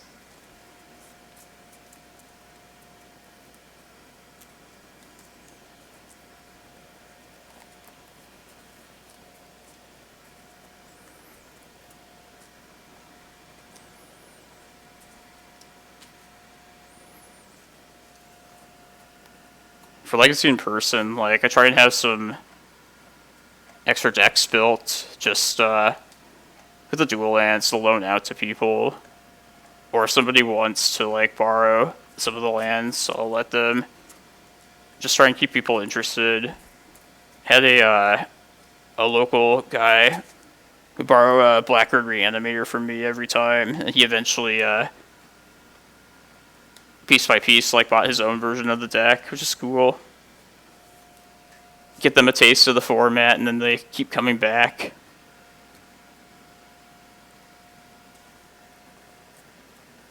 Yeah, luckily like Blackguard Reanimator's fairly cheap. No blue duels. Just a couple bad lands. Like Bayou, Scrubland.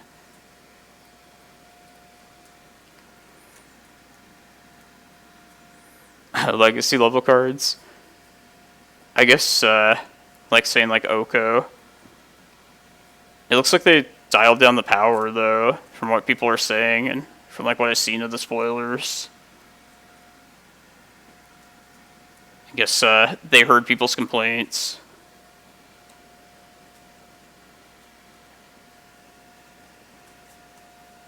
Like, honestly, I'd rather, if it's a choice between like too powerful of stuff being printed and just boring stuff, like in the format never really changing, I'd rather have like the overpowered stuff of like those two choices. Like not up to the level of like Oko, but I don't know, I kind of like that it just the format keeps getting at least a little bit revised every set.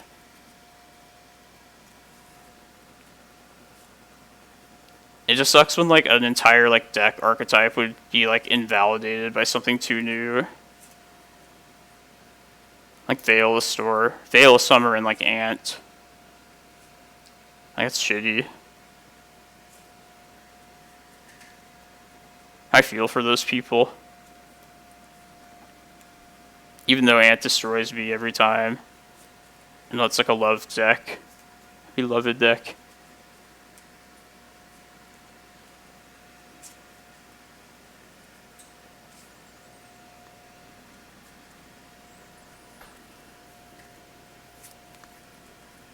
Does anybody think they will ban a card in Legacy, or multiple cards? Or does anybody think they should? Because like I feel like Oko is overpowered, but honestly I've been enjoying the format like quite a bit.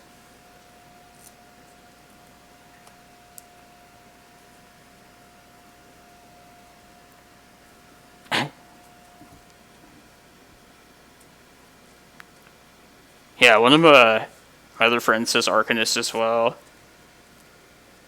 Janky B. I'm not sold on banning Labe though. Just doesn't seem like powerful enough to warrant being banned. Like maybe it's just, I try not to be biased just with like the decks I like to play, but I feel like that's like an acceptable change that's going to come with like a format. The format with like cards like that. Yeah, that's what I thought. Just like very specific people hate it. The people that want to lock you out with like Blood Moon before you get to like play a land. That's not fun.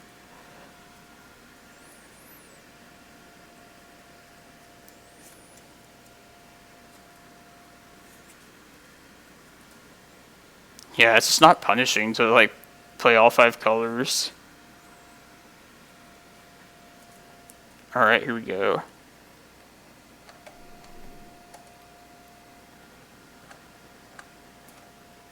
you're on the ban Vale plan, Matt. And that was a card, like, I try not to be biased about just being a green player. I would expect to use it a lot. And, like, I kind of liked the thought that it would, just help the color pie a bit. Like, and weaken blue a bit, but it's, like, not even used for, like, fair decks, for, like, real purposes of that.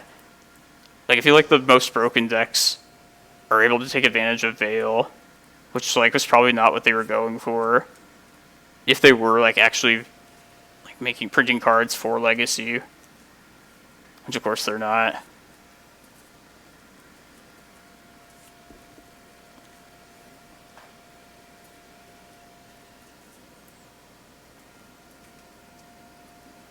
Alright, looks like we're playing against the God of Slaughter. Well, I hope they don't slaughter us.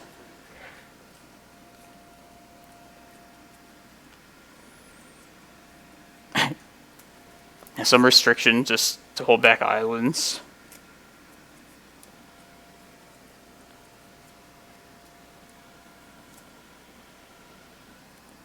Yeah, they got the first seed because we played against Ocean Soul. So we might meet up with them again if things go well. I feel like Force of Will could stand to be weakened, her counters in general. Just blue gets, like, answers to everything. Like, none of the other colors get that. But I guess, like, Vale's the wrong way to go about that.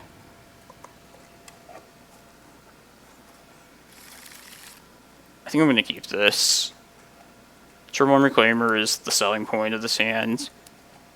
But Crop Rot could be good, depending on what they're on.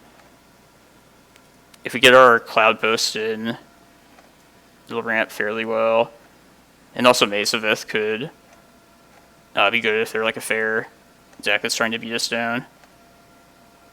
It has a little bit of everything for every type of matchup.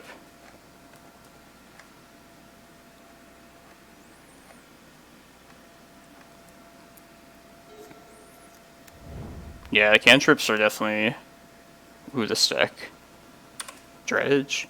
Or no, this is just Hogak. I already beat this once today, so let's run it back. Definitely playing Reclaimer here.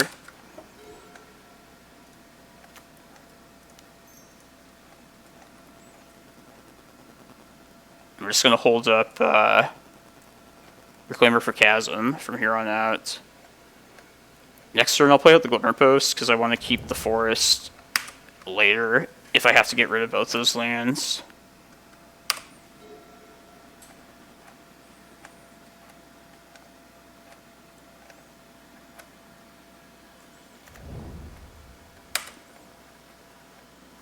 I hope they never ban, like, Ponder. Like, Brainstorm's the most powerful card, but I'm on, like, the never ban Brainstorm train for sure. I just like the card too much, even though I haven't, like, played it in a while. Alright, well, since we got another forest, we'll just play out 2 forests.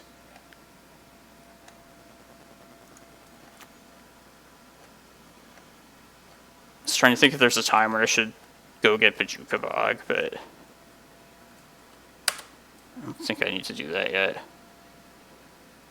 I never want to speak too soon, but I feel like we got this game one in the bag.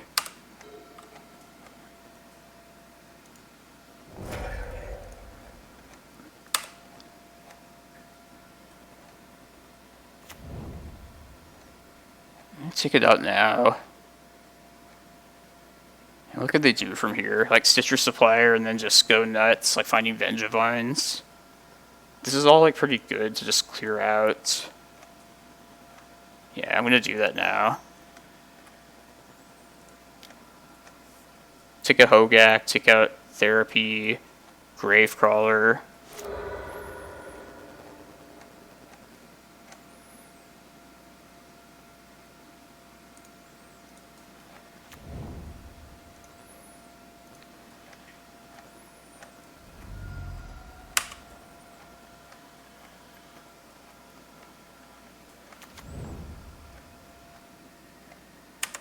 Fine, get your Bloodghast.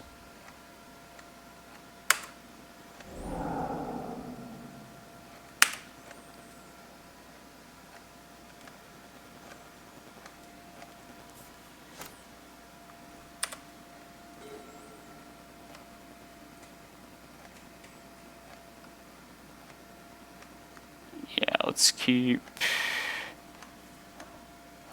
I was planning to get rid of the maze.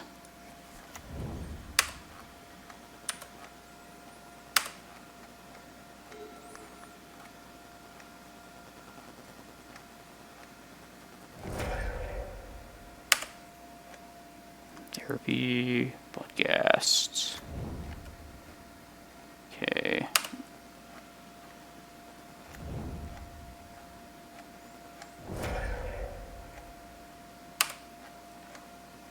Bridge. I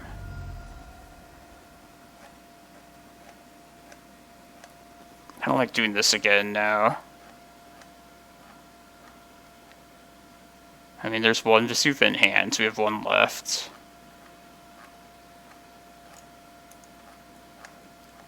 Or is that unnecessarily risky, just not committing to Glacial Chasm when I need to? No, this is all valuable stuff. I think it's worth it. Like, the most I could possibly do is 4 Vengevines. Which obviously would be very painful, but... we shouldn't just lose here.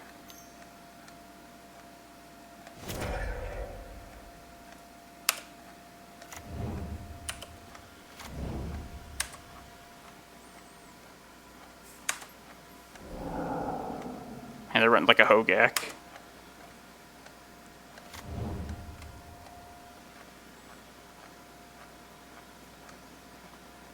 Alright, it's fine.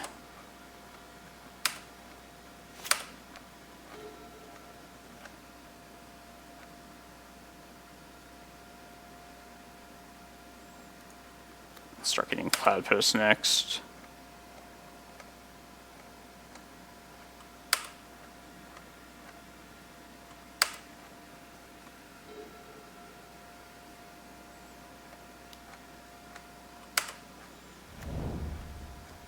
They're at the point with enough mana that I just don't ever want to lift this up yet.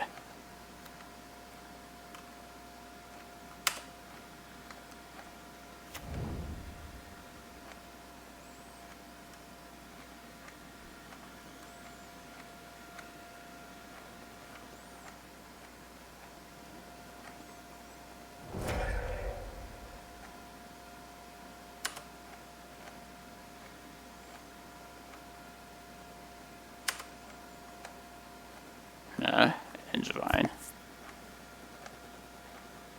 Alright, we're gonna commit to... I went for a Bojuka Bog, but... this is clear out like a couple bridge from belows. I think that might have been a mistake.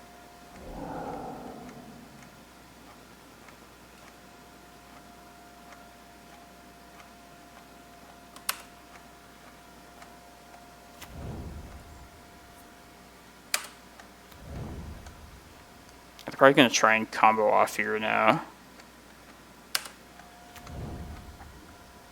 Okay, no.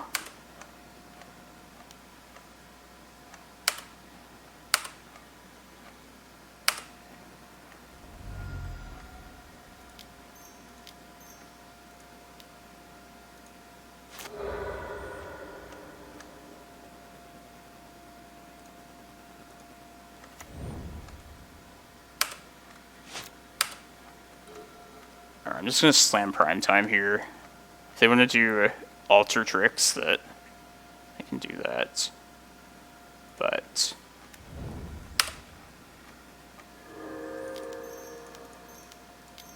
this should give us some good stuff. Yeah. Alright. I actually like that now that we can guarantee Chasm being in. Yeah, let's get Eye as well.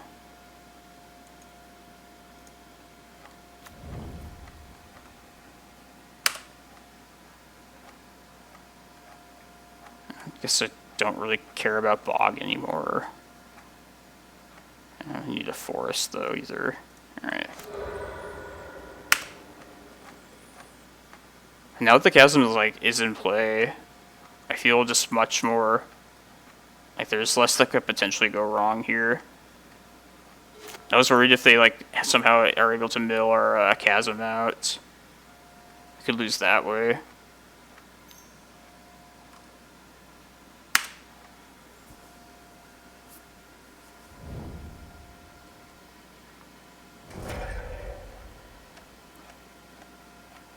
Sometimes these Hogak opponents don't know that we have these Eldrazi, the shuffle ones, and then they just end up milling themselves.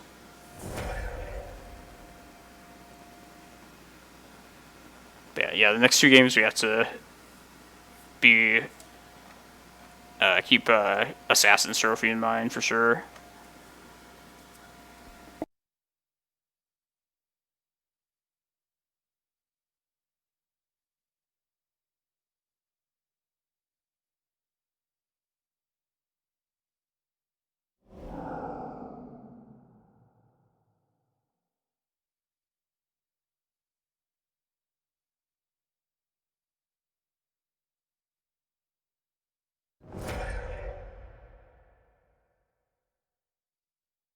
Damn it, I don't know how long I was muted, but I was going to say with less than 20 cards left, they could just mill him to death with an Ulamog swing.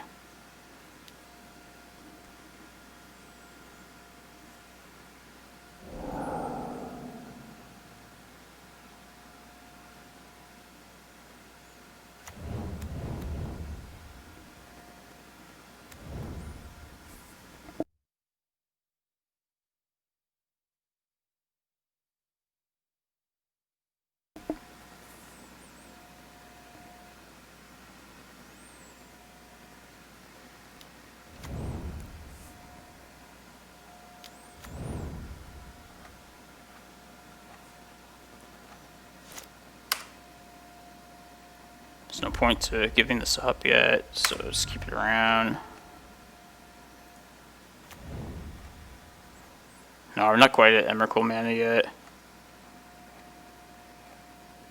Next turn we'll try for it. Let's see.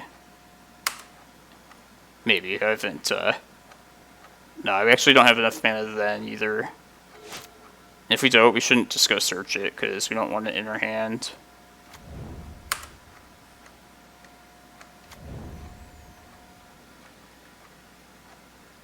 But yeah, we don't have enough mana to search anyway. I just want to build mana at this point.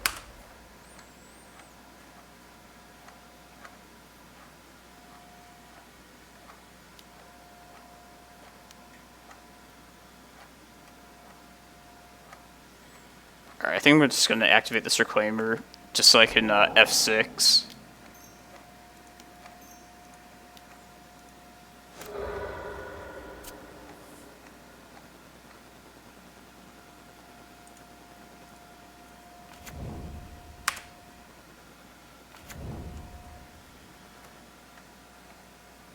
Which of course is not the optimal thing to do, but you never know, clock might be an issue in this game.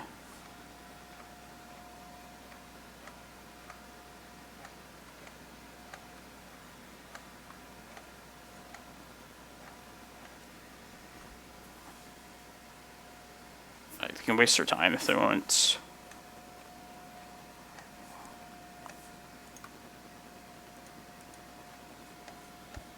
Alright, stopped it in time. And I'm going to try and crop rot and just see if we'll have the mana to be able to Emrakul. Because if this works, then... Alright. Well, now we'll either be able to search for Emrakul, or Emrakul will get milled, so... This should be good.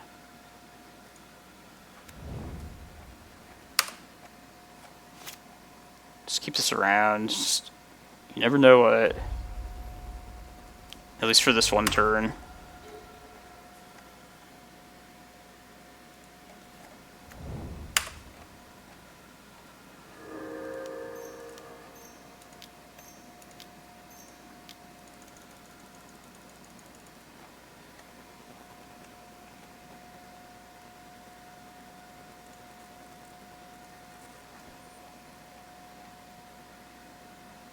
Let's get rid of this Glimmerpost.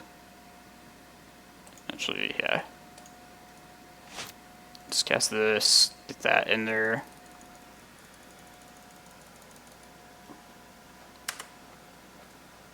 I just won't give up the Glimmerpost, or the Chasm, until I'm absolutely sure, like, Karakas is in play. Yeah. Opponents won't always recognize that Karakas is game over, though. Alright, now we're good.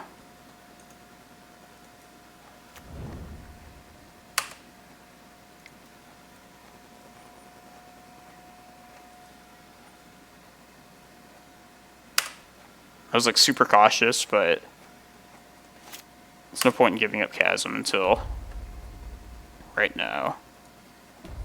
And we also could have like sacked it to Reclaimer, but it doesn't matter at this point.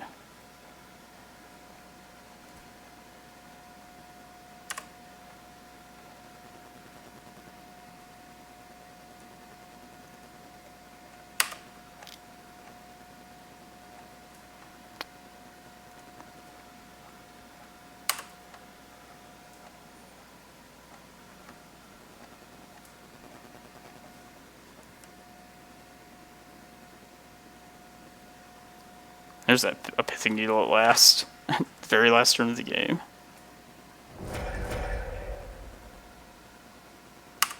Million tokens.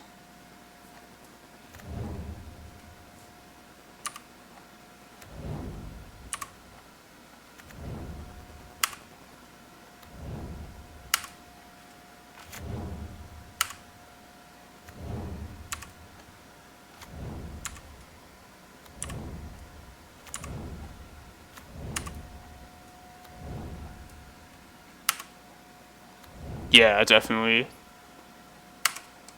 And how bad would that be if I just happened to draw a Kozilek?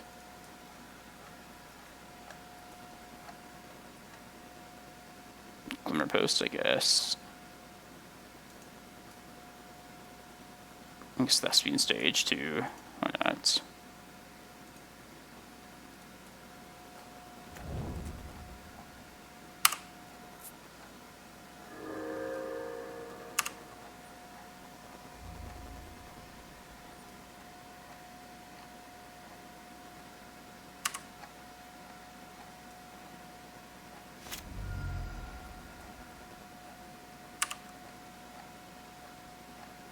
Goodbye, bridge.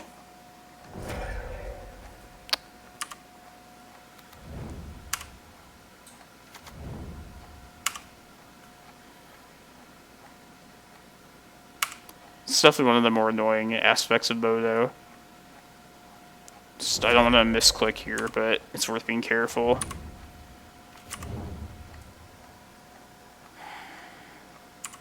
There we go. Hopefully they'll just concede now. Okay.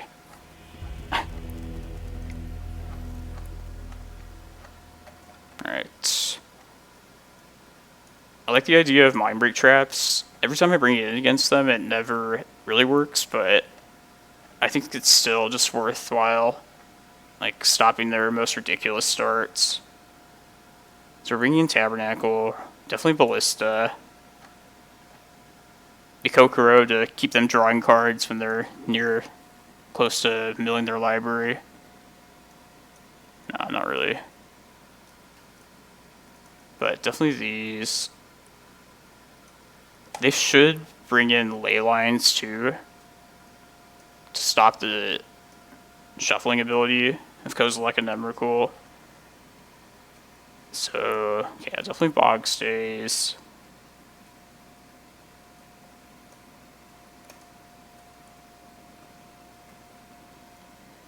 And this came up earlier too. Since Needle and Force of Vigor are both essentially answering the same thing, we'll just cut the Needles.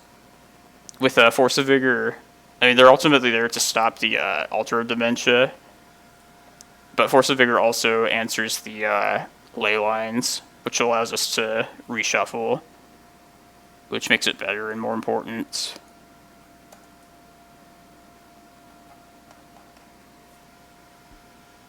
Alright, 10 cards.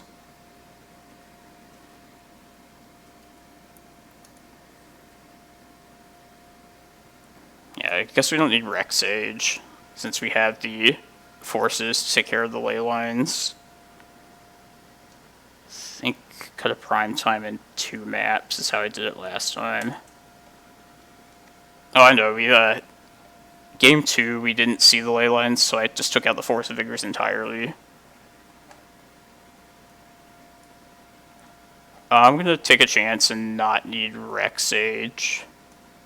I feel like Force of Vigor is doing the same thing.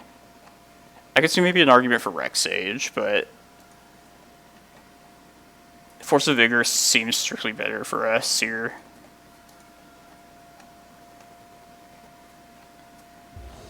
We'll see though. Alright, I think I'm keeping this. We have our turn 1 map, turn 2 Reclaimer. This Tabernacle could be good. It's slightly slow, but I'll try it. Oh, it looks like ley line's happening. I guess not. Probably naming Reclaimer here.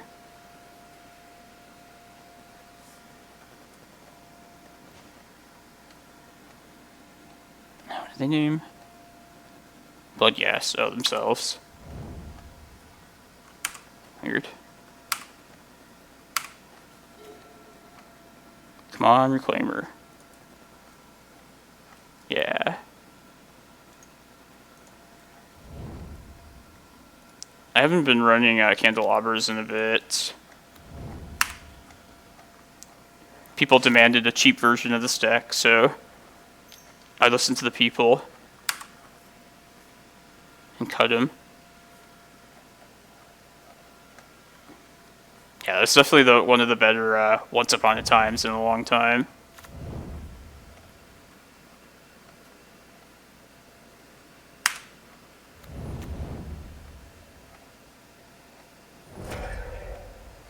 Bye, Green Sun.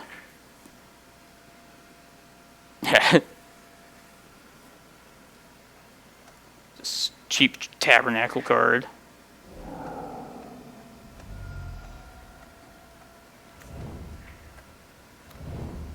I mean, don't get me wrong, I would definitely not mind having some candles. 1 card in hand? Right. This doesn't feel that scary.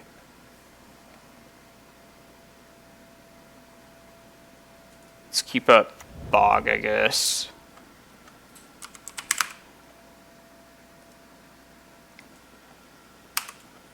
Since we might potentially have to get Chasm and lose both of our lands, we want to get rid of the least useful ones out of hand.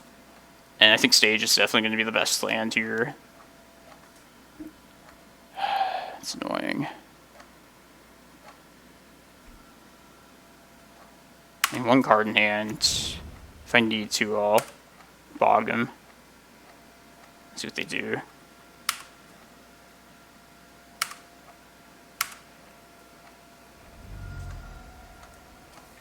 It's just Cloudpost time here.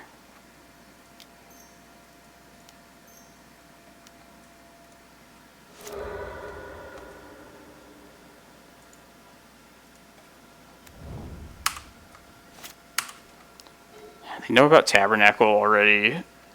Maybe, I don't know if it's worth it. Probably.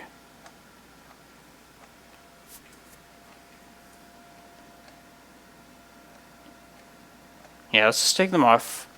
Yeah, I like Tabernacle here, just potentially taking them off of Assassin's Trophy if they want to keep their Bloodghast around. Which I imagine they won't, but I might stop and bog them on a draw step if they don't keep these Bloodghasts.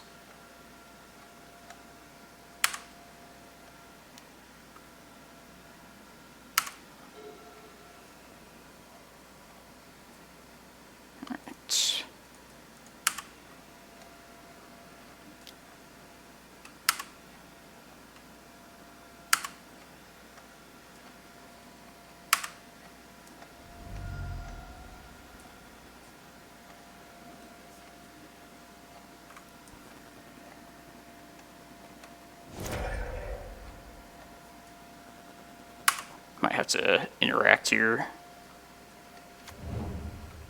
I have a fetch land. Let's not do it now.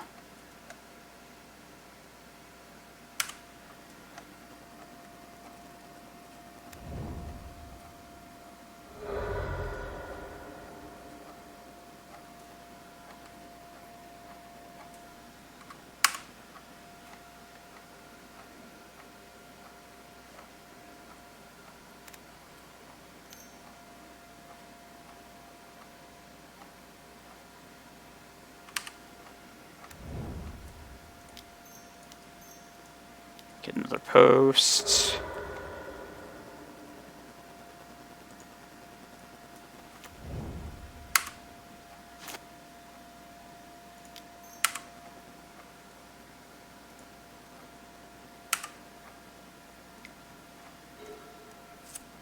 Ooh, that's pretty useful too.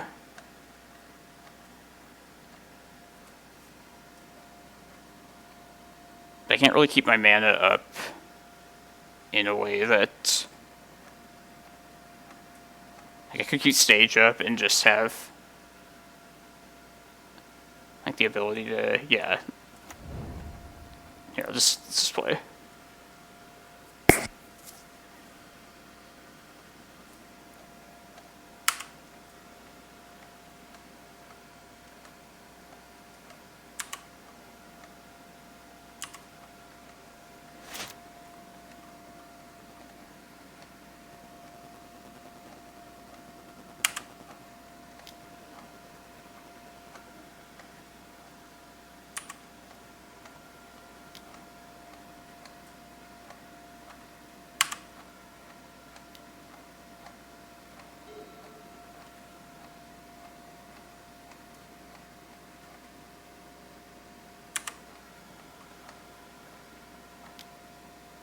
Block something here.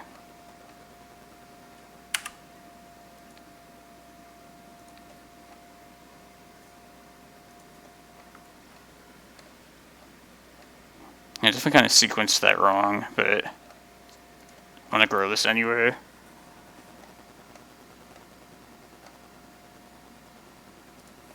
Cycle Cloudposts.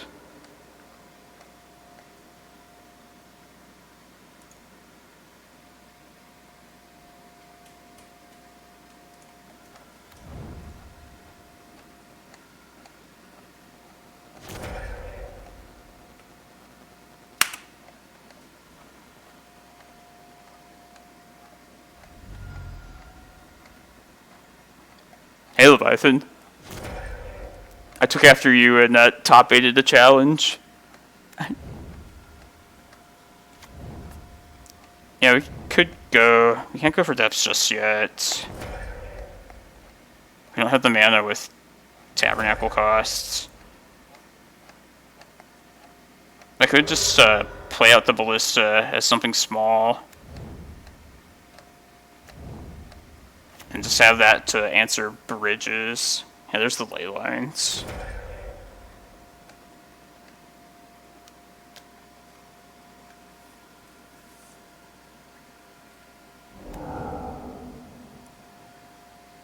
Let's see if they just go crazy trying to mill.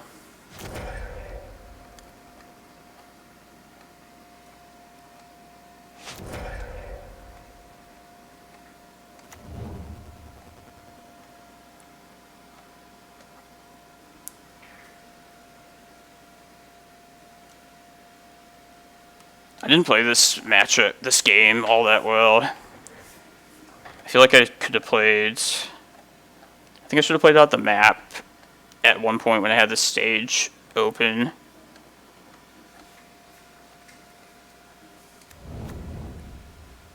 Let's hope we can not get punished for this. Yeah, this is the first round of the top 8.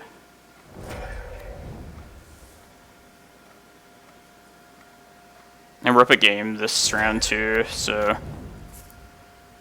you have a second shot at it if we punt this. We're past the draw step now, or the attack step.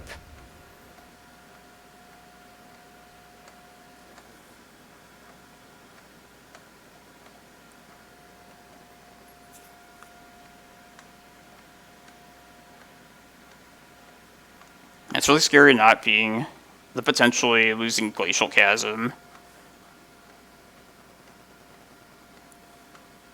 But I mean, they're gonna have to mess around, do some sort of weird like Four Horsemen thing, where they hope to get Chasm out, but not either of the Eldrazi.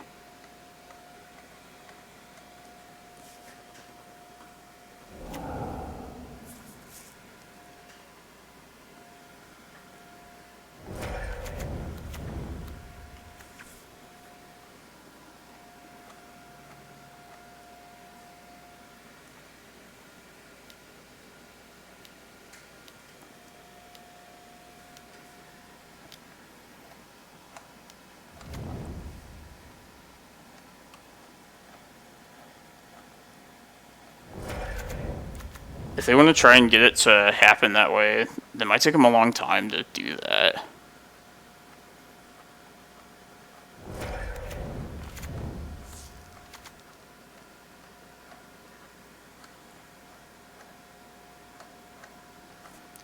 Yeah, I should have brought Mikokoro in now that I think about it. Like, what if they go to, like, one card in library? I'm sure it wasn't, like, actually worth it, but it might be relevant.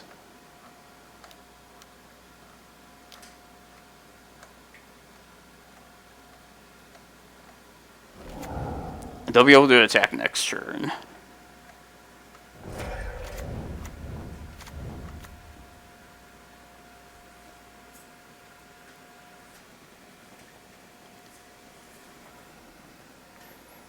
Yeah, they're going to start milling me.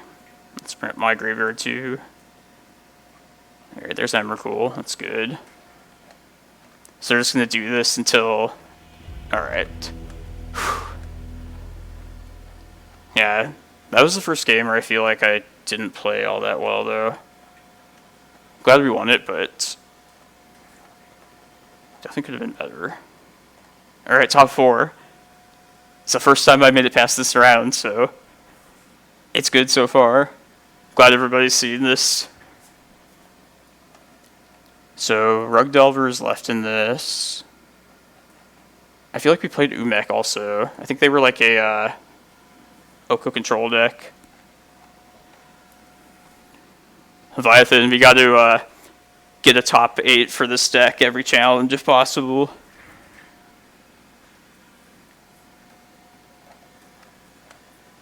Make sure people respect it. Maybe it was Ninjas. Oh yeah, I should have like mentioned that it's like the top 4 or whatever. Yeah, that's okay. Legacy's in the know, the community.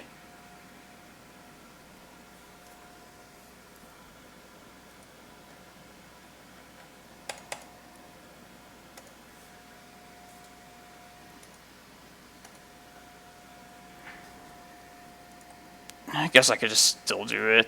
It's not too late. Top 4 now, right? Yeah. When you say it like that, more viewers.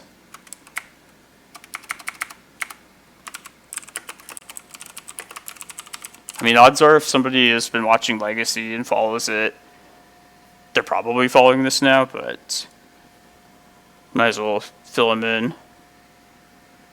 People that don't know. Yeah, thanks. I need to be more on top of those kinds of things, though, for sure. That and, like, just I'm going to update the appearance of this entire stream.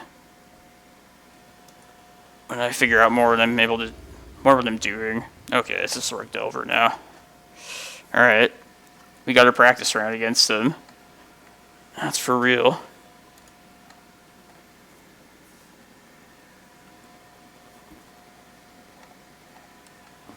Everybody up for the challenge? Because, yeah, this will be the hardest one yet.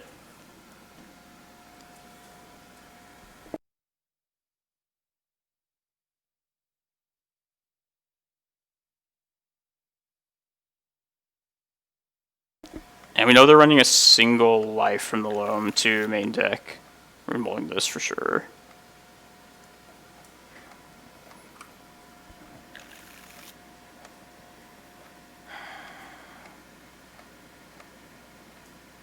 don't really like this either, but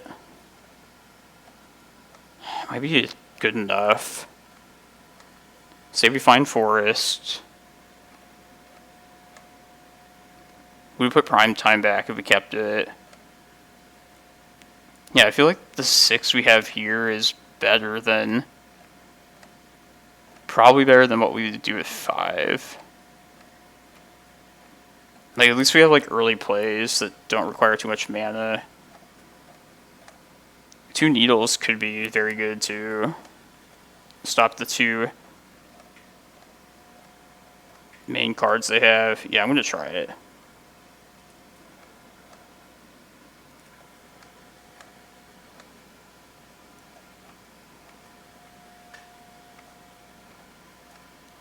Yeah, it just won't get much better the lower we go.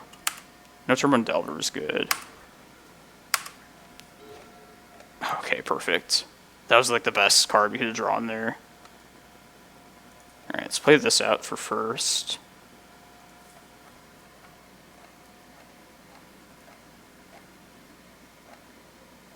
Alright, getting Cloudpost here. Yeah. And let's try and, let's say Wasteland for this first one. Alright. The second one will be Oko, of course.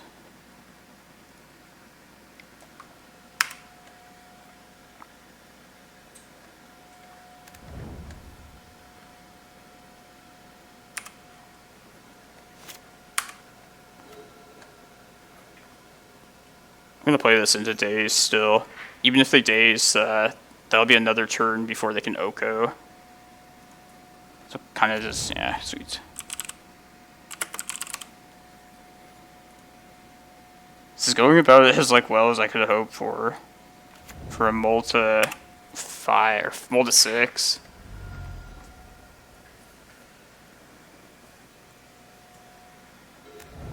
Against like the best deck.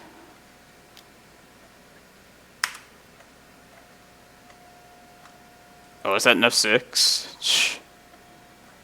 How is this mono green deck playing? Like, I don't have to stop for anything.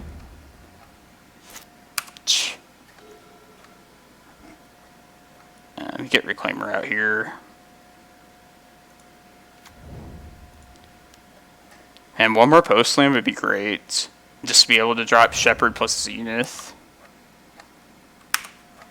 I don't like to name fetches. Every time I've done that and not named something important, it always comes back to bite me. So yeah, I don't recommend that at all.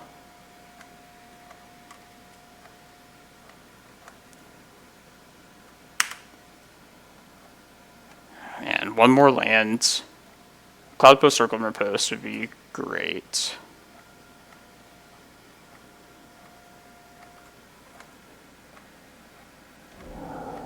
It's tempting, but it's never worth it. Like, don't do it. It's possible if their mana was like under duress in a different matchup that it might be worth it.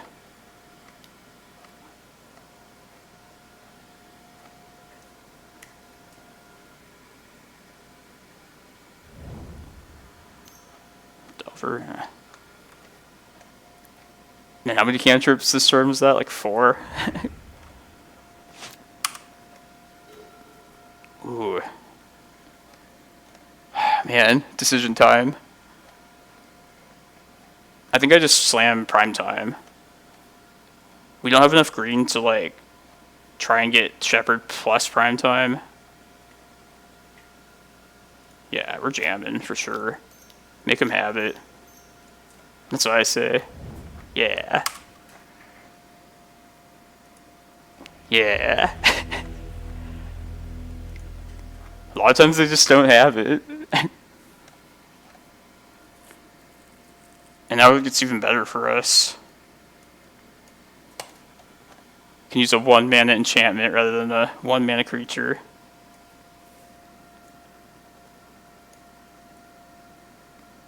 Alright, this is the standard. It's not make too big of a deal about their life in the loam. And we have Needles to answer Wasteland, so... And also our Carpets will just could give us mana. Ooh. Yeah, I like this too. This has a lot of good stuff. Snow Delver, please.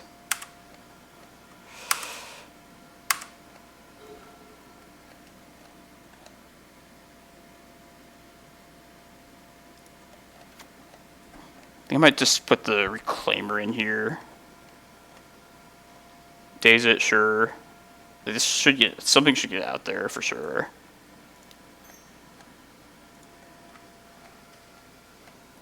It's awkward taking out some number of Reclaimers, like I agree. But, I mean, our plan is just to not have to rely on it. But I like keeping at least like a couple in, if we've got like nothing better going on. And this matchup, just Reclaimer being a creature is like such a problem, such a liability.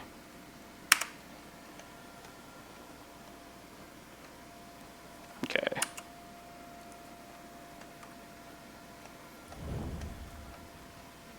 So be it.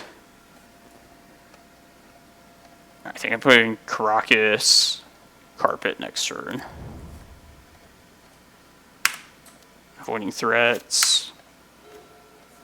Play around Daze when we can. And also saving the Glimmerpost for when it'll give us the most life. Okay with that.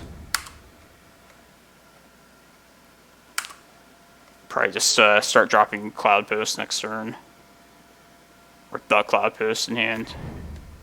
Alright. And rather Cloudpost be safe.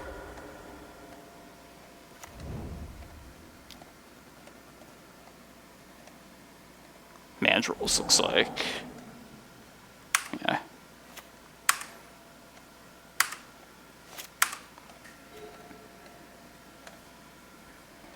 Alright.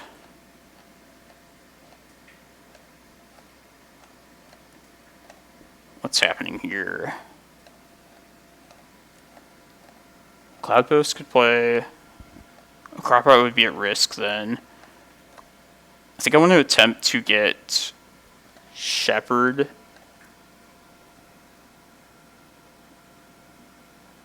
If they don't answer it this next turn, then Crop Rot would be good to go, and also potentially Excavator after that. Because I don't think I have enough time to get a Shepherd plus something like a Primetime Green Sun all in one turn. I think I need to act now. Yeah.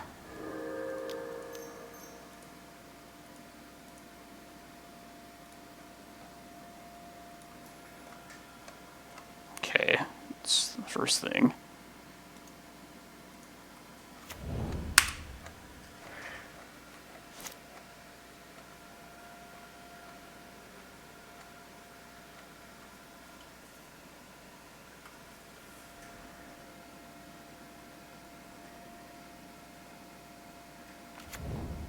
And I was hoping they wouldn't find red. Okay. It's not the worst thing, honestly.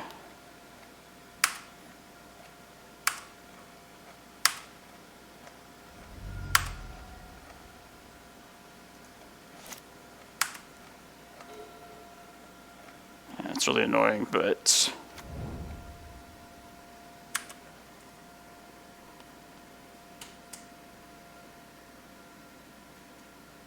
Trying to think how we should. I mean, this will limit what they can do at least per turn. Like we can start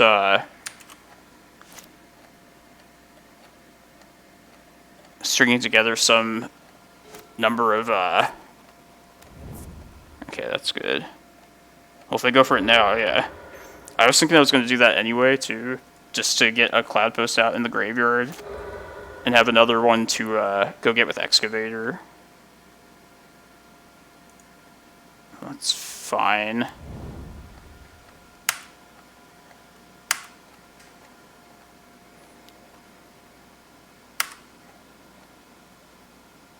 Just don't have too much time, unfortunately. I think I want the Cloudpost here. If I draw a forest, I can get the Excavator in this turn. And I feel like they would have bolted like the Shepherd by now if they would have had it.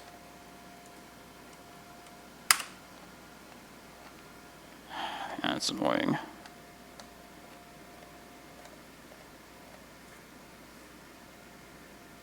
Like, how long can I hold out is the question. I can take 3 more hits. I might have bolt. I can take 2 more.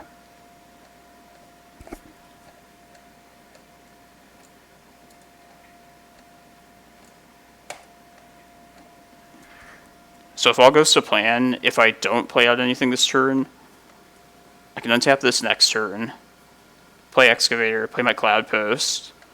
The turn after that, Green Sun, but I don't have the mana just then. Man. Because I kind of like just, if I can get this Needle down, I could also move towards Maze of Ith. It only gets untap 1 though, so that's bad also.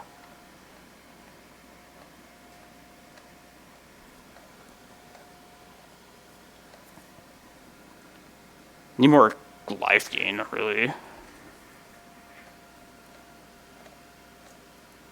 Hey, you know what? Let's play Map and Needle out here. Next turn, untap the Cloudpost. Get another land. Likely a Glimmerpost. I think that would probably be the best way from here. So we need to start trying to make our land drops. Yeah. This will also protect us from the Wasteland. Or Oko. I'm leaning towards Oko here. 2 Wastelands in the graveyard. Oko's ultimately the bigger problem. Yeah.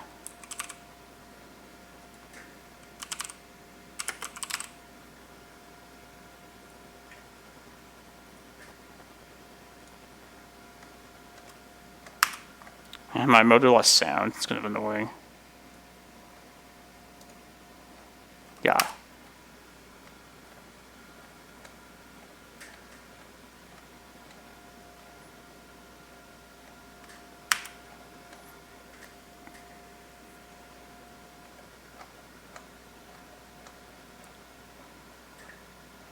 Sometimes it'd be nice to get Tabernacle out too, just to take him off lands. Oh, that's bad. It's very bad for us. They have a Wasteland now. And I cited out the Bog, huh? Yeah. I guess we hope to draw a Wasteland. Draw a Needle here is our probably our best bet. Or just try and get this Excavator in play. Alright.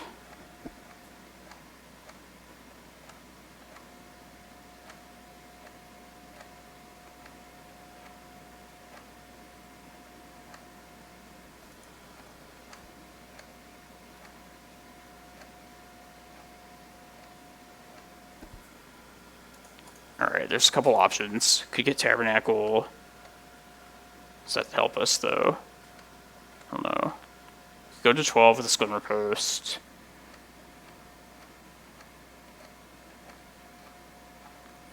If we get Tabernacle, I mean, we have to live through 2 Wastelands, but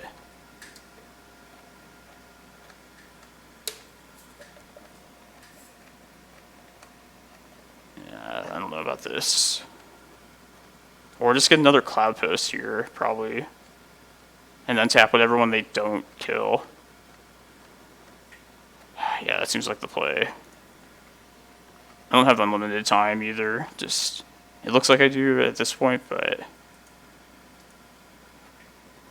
time adds up.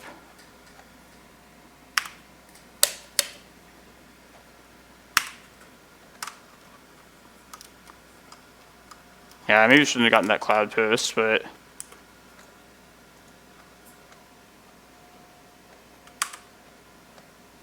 Get this Excavator down. Could maybe work from there.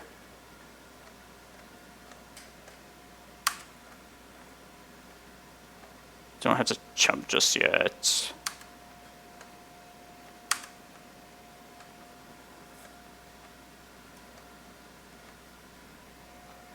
I could get untap this forest, play the Glimmerpost, and get the last Reclaimer, and double block this thing, and that would like prolong the game at least, which I kind of like. Yeah, let's do that.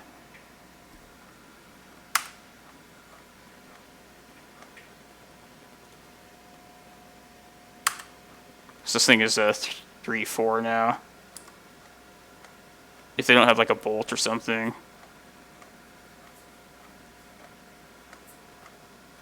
Yeah, like the two like cards that we would be most worried about. It happened.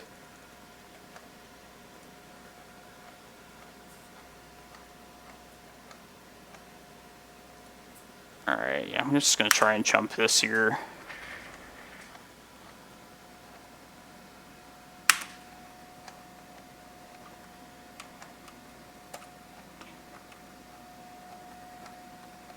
Yeah, and I feel like they would have bolted something a while back if they had it.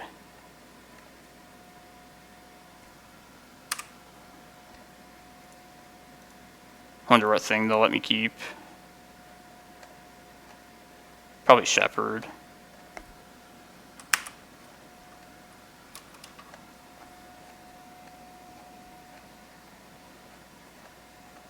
Oh, jeez. Yeah, that's brutal. I was banking on that not happening, but it did.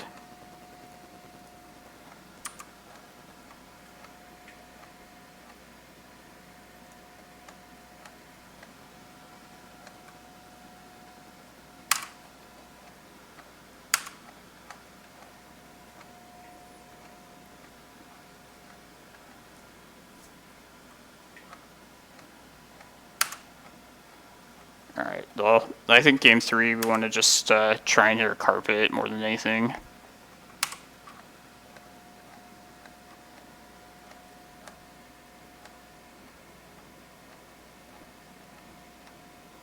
I mean, we had one of them this game, but it wasn't enough.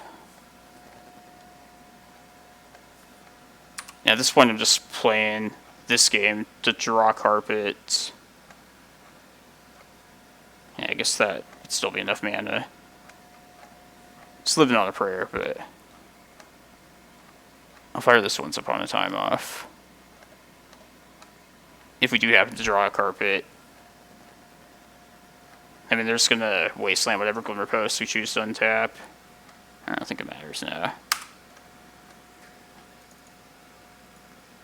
Just leave no stone unturned. Alright, that's fitting. It didn't hit anything.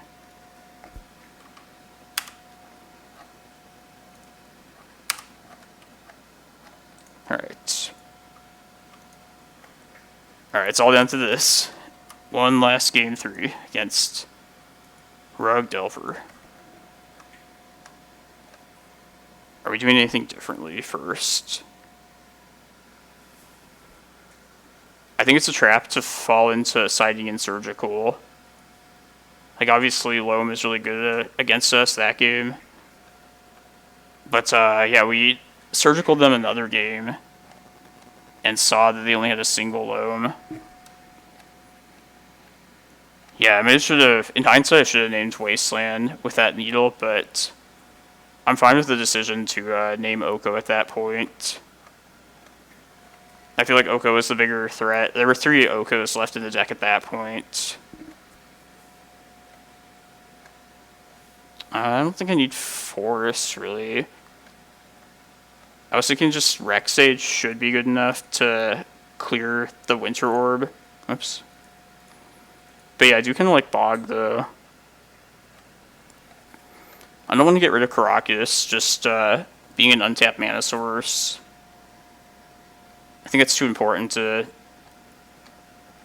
not get rid of those. But yeah, one bog wouldn't be terrible.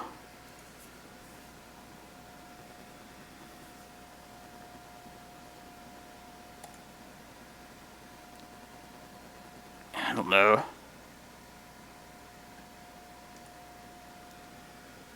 If anything, I would just go up to 61 cards, but it's probably wrong. Vesuva her bog? I don't know.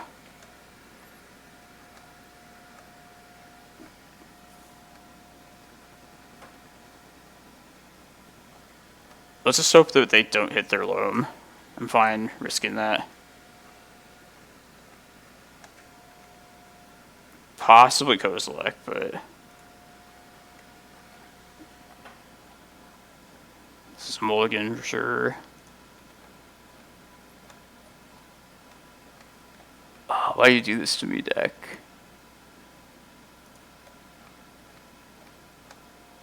Alright, let's try this.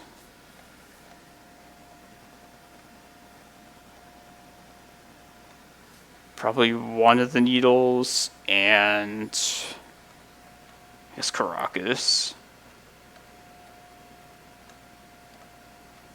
Or we might be at the point where we just have to hope this Reclaimer sticks around for at least a little bit. And in that case, just keep more lands around.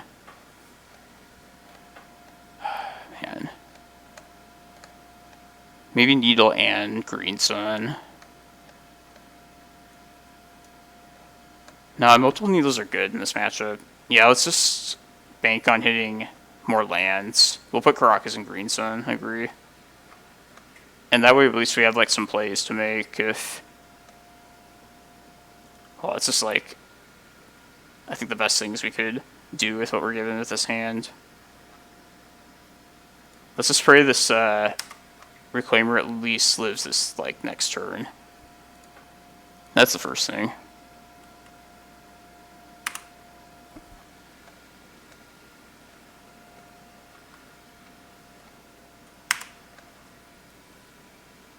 Oh man, it's not.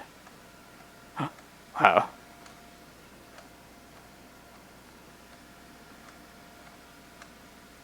Okay, I hope we draw land here. Not shuffle though. God damn, stupid needle.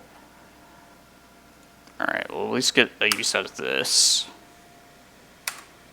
If they tap out entirely this next round, I would consider searching up the fetch land.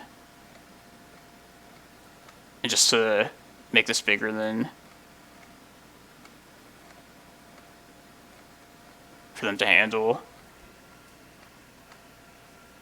If it doesn't live, then trade this forest for a Cloudpost. Okay.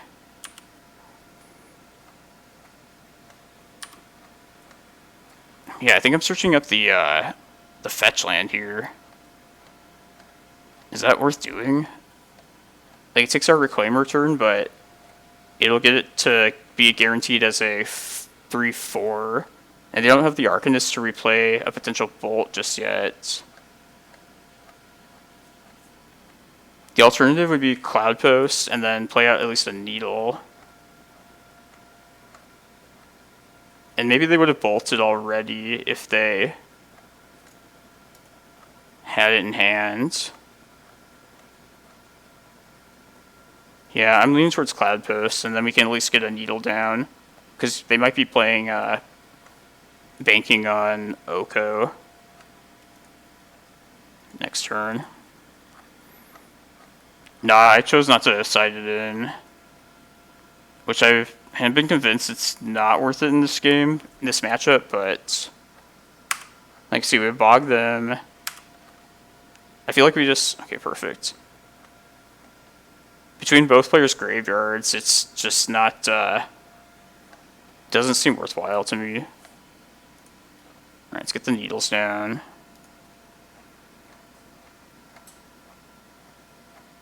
Land is the best thing there, though.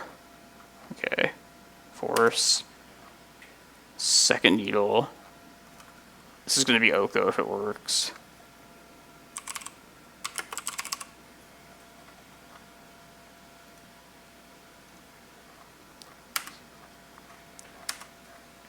Alright, so say we make it to next turn.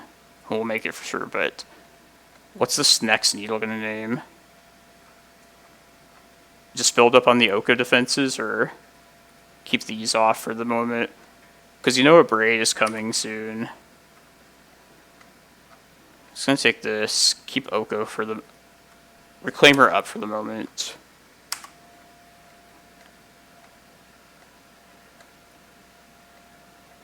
Man.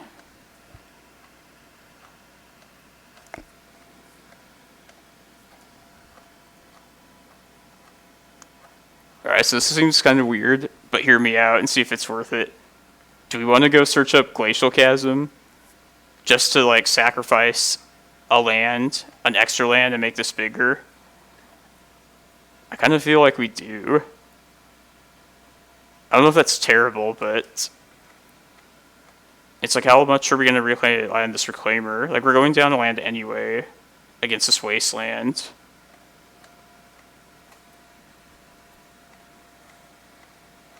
Yeah, we'll sack the Cloudpost, and then the Chasm will sack the Chasm itself. Yeah, let's try that. I want to try something new with that.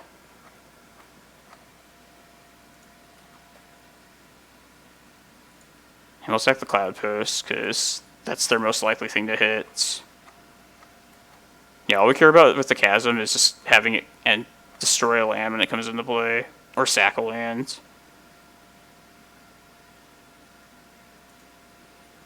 So Devilish Greg, that's like just the all-time question with Pithing Needle in this matchup. It's like, what's a name between Oko and Wasteland? Because so many times I've named Wasteland and then Oko will end up taking over.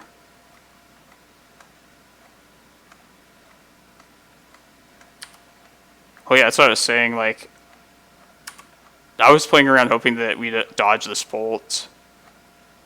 Which we didn't, but at least they burned one of them. Another Mandrills. Alright, it's getting dicey.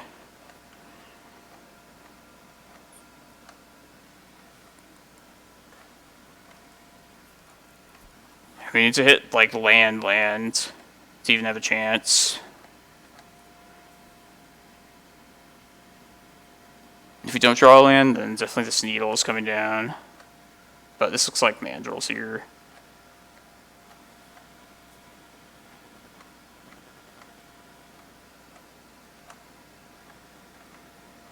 Yeah, it seems like they are short on creature removal, at least for this Reclaimer of ours. So it seemed worthwhile going for that Chasm. It's a weird play, but I know it's a thing you can do. The worst part about it is that we're, like, down our Chasm now, of course. Alright, well, I can chump this then, at least, at the moment. Let's not play this instant just yet.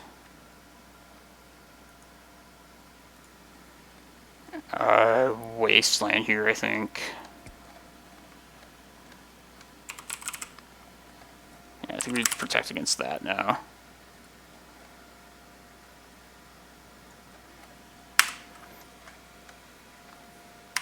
Yeah, it's possible that somehow I need to keep Bog in and figure something else to cut.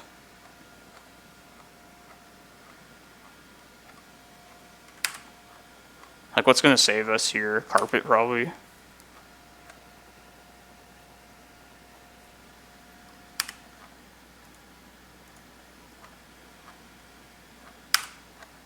They have a bolt for this one, too. It's just game.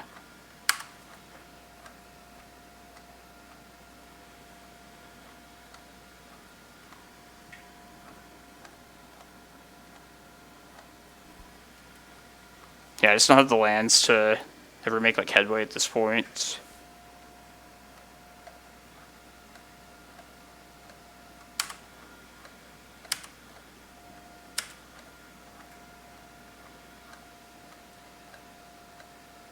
Guess I could get, like, a Maze of Ith. I should have done that the previous turn, too, if I was going to do that. But I also just don't want to grow the Goyf, though.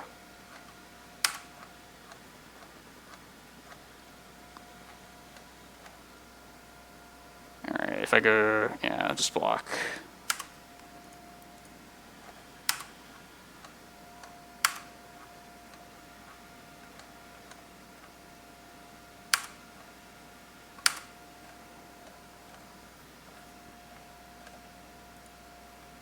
Alright, so that's the thing we needed, at least, to give us a chance. Alright, 3 mana. 4. We gotta jump with this. So we need to gain life now, but that'll grow these then. And what will keep me alive? Is there any possible thing?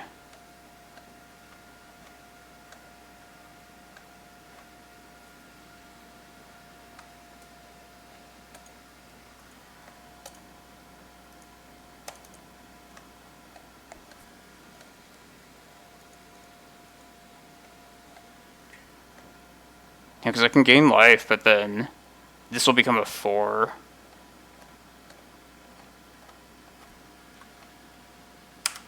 Yeah, not having the bog just kind of screwed me there. It might be worth rethinking that. I just feel like taking out one of our 2 graveyards wouldn't really accomplish much. In most situations, at least.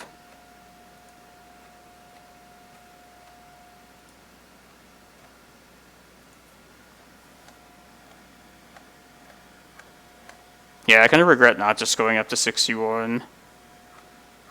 I feel like it's, like, nothing else is worth cutting, but that was probably worth keeping around.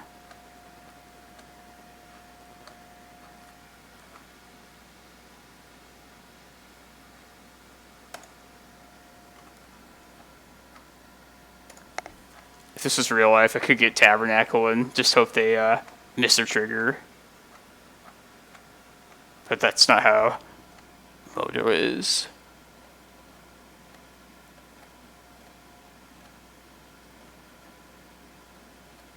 Get Glimmerpost, activate Reclaimer. It's just not enough. Yeah, man. Bog in hindsight would have been great here, actually. Or not great, but would have been the best thing to have around, easily.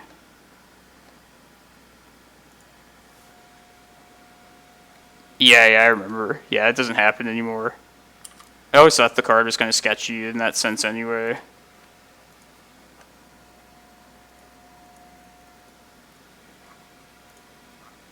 I always told the opponent about Tabernacle triggers anyway. It was never about, like, getting somebody with it, but sometimes they would just happen to miss it. Yeah, so I could have bogged there had it been in the deck, and that one particular instance would have saved us. But this is why we test. We got top 4. That's, at least we didn't lose in the top 8 now, so it was a good challenge. Thanks everyone for tuning in. This was a very, this was a great event, despite the losing to Rug Delver at the end. This is most viewers I've had. It was a lot of fun. I feel like I was playing well until the last top 8, and I feel like I started fading out a bit. But yeah, I hope you all enjoyed that. I am going to stream the NRG tournament tomorrow, which I believe starts at 9 a.m. Arizona time. I just found out about, like, today, so definitely tune into that. And also check out my YouTube channel. I'm going to try and put up some more content there that you haven't seen yet. Probably put this league up there, because I feel like this one is at least a keeper. And yeah, there'll be a deck tech on there, a previously recorded league that was a whole lot of fun. But this deck is always a whole lot of fun, so yeah, I'll be back for more of this. Thanks a lot, everyone. I'm going to send you to I am actually level 1, if he's still playing. Yeah, I made the account. It's just the into play, the same way as my Twitter handle, Twitch handle is. I'm going to clean it up. I'm going to get some lunch, take a quick break, and then I'm going to start to get the YouTube channel set up. Because I'd like to archive some content of this deck. But yeah, thanks a lot, everyone. It was a great stream. Hope you all tune in tomorrow and in the future. Always on weekends. Have a good day, everyone.